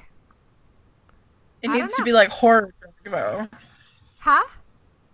It needs to be like horror drag. They need to like dress up as like Carrie or that'd be cool. Something like that. I mentioned this on shows before too, but I'm actually a drag king. I mean, I haven't done a show for like over a year, but like, yeah, like I won a competition once too. Apparently, like, you know, I'm like kind of a hot dude. I'm just saying. I did one where I had like a suit on, and I did putting on the Ritz, and I did one of my underwear, like Tom Cruise from Risky Business. And I totally stuffed that so that everyone could imagine a giant dong. I feel like if I was a dude, I would have a massive dong. And like, I think it'd be like one with a lot of personality too, because you can see some and they don't have any personality. So I feel like mine would have a lot of character. There you go. Totally. The astronaut's internet's dying. Oh yeah, John Cena's also done more Make-A-Wishes than anybody else. But yeah, I don't know. Maybe, I don't know. What do you guys think in the chat? Would you guys want to see a ghouls night out with dudes in drag? Kind of feel like it defeats the purpose. But if you guys want to see it, I can make it happen. Another live stream idea I've had, and I don't know if anybody would be interested in it, but I might do it. Because I get kind of opinionated when it comes to witch movies, being that I am a witch. I'm Wiccan. And I feel like hating on witches is like the only acceptable form of prejudice these days. Like, people know, I mean, even though there are assholes who are prejudiced against people for their skin color and, for their sexual preferences, they know it's wrong. Obviously. I mean, there's laws that protect. Nobody ever says, you shouldn't be racist against witches. Like, you shouldn't be prejudiced. They're like, oh yeah, burn the bitch. Yeah, she fucking evil. Like in movies, as soon as they find someone's a witch, like, oh yeah, we should totally kill her. I'm like, what? Dude, that's harsh. That's a little angry. So I thought about doing one where it's like Ask a Witch, and people could ask me questions about horror movies and be like, okay, is that real or is that not real, or which one's got it right? Because there's a lot of them have actually gotten it right. So I don't know. Would you guys be interested in that? I know I would be, because I have like a lot of friends that are like Wiccan and pagan, Yeah. and I kind of tapped into it a little bit, but I think it would be cool. Well, I think it might would be just cool, too. do that then. Get all Do witchy it. up in here. Because Yes. I could sure talk about that stuff. I feel like my microphone's doing some crazy stuff. What's going on in the chat? My little brother's here. How would you guys feel if they did William Dafoe as the Joker? I don't know. Oh my god, they have shit internet in Australia too? I've said it before and I will say it again. The only good thing about Australia is Emma, the Hemsworth brothers, platypuses, kangaroos, and koalas. I met Chris And that Hemsworth. movie where the dango ate her baby. A dango ate my baby. I can't do an Australian accent. Yeah, I met Chris Hemsworth at Wizard World Cleveland. Is he nice? And he smells so wonderful. What does he smell like? Like heaven. I don't know how to describe it, but whatever cologne he had on, I just wanted to be like, can I just rub up against you just to have that smell? That's amazing. I've always felt like Jensen Ackles probably smells really good on Oh Supernatural. my god. It's like Probably. one of my celebrity crushes. I bet he smells really good. I bet he smells amazing.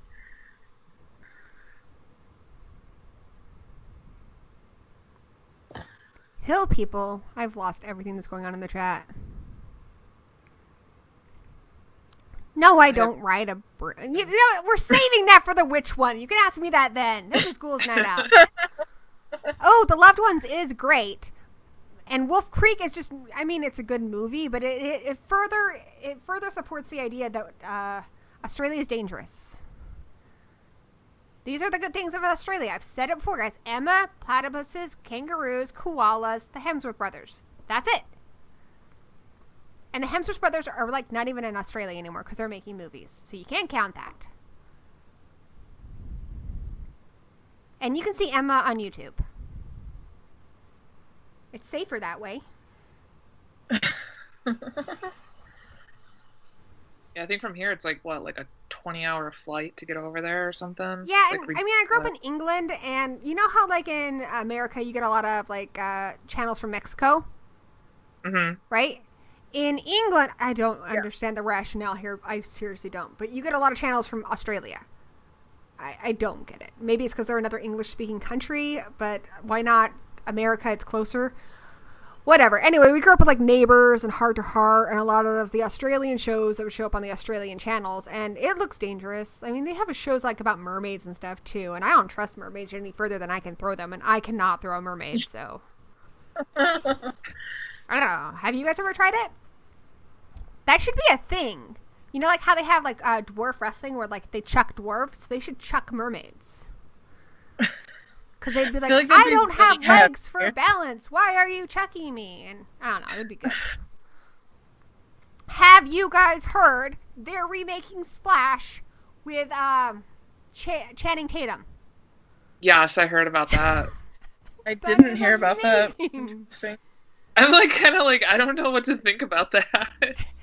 I feel like, okay, here's what I think about this. I mean, even though I'm not a Splash addict, I am a horror addict. I feel like I have some opinions. One, there's potential he's gonna drop donk, cause mermaid movie.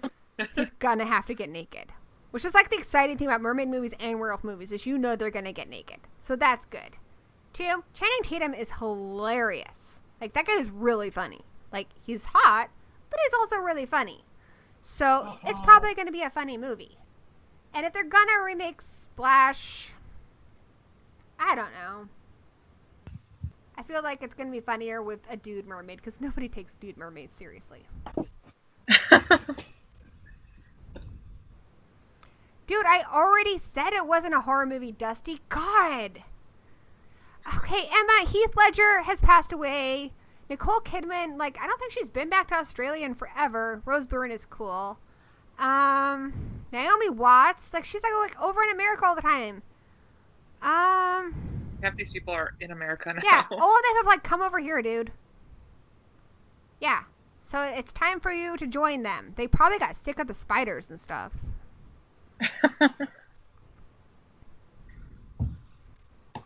Uh-oh. Wells is moving around. What's my child?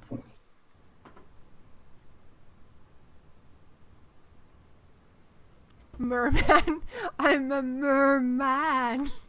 Fucking Zoolander.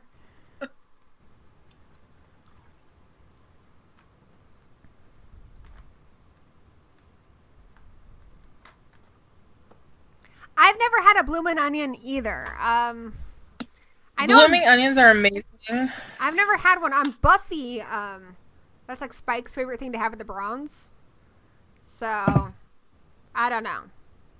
It sounds gross, but I'd be willing to give it a blooming onion. Yeah. It's like basically like onion rings, but in like a flower form. Well, that's pretty. It is. Like It is. one of It's those really foods cool. that takes a lot of is a lot of work. Like, why not just have onion rings though? It's Dusty, not really like you. I'm sick, so I haven't like, been to the design. store, and this is the only thing in the house. Don't be so judgy, Dusty. God. He's judgy. Do you guys want to meet my brother? I mean, if it's cool with you, we can invite him on a Ghouls Night Out. I don't care. Go for He's it. hilarious because he's not a horror fan, so he just, like, I don't know. I think he's funny.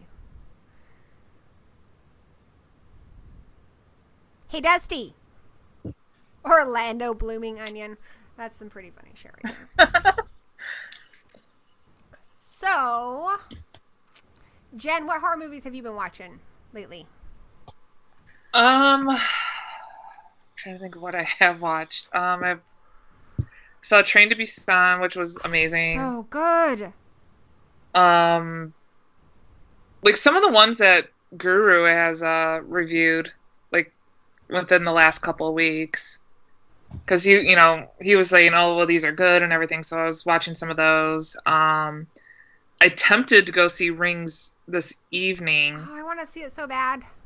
I had such a horrible experience with the audience. I walked out. I really do hate that, and I find that it happens a lot with paranormal movies, that they're just not great ones to watch with a big audience. Like, I saw the first 2 Paranormal Activity movies, and you always have these asshole, like, frat boy type guys who really want to make a big production of how they're not scared, so they have to laugh about every goddamn thing or shout something at the screen. And those kind of movies only work if you're quiet and you kind of like, you know, get invested in the movie. So when you have people like talking through the whole damn thing, it kind of ruins it. There was like a couple groups of like teenagers that all they were doing was just talking through the movie. Ah. This couple that was sitting like a couple seats over from me, his cell phone started ringing, which he didn't even have on silent, and he starts having a conversation. Oh my God. I'm throwing my drink at him. I don't know if you've seen Blood Brothers, but it's about these two brothers that murder people, and at one point they murder people who are being obnoxious in a movie theater. I probably, I don't know, I wouldn't have done shit, but I'm going to just say I would have done something really impressive. Yeah, and then there was somebody else behind me that was smoking weed through the whole entire thing. Are you fucking kidding me? Yeah. Like, okay, I don't mind if, that you know, happened people when I saw 28 Days Later. Everything was just, like, everything that was going on. Like, I probably sat through maybe about 40 minutes of the movie, and I'm like, I can't handle this anymore. So I got up and just, like, complained to the manager. And it was just me that went. So he ended up giving me, like, 2 free passes for any of the AMCs in the area. And I'm like, okay, good, because I'm never coming back to this theater. Like, this was the first time I've gone to that theater in, like, 20 years. Because it's the closest one. And it had, like, the best time to go see it. But now I'm just like, no, fuck it. I'm going to go to a different one, and I'm going to go see it there. Because at least people are more respectful. It's hard. Sometimes you get a great audience to go see a movie with where, you know, they're enjoying it too. Like, I remember Don't Breathe. That has a lot of quiet moments in it. But the audience I saw it with was enjoying the movie. So, like, I mean, they'd get scared and stuff, but you're supposed to. You know, if you want to gasp or something or get scared, that's fine. But don't fucking talk through the thing. Oh, I had the best audience with that because I saw it at Wizard World Chicago, like Bruce Campbell's film festival. So I saw it like 2 weeks before it came out, and Bruce Campbell introduced the movie, and then afterwards the director and Stephen Lang came out and were answering questions and stuff. But everyone that was in that theater was just so well behaved and reacted when, you know, at the best times and everything, and it was such an awesome experience. That's cool. When I went to see one of the Paranormal Activity movies, there was these 3 teenage girls behind me and my friend, and they just kept like screaming. That's like, annoying through too. The entire. Yeah. It was like don't okay, overdo like, it. Like to me, like it wasn't like that scary, so I was like, I had no reason to like. It's scream. not a screaming type movie. I mean, I Like, can't really think of any movie and, where you like, need to scream, but. Right, and I was like, at the end, I was like, will you just stop screaming. And they were like, it's a scary movie. You're supposed to be scared. And I'm like, oh my God. You're not supposed to be a complete wanker. Like, had they been in front of me, I would have, like, poured my drink on them. Like, balls. I think the best movie watching experience I ever had is, again, you know, talking about Felissa Rose. When I was at CryptoCon Seattle one year, we went to a thing where it was her and a couple other people who were in sleepaway camp, and you could watch the movie along with them. But it was only like me and Danny and a couple of our friends who were in the room. So like everyone kind of participated, and we kind of got a like mystery science theater sleepaway camp with Felissa Rose. That's awesome. Best that's ever. awesome. And I remember like when I was like 15. Have you guys ever gone to a movie theater where you're the only person there? Yes. That's so much fun. I remember I saw Man's Best Friend at the theater, and there's nobody else there. My friend and I like ran around all crazy. It was fun.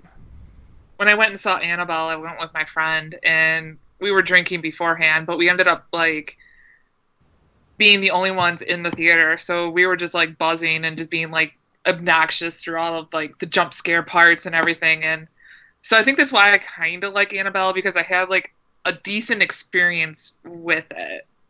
I think a really But good then I watched experience. sober, and I was kind of like, this isn't really that good. I think a good experience or even a bad experience can really make or break a movie. I know for the longest time I didn't like 28 Days Later, but you know, you mentioned like the weed smoking and stuff. Like when I saw that movie, there was like some guys there that kind of ruined the movie. So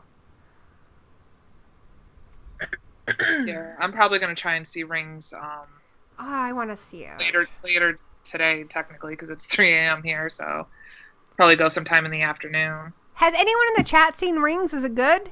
I'm gonna see it anyway, but I still haven't seen La La Land. I don't know. I'll have to see that. It was pretty good.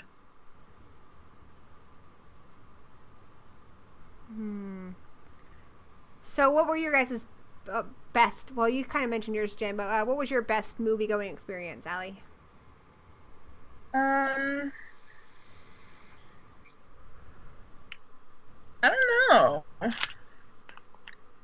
I really don't go to the movies that often. I if I do go to the movies, it's like a midnight like screening, like when there's like nobody there. Like then that's I sitting next to people, it is I don't. Yeah. I heard of one movie theater my friend goes to where they give you headphones, and I think that's the most brilliant flipping idea I've ever heard of, because I hate the sound I hate the sound of people eating popcorn. Like, that drives me up the fucking wall. And that's a totally normal thing to do in a movie theater. It's just me being a dick, I guess. But it drives me insane. Yeah, so. I really don't go to the movies that often. If like, I just can't wait any longer and, like, I need a movie. Like, I really want to go see Rings, so I'm probably going to suck it up and go see it. But I usually don't go to the movies very often. Yeah, I don't so much. I mean, sometimes there's a movie I just have to see it when it comes out, and occasionally there are some movies like, I mean, Guardians of the Galaxy comes out this year, and that's a movie you need to see at the movie theater, so I'll have to go see that and take my kid. Because, dude, Guardians of the Galaxy.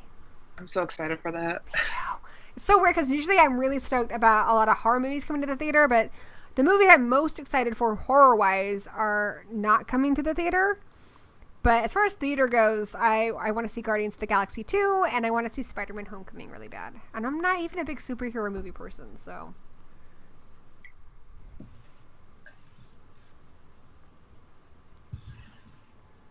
Do you think Allie's texting her friends about us? Talking smack. I think she's talking about us. What do you think she's saying about us? That we're awesome. Probably. I mean, I can't really see any other. Silence. I haven't seen Silence either. I don't think that's out at the theater here. I'm not sure. We used to, you know what was great is we did used to have a drive-in theater here up until about like 6 years ago. And they closed it down to make a fucking RV park. But that was the best. Because one, you'd get 2 movies for the price of 1. And you're in your own damn car. So you could do whatever you want. I've never been going. I used to love going to the drive-in theater. You don't have one anymore either? They got rid of it a long time ago. Why? It's just, why are they getting rid of them? There's one. Like, if I had money, I wouldn't want it. I think there's one maybe about like 30, 40 minutes from where I live. And I've never had that experience, and I'm probably thinking this summer. You should, because it may not be there forever. I feel like ours, because the 2 movie theaters in town are owned by the same people, I think it might have had something to do with, like, competition or something.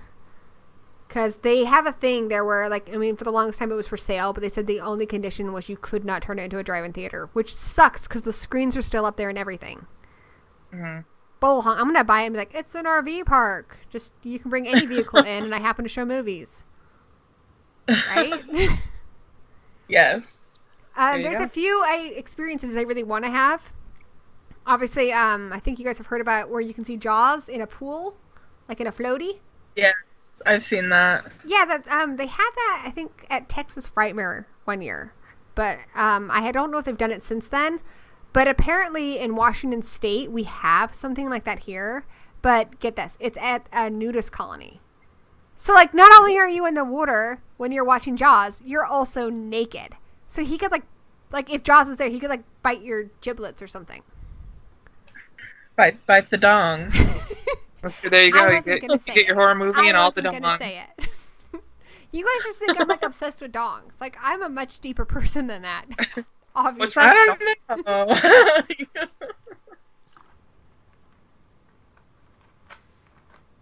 I used to work in an adult store, so I mean, I used to yeah?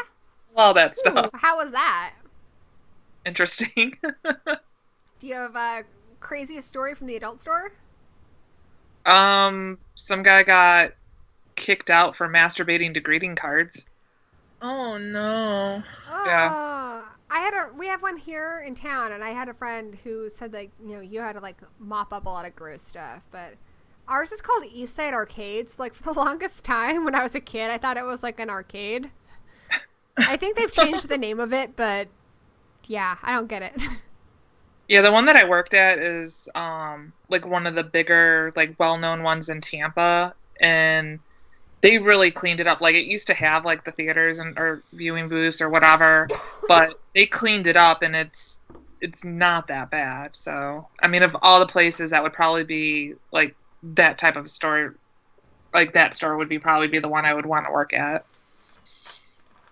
I went to a adults. I almost said sex shop. I hate saying sex shop. An adult store. It was off the It's the word interstate. shop that upsets you, right? Yeah, that of course.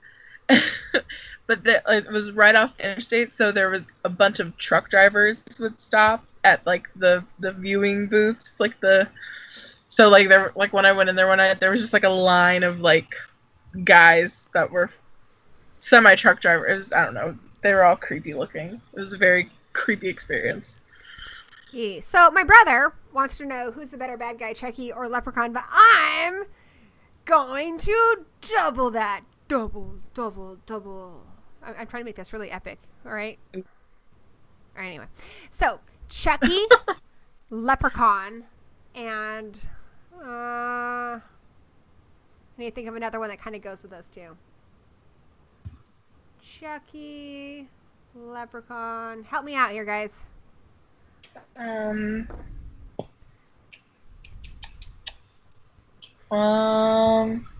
I can't think of. Dusty, I need a third one. Chucky. Why am I drawing such a blank? Oh, Ginger Dead Man. Ginger Dead Man. Oh, Okay, Chucky, Leprechaun, Ginger Dead Man. Marry, fuck, kill. Go. okay. I'm gonna marry Chucky. I'm gonna fuck Leprechaun, and I'm gonna kill Ginger Dead Man.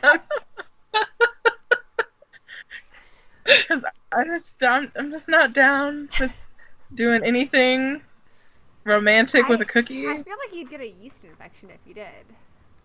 Right? And Alright, okay, Jen. and with the killing, I want to eat him because he's a cookie. So that's how I'm gonna kill him. You had to put a lot of frosting on it. Do you guys think that when he, you know, like, it's frosting?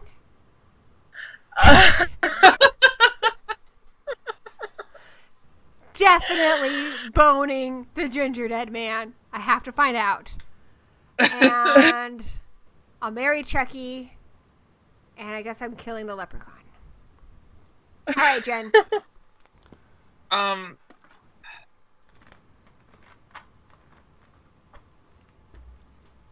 don't know. Just go with your instincts. It's like the Force. I would probably say marry Chucky. I'd probably He's a same family way. man. Marry Chucky, kill Leprechaun, and fuck Ginger Dead. Because now I'm curious. What's your point I of bet view? he becomes frosting. That is so exciting. Hot damn. Whew. All right, Jen, you pick 3. Your turn. Alrighty. Oh man.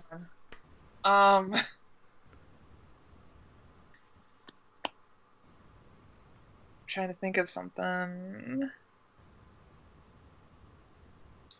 Or Allie. But whichever one of you doesn't go is going next, so be ready.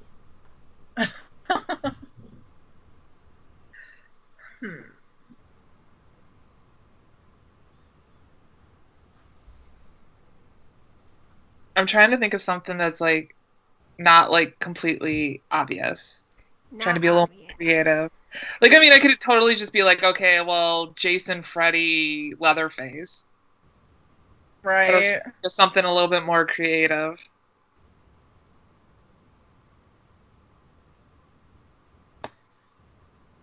Okay, Godzilla, Cthulhu, King Kong, go.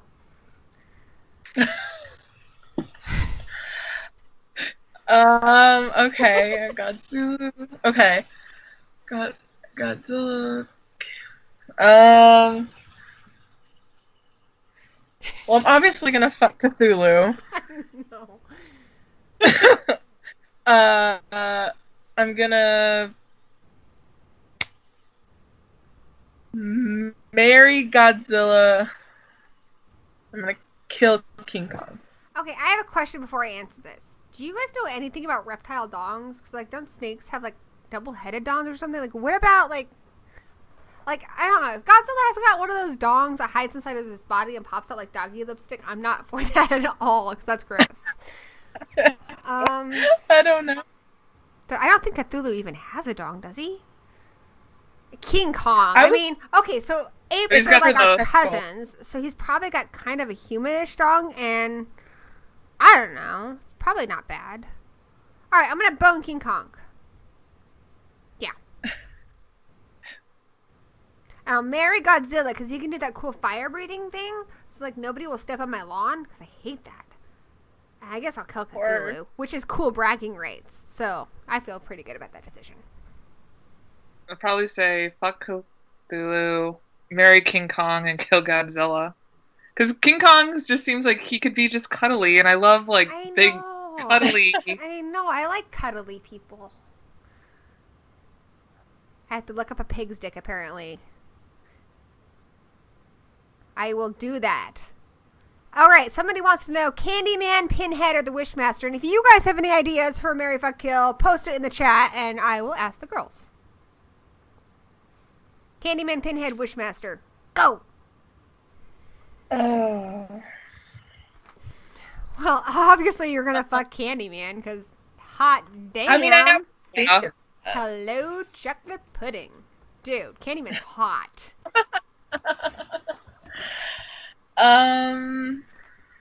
Wait, what were the options again?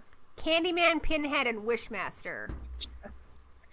But then Pinhead's probably into like all that BDSM stuff. So if you're into that, I don't know.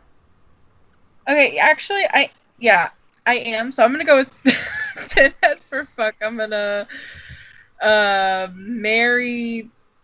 I'll marry Candyman, and I'm gonna kill Wishmaster. You know what? Good call, because Candyman's kind of romantical, and you could still bone him if you're married to him. So I'm gonna marry Candyman as well, and I'll try out Pinhead. I'll give that a whirl. That could be exciting. I mean, it's bragging rights. And I guess I'll kill Wishmaster, mostly because of Wishmaster 3. Yeah, I feel good about that. I'd probably do fuck Candyman, marry Pinhead, and kill Wishmaster. Godzilla has a 3-foot dong, but the question is, okay, look up the Komodo dragon. Is it one of those dongs that lives inside of his body? Because I just don't do that. Ugh. I enjoy, like, appreciate all dongs, but not the ones that are inside their body, like dogs and stuff. No. Gross. Okay, marry, fuck, kill, Pumpkinhead, Tiny from House of a Thousand Corpses, and Krampus. Okay. Huh. I'm gonna. Isn't Pumpkinhead like a little boy's soul? I feel really wrong about that. Yeah. Oh, I'm definitely not gonna fuck him. That's gross. Alright, I don't want to marry a kid either, and I don't feel we're good about killing a kid. But he's already dead. I'll kill the kid. You know what? Because you kill him and then you become Pumpkinhead, right? Because his dad kind of becomes Pumpkinhead at the end. I don't know. I need to rewatch Pumpkinhead. Yeah, it's been a while for me. Alright, I guess kill Pumpkinhead just so the kid can, like, rest in peace. And I don't want to marry Krampus because he's, like, kind of religious. But I guess I'll bone him. I mean, like, he's all, like, furry and stuff, so I don't know. It could be interesting. I've never really been with a furry guy. I guess I'll marry the other one. Alright. Yeah, kill Pumpkinhead. Yeah. I'm like a toss-up between which one for Tiny and Krampus. Well, you have to keep in mind that Krampus is like, he's kind of religious. And isn't he German? I don't know. If you have a problem with that, those are just things to keep in I'm mind. part German, so. I don't have a problem with German people, but I'm just saying, you know, he'll probably like, I don't know, Germans have like weird food and stuff. Yeah, but I don't know why, but I love the fact that he kind of like is like, oh, well, you've been bad, so fuck you, kind of thing. Oh, he'll like spank you and stuff. Yeah, do that. Do that one. That's good. I mean, what? I don't know. What are you guys talking about? You guys are perverts.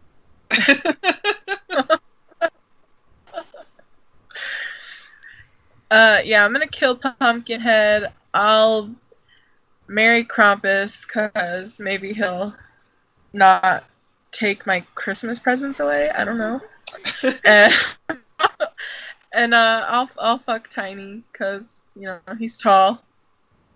I like tall guys. So I'm doing this for Emma. You can show pig penises on YouTube without getting your channel shut down, right? I don't see why that'd be like. I mean, it's for educational purposes. Yeah, it's okay. I'll look it up. I mean, obviously, I'm going to see it before you guys do, but unless you guys want to Google it with me at the same time. I'll Google it with you. Jen, do you want to Google with us? You want Alright, to Google with us? All the kids are Googling. Oh my god. Peer pressure. How do I do this? Do it. Do it. Come on, I'm sure you've Googled before. You're totally the Googling type. Yeah. All right, I'm typing in pig. Should I type in pig dick or pig penis? Because this is educational. Oh my god. Oh my, is it that bad? It's like a pencil. Well, I remember in school, because I mean, I live up here, like they have in the 4-H club, they have these like little curly Q things that you use to inseminate the pigs with, so. All right, here I go. I'm going to look it up. Pig penis. Jen, are you looking it up? Yeah. I'm getting lots of pig fetuses. What the fuck is that? Mutant pig born with a penis on his forehead? What the fuck? Piggy. Okay, that's not what I was looking for at all. There's It's down a little ways, but it's there. Did you see the pig with the penis on his forehead? Yeah. Yeah. Oh yeah, I've seen a pig dong before. That's not so bad. Those There was a things, you guys website, I was remember like- Sonic the Hedgehog? Yeah. I can never pronounce what Knuckles was, but those things, like, they have crazy penises. And duck penises, they get longer depending on, like, how many other male ducks there are. So they could have, like, a penis that's, like, the length of a football field. Yeah, duck penises are insane. I'm going to surely show this to you guys. You guys ready? This is going to be the greatest thing. Totally. I basically saw a duck orgy once when I was No way. Serious? Yeah. Tell 'Cause, us like, about it.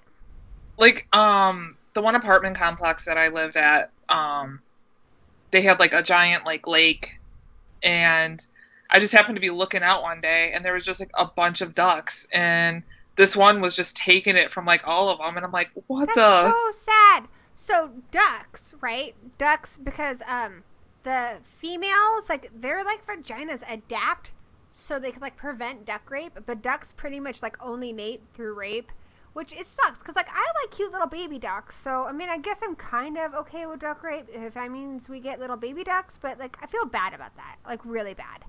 Anyway, it's sad, and they have like barbs and stuff in their wieners. It's fucked up. But look at this shit. That's a duck penis. Do you guys see that?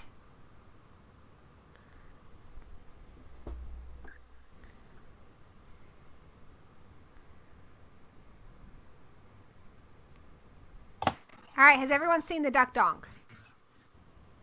On YouTube. No, but I'll just Google it. I googled that. Look at this one. It's like flying in the air like... I bet Oh my god. that's the noise it makes. So if you hear that outside your window, it's probably ducks fucking. Probably. Do you need me to do it again? Maybe. Here we go. So my boyfriend says that in Ginger Dead 3, his not the Passion of the Crust. ejaculate is frosting. Are you kidding me? Why don't I write for Full Moon? I swear to God, it's like a missed opportunity because I just think like them.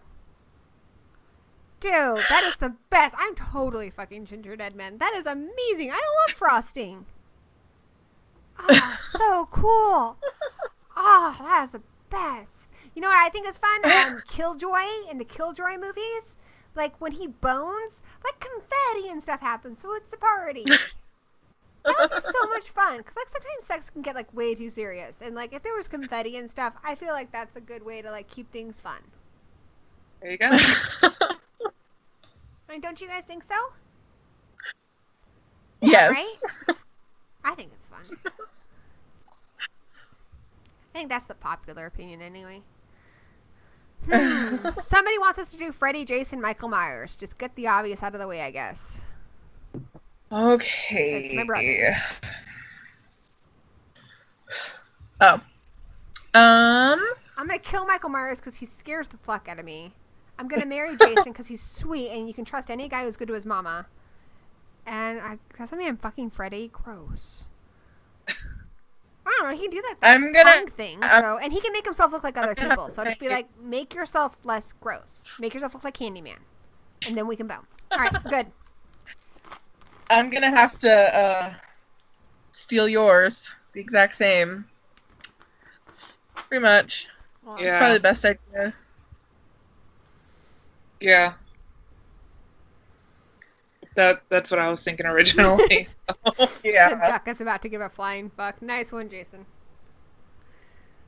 Do you guys want to see more animal dongs, or have you seen enough? All right.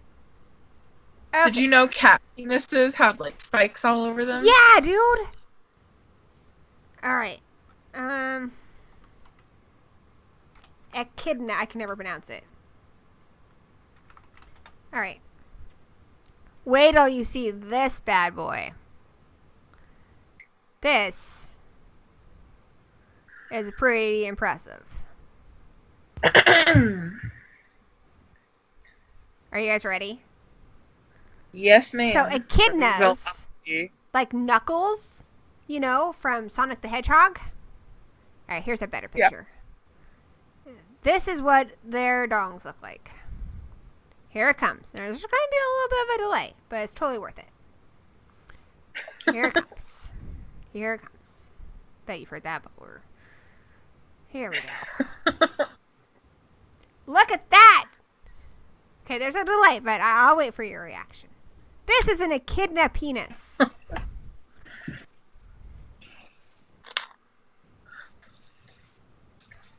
Aww, Spooky said I pronounced it right. She wouldn't know because I think they live in Australia. Look, you guys see it yet? No. Why is the internet so slow? Yeah. Do you guys see it? Oh. There's 4 heads on it. What the? I bet he I can don't like see it yet. spew stuff out of all 4 of them at once, like. Pew, Ah. pew, pew, pew. And you know he is totally doing that. Terrifying. Ew, I hate that. I hate it so much. I don't want to look Can at you it. imagine being a chick echidna? Dude. Alright, somebody wants me to look up Komodo Dragon Dong. Here we go. They are in Australia. Australia gets some very interesting things. Platypuses and echidnas with 4-headed penises. Oh, I shouldn't type in dong and Google. Google. Okay, wiener. Because you gotta go with the medical terms. Alright, yeah, wiener worked. Komodo dragon wiener. Komodo dragons are vicious little. Ah! Alright, this isn't good. Where's the penises? I'm seeing lots of scary stuff, but no penises. Is this a wiener? I can't even tell. Oh, it's a penis snake. I don't even know what that means. It is so hard finding, like dick pics on Google. I tell ya. I cannot find a Komodo dragon penis. Wait a second. What the? What? I think this is one. Is this one?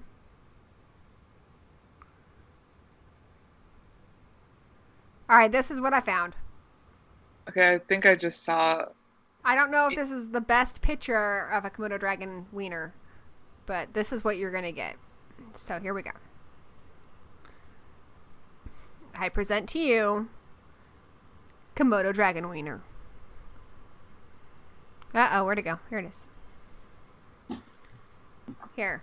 I'll just send it to you guys in Skype so you can see it.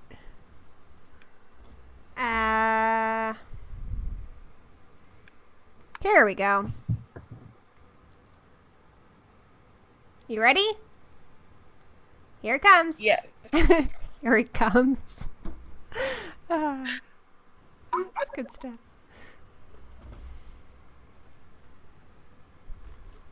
I Yeah, don't that's like the one it. that I saw.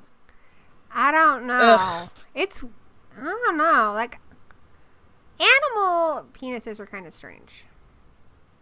I don't know. Yeah, they are.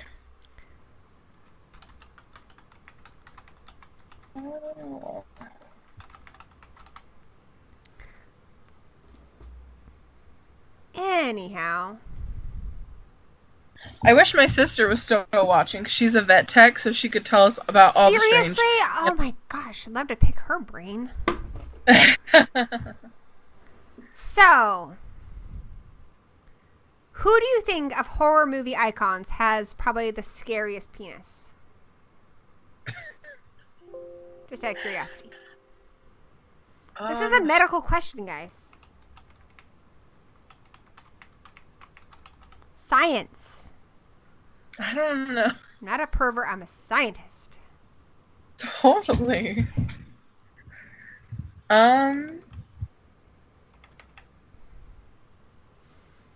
Scariest penis of horror. Do you think Pinhead's penis is barbed? I was just thinking that. Do you think it yeah, is? that was crossing my mind. I bet it is. What do you think Prob- Leprechaun's penis looks like?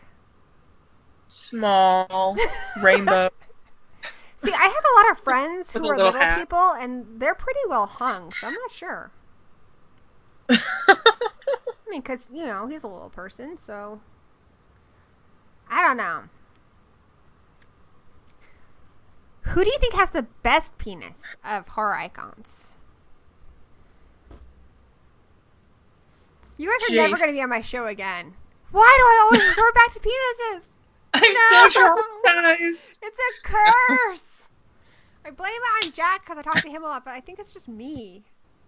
Oh, No, I'm the pervert. same way. I think it's just because, like, I have a son who's 12 years old, and my humor seems to progress with my kid's age. So, like, I have 12-year-old boy humor at the moment. Because he's, like, my best friend, so... It was pretty bad when he was 3, and I'm like, oh, boogers. So, I mean, I'm evolving as a person. It's good. Creature from the Black Lagoon Dong! See, I feel like Emma gets me. She gets... Yeah, she gets it. Okay, but no, Frankenstein monster's dong sounds scary because it'd be like so it's bits like and John pieces Bobbitt's of, dong. Somebody Then wants to Freddy's graduate y'all to boobs. burn. Okay, who do you think has the most interesting boobs? Because we've actually seen some of these boobs. Most interesting boobs in horror. I like the boobs from 13 Ghosts. I All like the cut up boobs from and- Killer Rack. How, like, they kind of have, like, mouths and they eat people. I mean, they were kind of like Audrey 2 in Little Shop of Horrors, but they were boobs. Oh. Do you guys remember in American Wolf in Paris when she was changing and you could see like her 6 werewolf boobs? I actually haven't seen that. You probably should, because there's 6 werewolf boobs. Well, now I have to. Do you guys remember in Phantasm? Was it 3? I think it's 3. When the chick had Phantasm ball boobs. Yeah. Do you guys remember? You guys remember? Yeah. That was good. Yes. Gosh, there's some great boobs. I feel like this is something that isn't talked about enough. Great boobs in horror. You know, in Guar, there was a chick. She's not in Guar anymore, but for a while there was a chick, and she would squirt stuff with her boobs, which I could relate to, because when I was breastfeeding, I used to try to go for, like, distance and stuff, just because, why not? I mean, I had plenty to spare. Sounds like I could something go would do. super far, too. Like, from my bed, I could hit the window. I was like, yeah! God, that was way too much information. I'm so sorry, guys. No, it's totally fine. You guys are never going to talk to me again. This is like the last stream ever. I'll look back at my channel and it's going to be like, you have 0 subscribers because you are fucking weird. If anything, I'm going to want to talk to you every day. Right? Well, you guys know who to talk. Like, if you guys have a show ever and for whatever reason you guys need to talk about dongs or boobs, be like, you know who's a good expert? Gory. So, Exactly. yeah. Also, like a couple Oh, weeks yes. ago. The boobs in American Mary are great.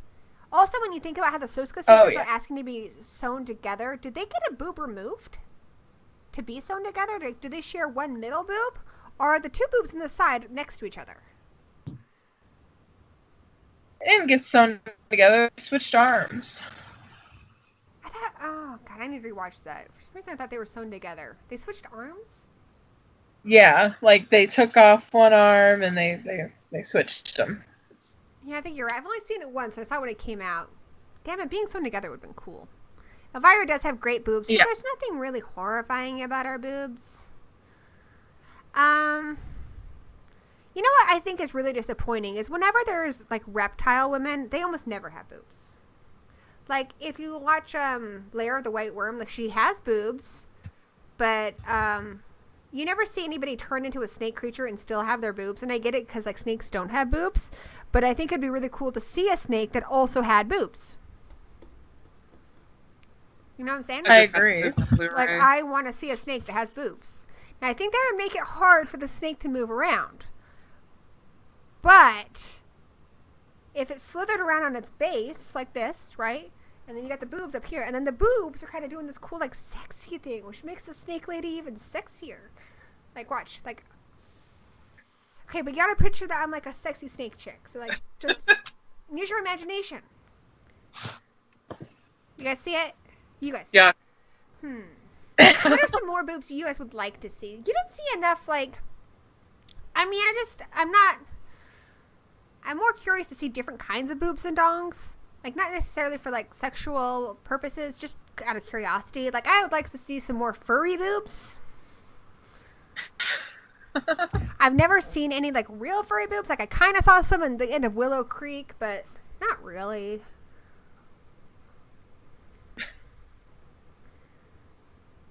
I also think it'd be cool to see, spider boobs. I would also like to see boobs that could do more things, because boobs don't really do a lot, which is one of the more disappointing things of having boobs, being that I have boobs, so I'm kind of an expert. Like, wouldn't it be cool if you had, okay, check this, you had boobs, and you could remove the nipple, like, but then it, like, I don't know, turns into like a ninja star or something. Discuss. That would be very interesting. Was it as long as it's not Sparkle painful. Girls that had like they were cutting like the nipples and like one of them was pouring like regular milk and the other one was like chocolate milk? What was this in? I think this was Gorgor Girls. I'm gonna have to watch that. Oh, I did see that one though where the chick had like a chainsaw come out of her butt. That was good. Oh, Sounds- nipples that shoot webbing? Titties and a half shell booby power? See, the chat knows what it's all about. They get it. They get it. You guys in the gory hole, you get it. Eventually, I'm gonna make some kind of Gory Hole T-shirt just for the Gory Holers, because they get it. It needs to have a cool slogan, though. Would you guys help me come up with, like, a Gory Hole slogan? Like, what should the image be? Because the Gory Hole's the chat box, if you guys can get. Yeah. Has to be, like, a really good one. I trust you guys. Go for it. Like, come up with something I can draw for the shirt, or some kind of a slogan. Or anyone in the chat. Would you guys wear a Gory Hole shirt, Gory Holers? Of course. Of course. I think it's cool. It was one of Jacula's Slut Pit members that called it the Gory Hole, but I think it's pretty cool. I like it. It works. Horror Guru's back. Hi, Guru. I just love the Guru. He's the bestest.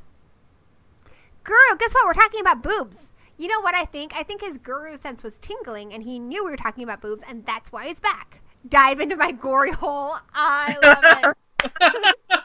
That's a good one. All right, Yeah. so it needs an image now. Guys, we need an image. Like, what can I draw or get somebody else to draw for the Gory Hole shirt? Discuss.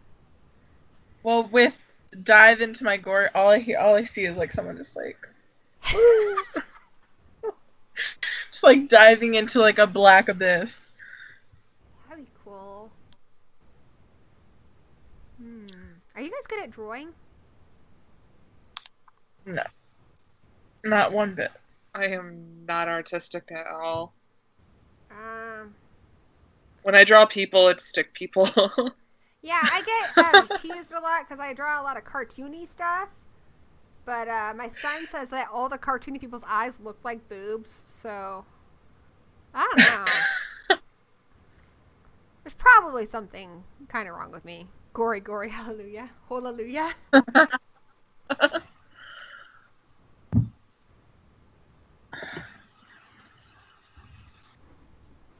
Yeah, there should be some. What? A horror just says gory in like capital letters. I'm like, what the fuck, dude? No. Oh yeah, I heard it too. I wasn't gonna say anything. It's because you guys are my friends. Guru is just like, oh, I'm a big fancy YouTuber and I'm all sexy and stuff, so I can say whatever I want to people. Whatever. He just thinks because like he's like, you know, whatever. I don't have an accent. I'm American. A Sarlacc pit with dick tentacles. Okay, Rita, I can't pronounce your name, but if you can draw that for me. Okay, you know what? I'm going to throw this out there for everybody watching this, either, you know, in the future people, hello, who are going to watch this later, because they might in the future, you know, you don't know. I mean, you guys are kind of in the future, because it's like, what, 2 hours ahead over there? Anyway, to all of you in the Gory Hole, or anyone who's going to watch this later, you can tweet me your Gory Hole images at Horror Addicts TV on Twitter. And I'll make some Gory Hole shirts. So tweet me some Gory Hole image ideas or tagline ideas, and then I'll throw those bad boys up in our merch store, which I have some cool shirts in our merch store. So you guys should check those out. There's like a LOL shirt, and there's a Gory B movie shirt, but I need to tell my niece to draw another one because my hair has changed now, so that drawing's rubbish. Unless she's watching this, it's the best thing ever. Are you guys drawing stuff right now? My one cat is like meowing and I don't know where she's at. I'm so confused. The girl said, you can tweet me your Gory Hole images. Yeah, I didn't think about it. Wow. Emma is the most futurist of people. Oh yeah. I feel like, because like, you guys watch Emma's show, right? Yep. Like, I feel like Emma projects this kind of, like, wisdom. You know, like the little girl in Neverending Story, or Gandalf, or Hermione. I mean, she's just like a wise person. And I feel like a lot of it has to do with the fact that she's in the future. Kind of like Doctor Who. You're probably right. I think so. She's very wise, that Emma. Very wise. She never tells me about what's going to happen in the future, though, because I think it's going to, like, mess up my past or something. I don't know. Emma's hungover. That's fine, but Emma needs to not be hungover when she's on Ghouls Night Out, because she's going to be getting her drink on, because I'll be better by then. Obviously, Spooky has a lot in common with Gandalf, because they're both incredibly wise. Also, that elfish chick on Lord of the Rings. Yes. Emma's not going to tell you that. Anyhow. Oh, yeah, that's happening. Emma, I recommended movies to you one time, and you said that I had a doll fetish, which I kind of do. See, this is what I'm guessing about you, because I pay attention. You like BDSM and you have a doll fetish. You have like a naughty kink room in your house. That's I don't. I'm sorry to disappoint Like, you know when guys talk about, like, she's like a lady on the street and a freak in the bed. Like, that's kind of you, huh? No, I'm trash. Laughter. Yeah, in the streets True. and in bed.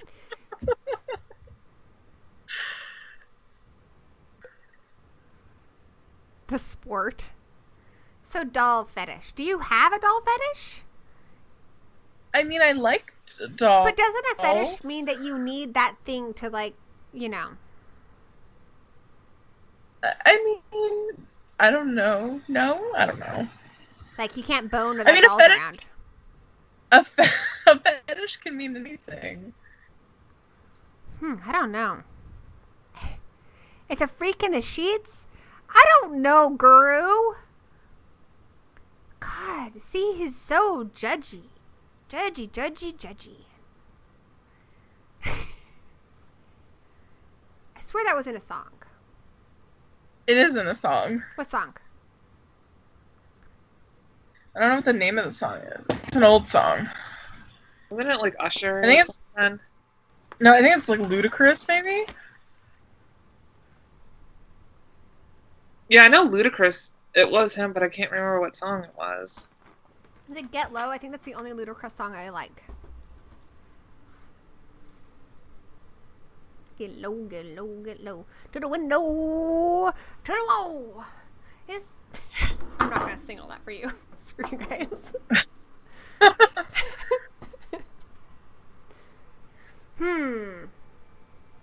Let's see. What else was I going to ask you guys about today? You guys are so quiet. I keep texting and I have to... See, it was Get Low. Look at my phone. I drank a lot of the soda. And it's not even really good. What's your favorite soda? Diet Cherry Pepsi. Oh, I like Dr. Pepper. Christmas. Well, I don't know what you missed, Science Guy, because I don't know how long you've been gone, yo. Okay.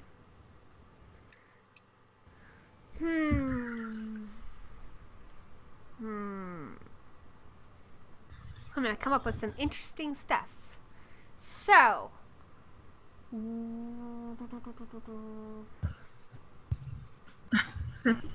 My brain. Okay, what is the best car in a horror movie? Best car? If You had your pick of any car so long as it's been in a horror movie. I like the car in Jeepers Creepers. That creepy That's truck. So that would be your ride. Yeah. Cool. Be eating you. I think I'm going to go with the Oldsmobile from Evil Dead.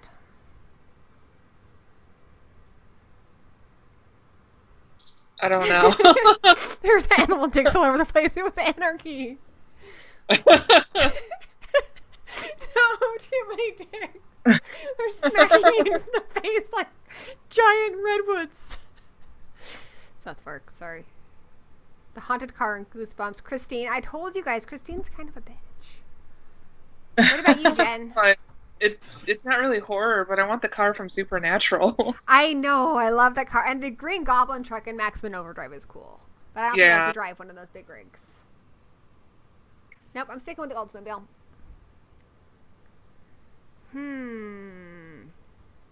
If you had to adopt any horror child, who would it be? I'm calling it first. Eddie Munster. All right, who are your guys's? Sam from Trick or Treat. Holy shit, that's the cutest thing ever. Can we have playdates every single day forever?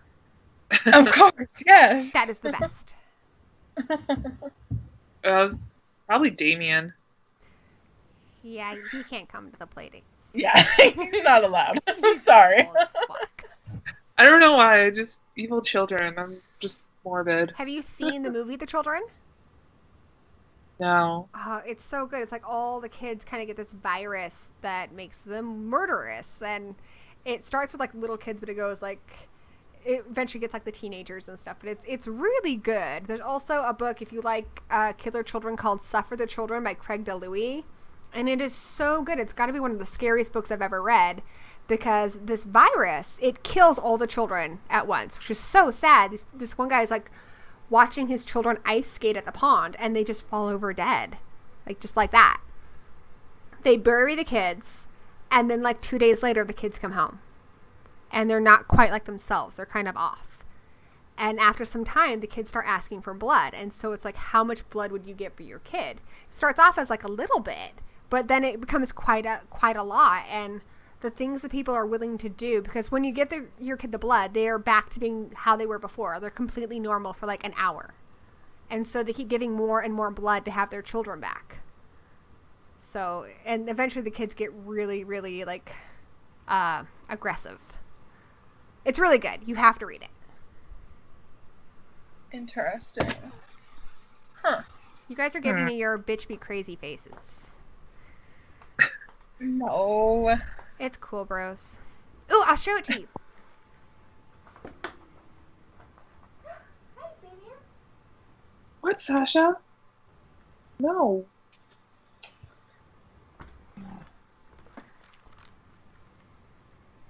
This is it. So everybody should read this book, because it is a really scary, really good book. See?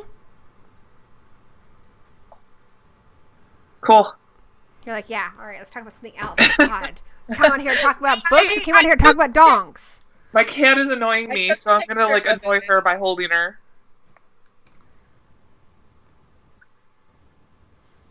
You are just miserable. Hey, kitty. That's a different cat. Yeah, I got two. Oh. So what's that cat's name? Sasha. Yeah. Gage is a popular choice in Pet Cemetery. Damien. Oh. Orphan doesn't count, because she's like a 30-year-old woman. I would Kid from Twilight Zone. Yeah, bitch be like hitting on my husband. And her.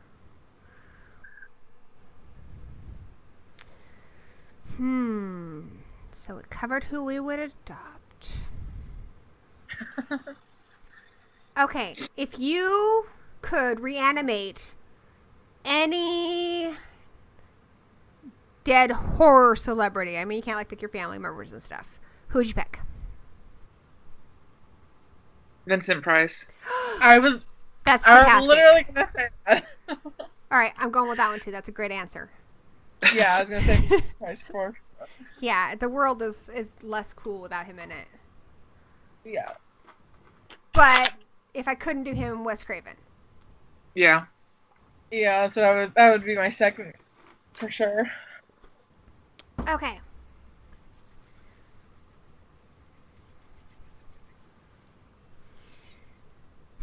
Okay, so you're going to the horror pet store. Okay? So every animal that's ever been in a horror movie is at this pet store. And you can leave with one pet. What do you pick? Oh, man.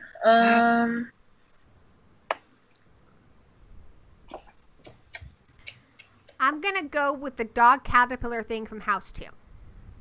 That thing was cute as balls. I'm gonna go with Cujo. I like Saint Bernard. It's a pretty badass dog. There's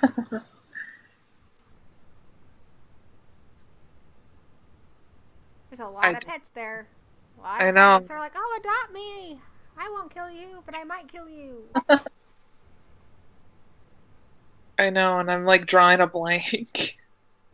If I could have like a fish You tank, like cats, maybe you could some get like church from piranha. the cemetery. Oh, the dog from Frankenweenie. He's a good one. Oh, cute. Oh, yeah, get a Mogwai. Go get a Mogwai.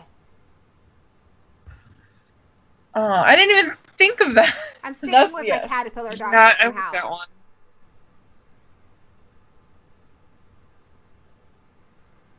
Ooh. Well, you gotta pick your animal first, then somebody else has a really good question. Yeah, I would have to go with a Mogwai. That's brilliant. Yeah. Ooh, the monkey from Monkey Shines is a good one. Okay, so who would you take to the horror prom? Like, who would your date be? So I guess you'd have to take a high schooler, because theoretically, I guess we're in high school or we're just big perverts. I don't know, one of those. I guess it has to be a high schooler from a horror movie. Horror prom. So I guess you could do a teenage version of anybody. I mean, you could have teenage Freddy Krueger. I mean, that's fine.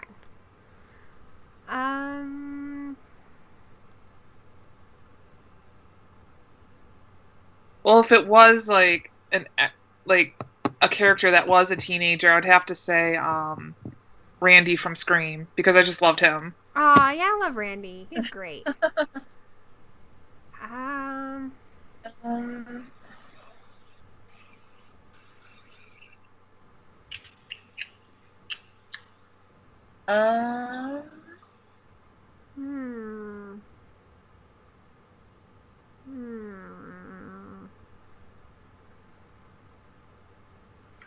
having a hard time thinking of high schoolers. Let me look at my walls. I know, that's what I keep doing too. Every time you ask a question, No, like I'm like, slasher movies don't have like teenagers or anything like that. Sure, I'll go with Xander from Buffy. There we go. Ooh, Oz from Buffy. Definitely Oz from Buffy. Hot damn. Shit. You can go with us if you don't have a date. Can I just like tag on Alright, with that's y'all? Cool. Yeah, come with us. It's cool. We can share. I never went to prom. Aw. Did you go to prom, Jen? And it was my choice. Yeah, I went junior and senior year. Nice. I went, and it was supposed to be a thing where a bunch of girls and I decided that we were all going to go together. And then they all fucking bitched out on me for like some like family reunion thing. And then some of them decided they wanted to go with dates. So, it was just me and like one other chick left, but she already had a date. And then she's like, you have to go with us because I don't really know this guy. I'm like, God damn it. So I had to go with my friend and her date. And it was weird. My senior prom was pretty shitty because like the group that I went with, they were just kind of acting like they were just like better than everybody for some odd reason that night. So I ended up like abandoning them. And then when I went home with the other group that I started hanging out with there, we ended up getting into a car accident. That's awful. Yeah. That's terrible. Yeah. It wasn't our fault, but it was just a stupid story. It's just like this guy like got into a lane and like sideswiped, but yet was claiming like, oh well, we were the ones at fault or something, and it was awful. It was stupid.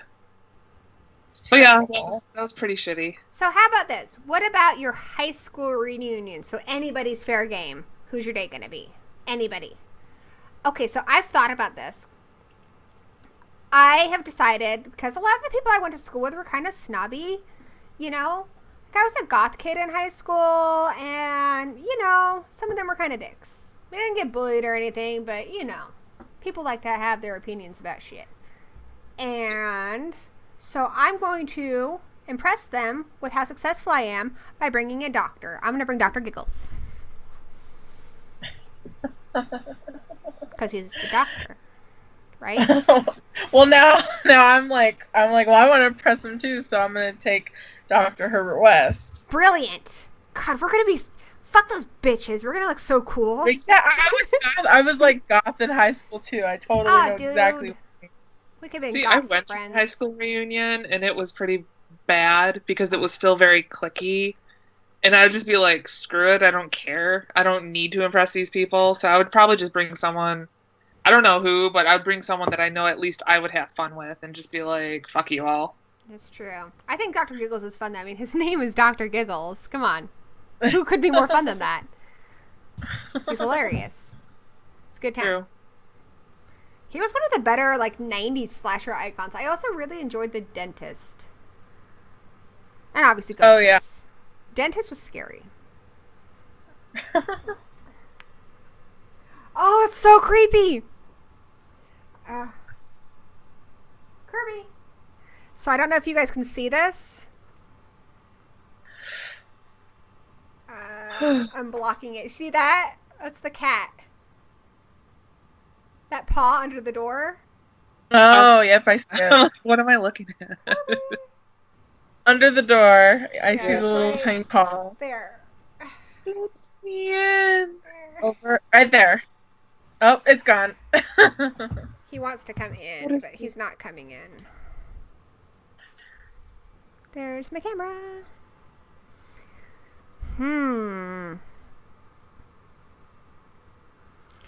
Oh, Allie, you look so tired.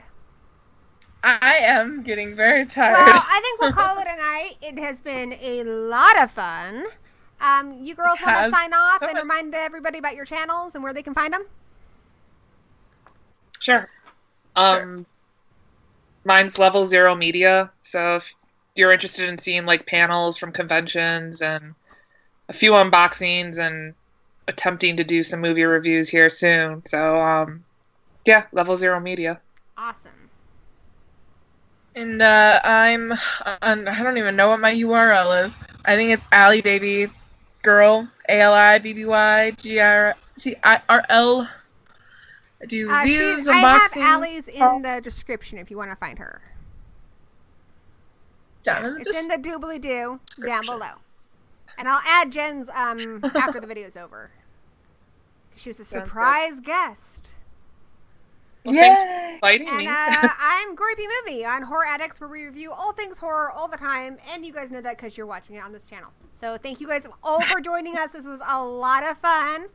And be sure to leave me a comment letting me know what topics of discussion you would like to see in our next Ghouls Night Out. We're having them every Saturday at 8 p.m. Pacific Standard Time in February to celebrate Women in Horror Month. So don't miss it. Bye! Bye!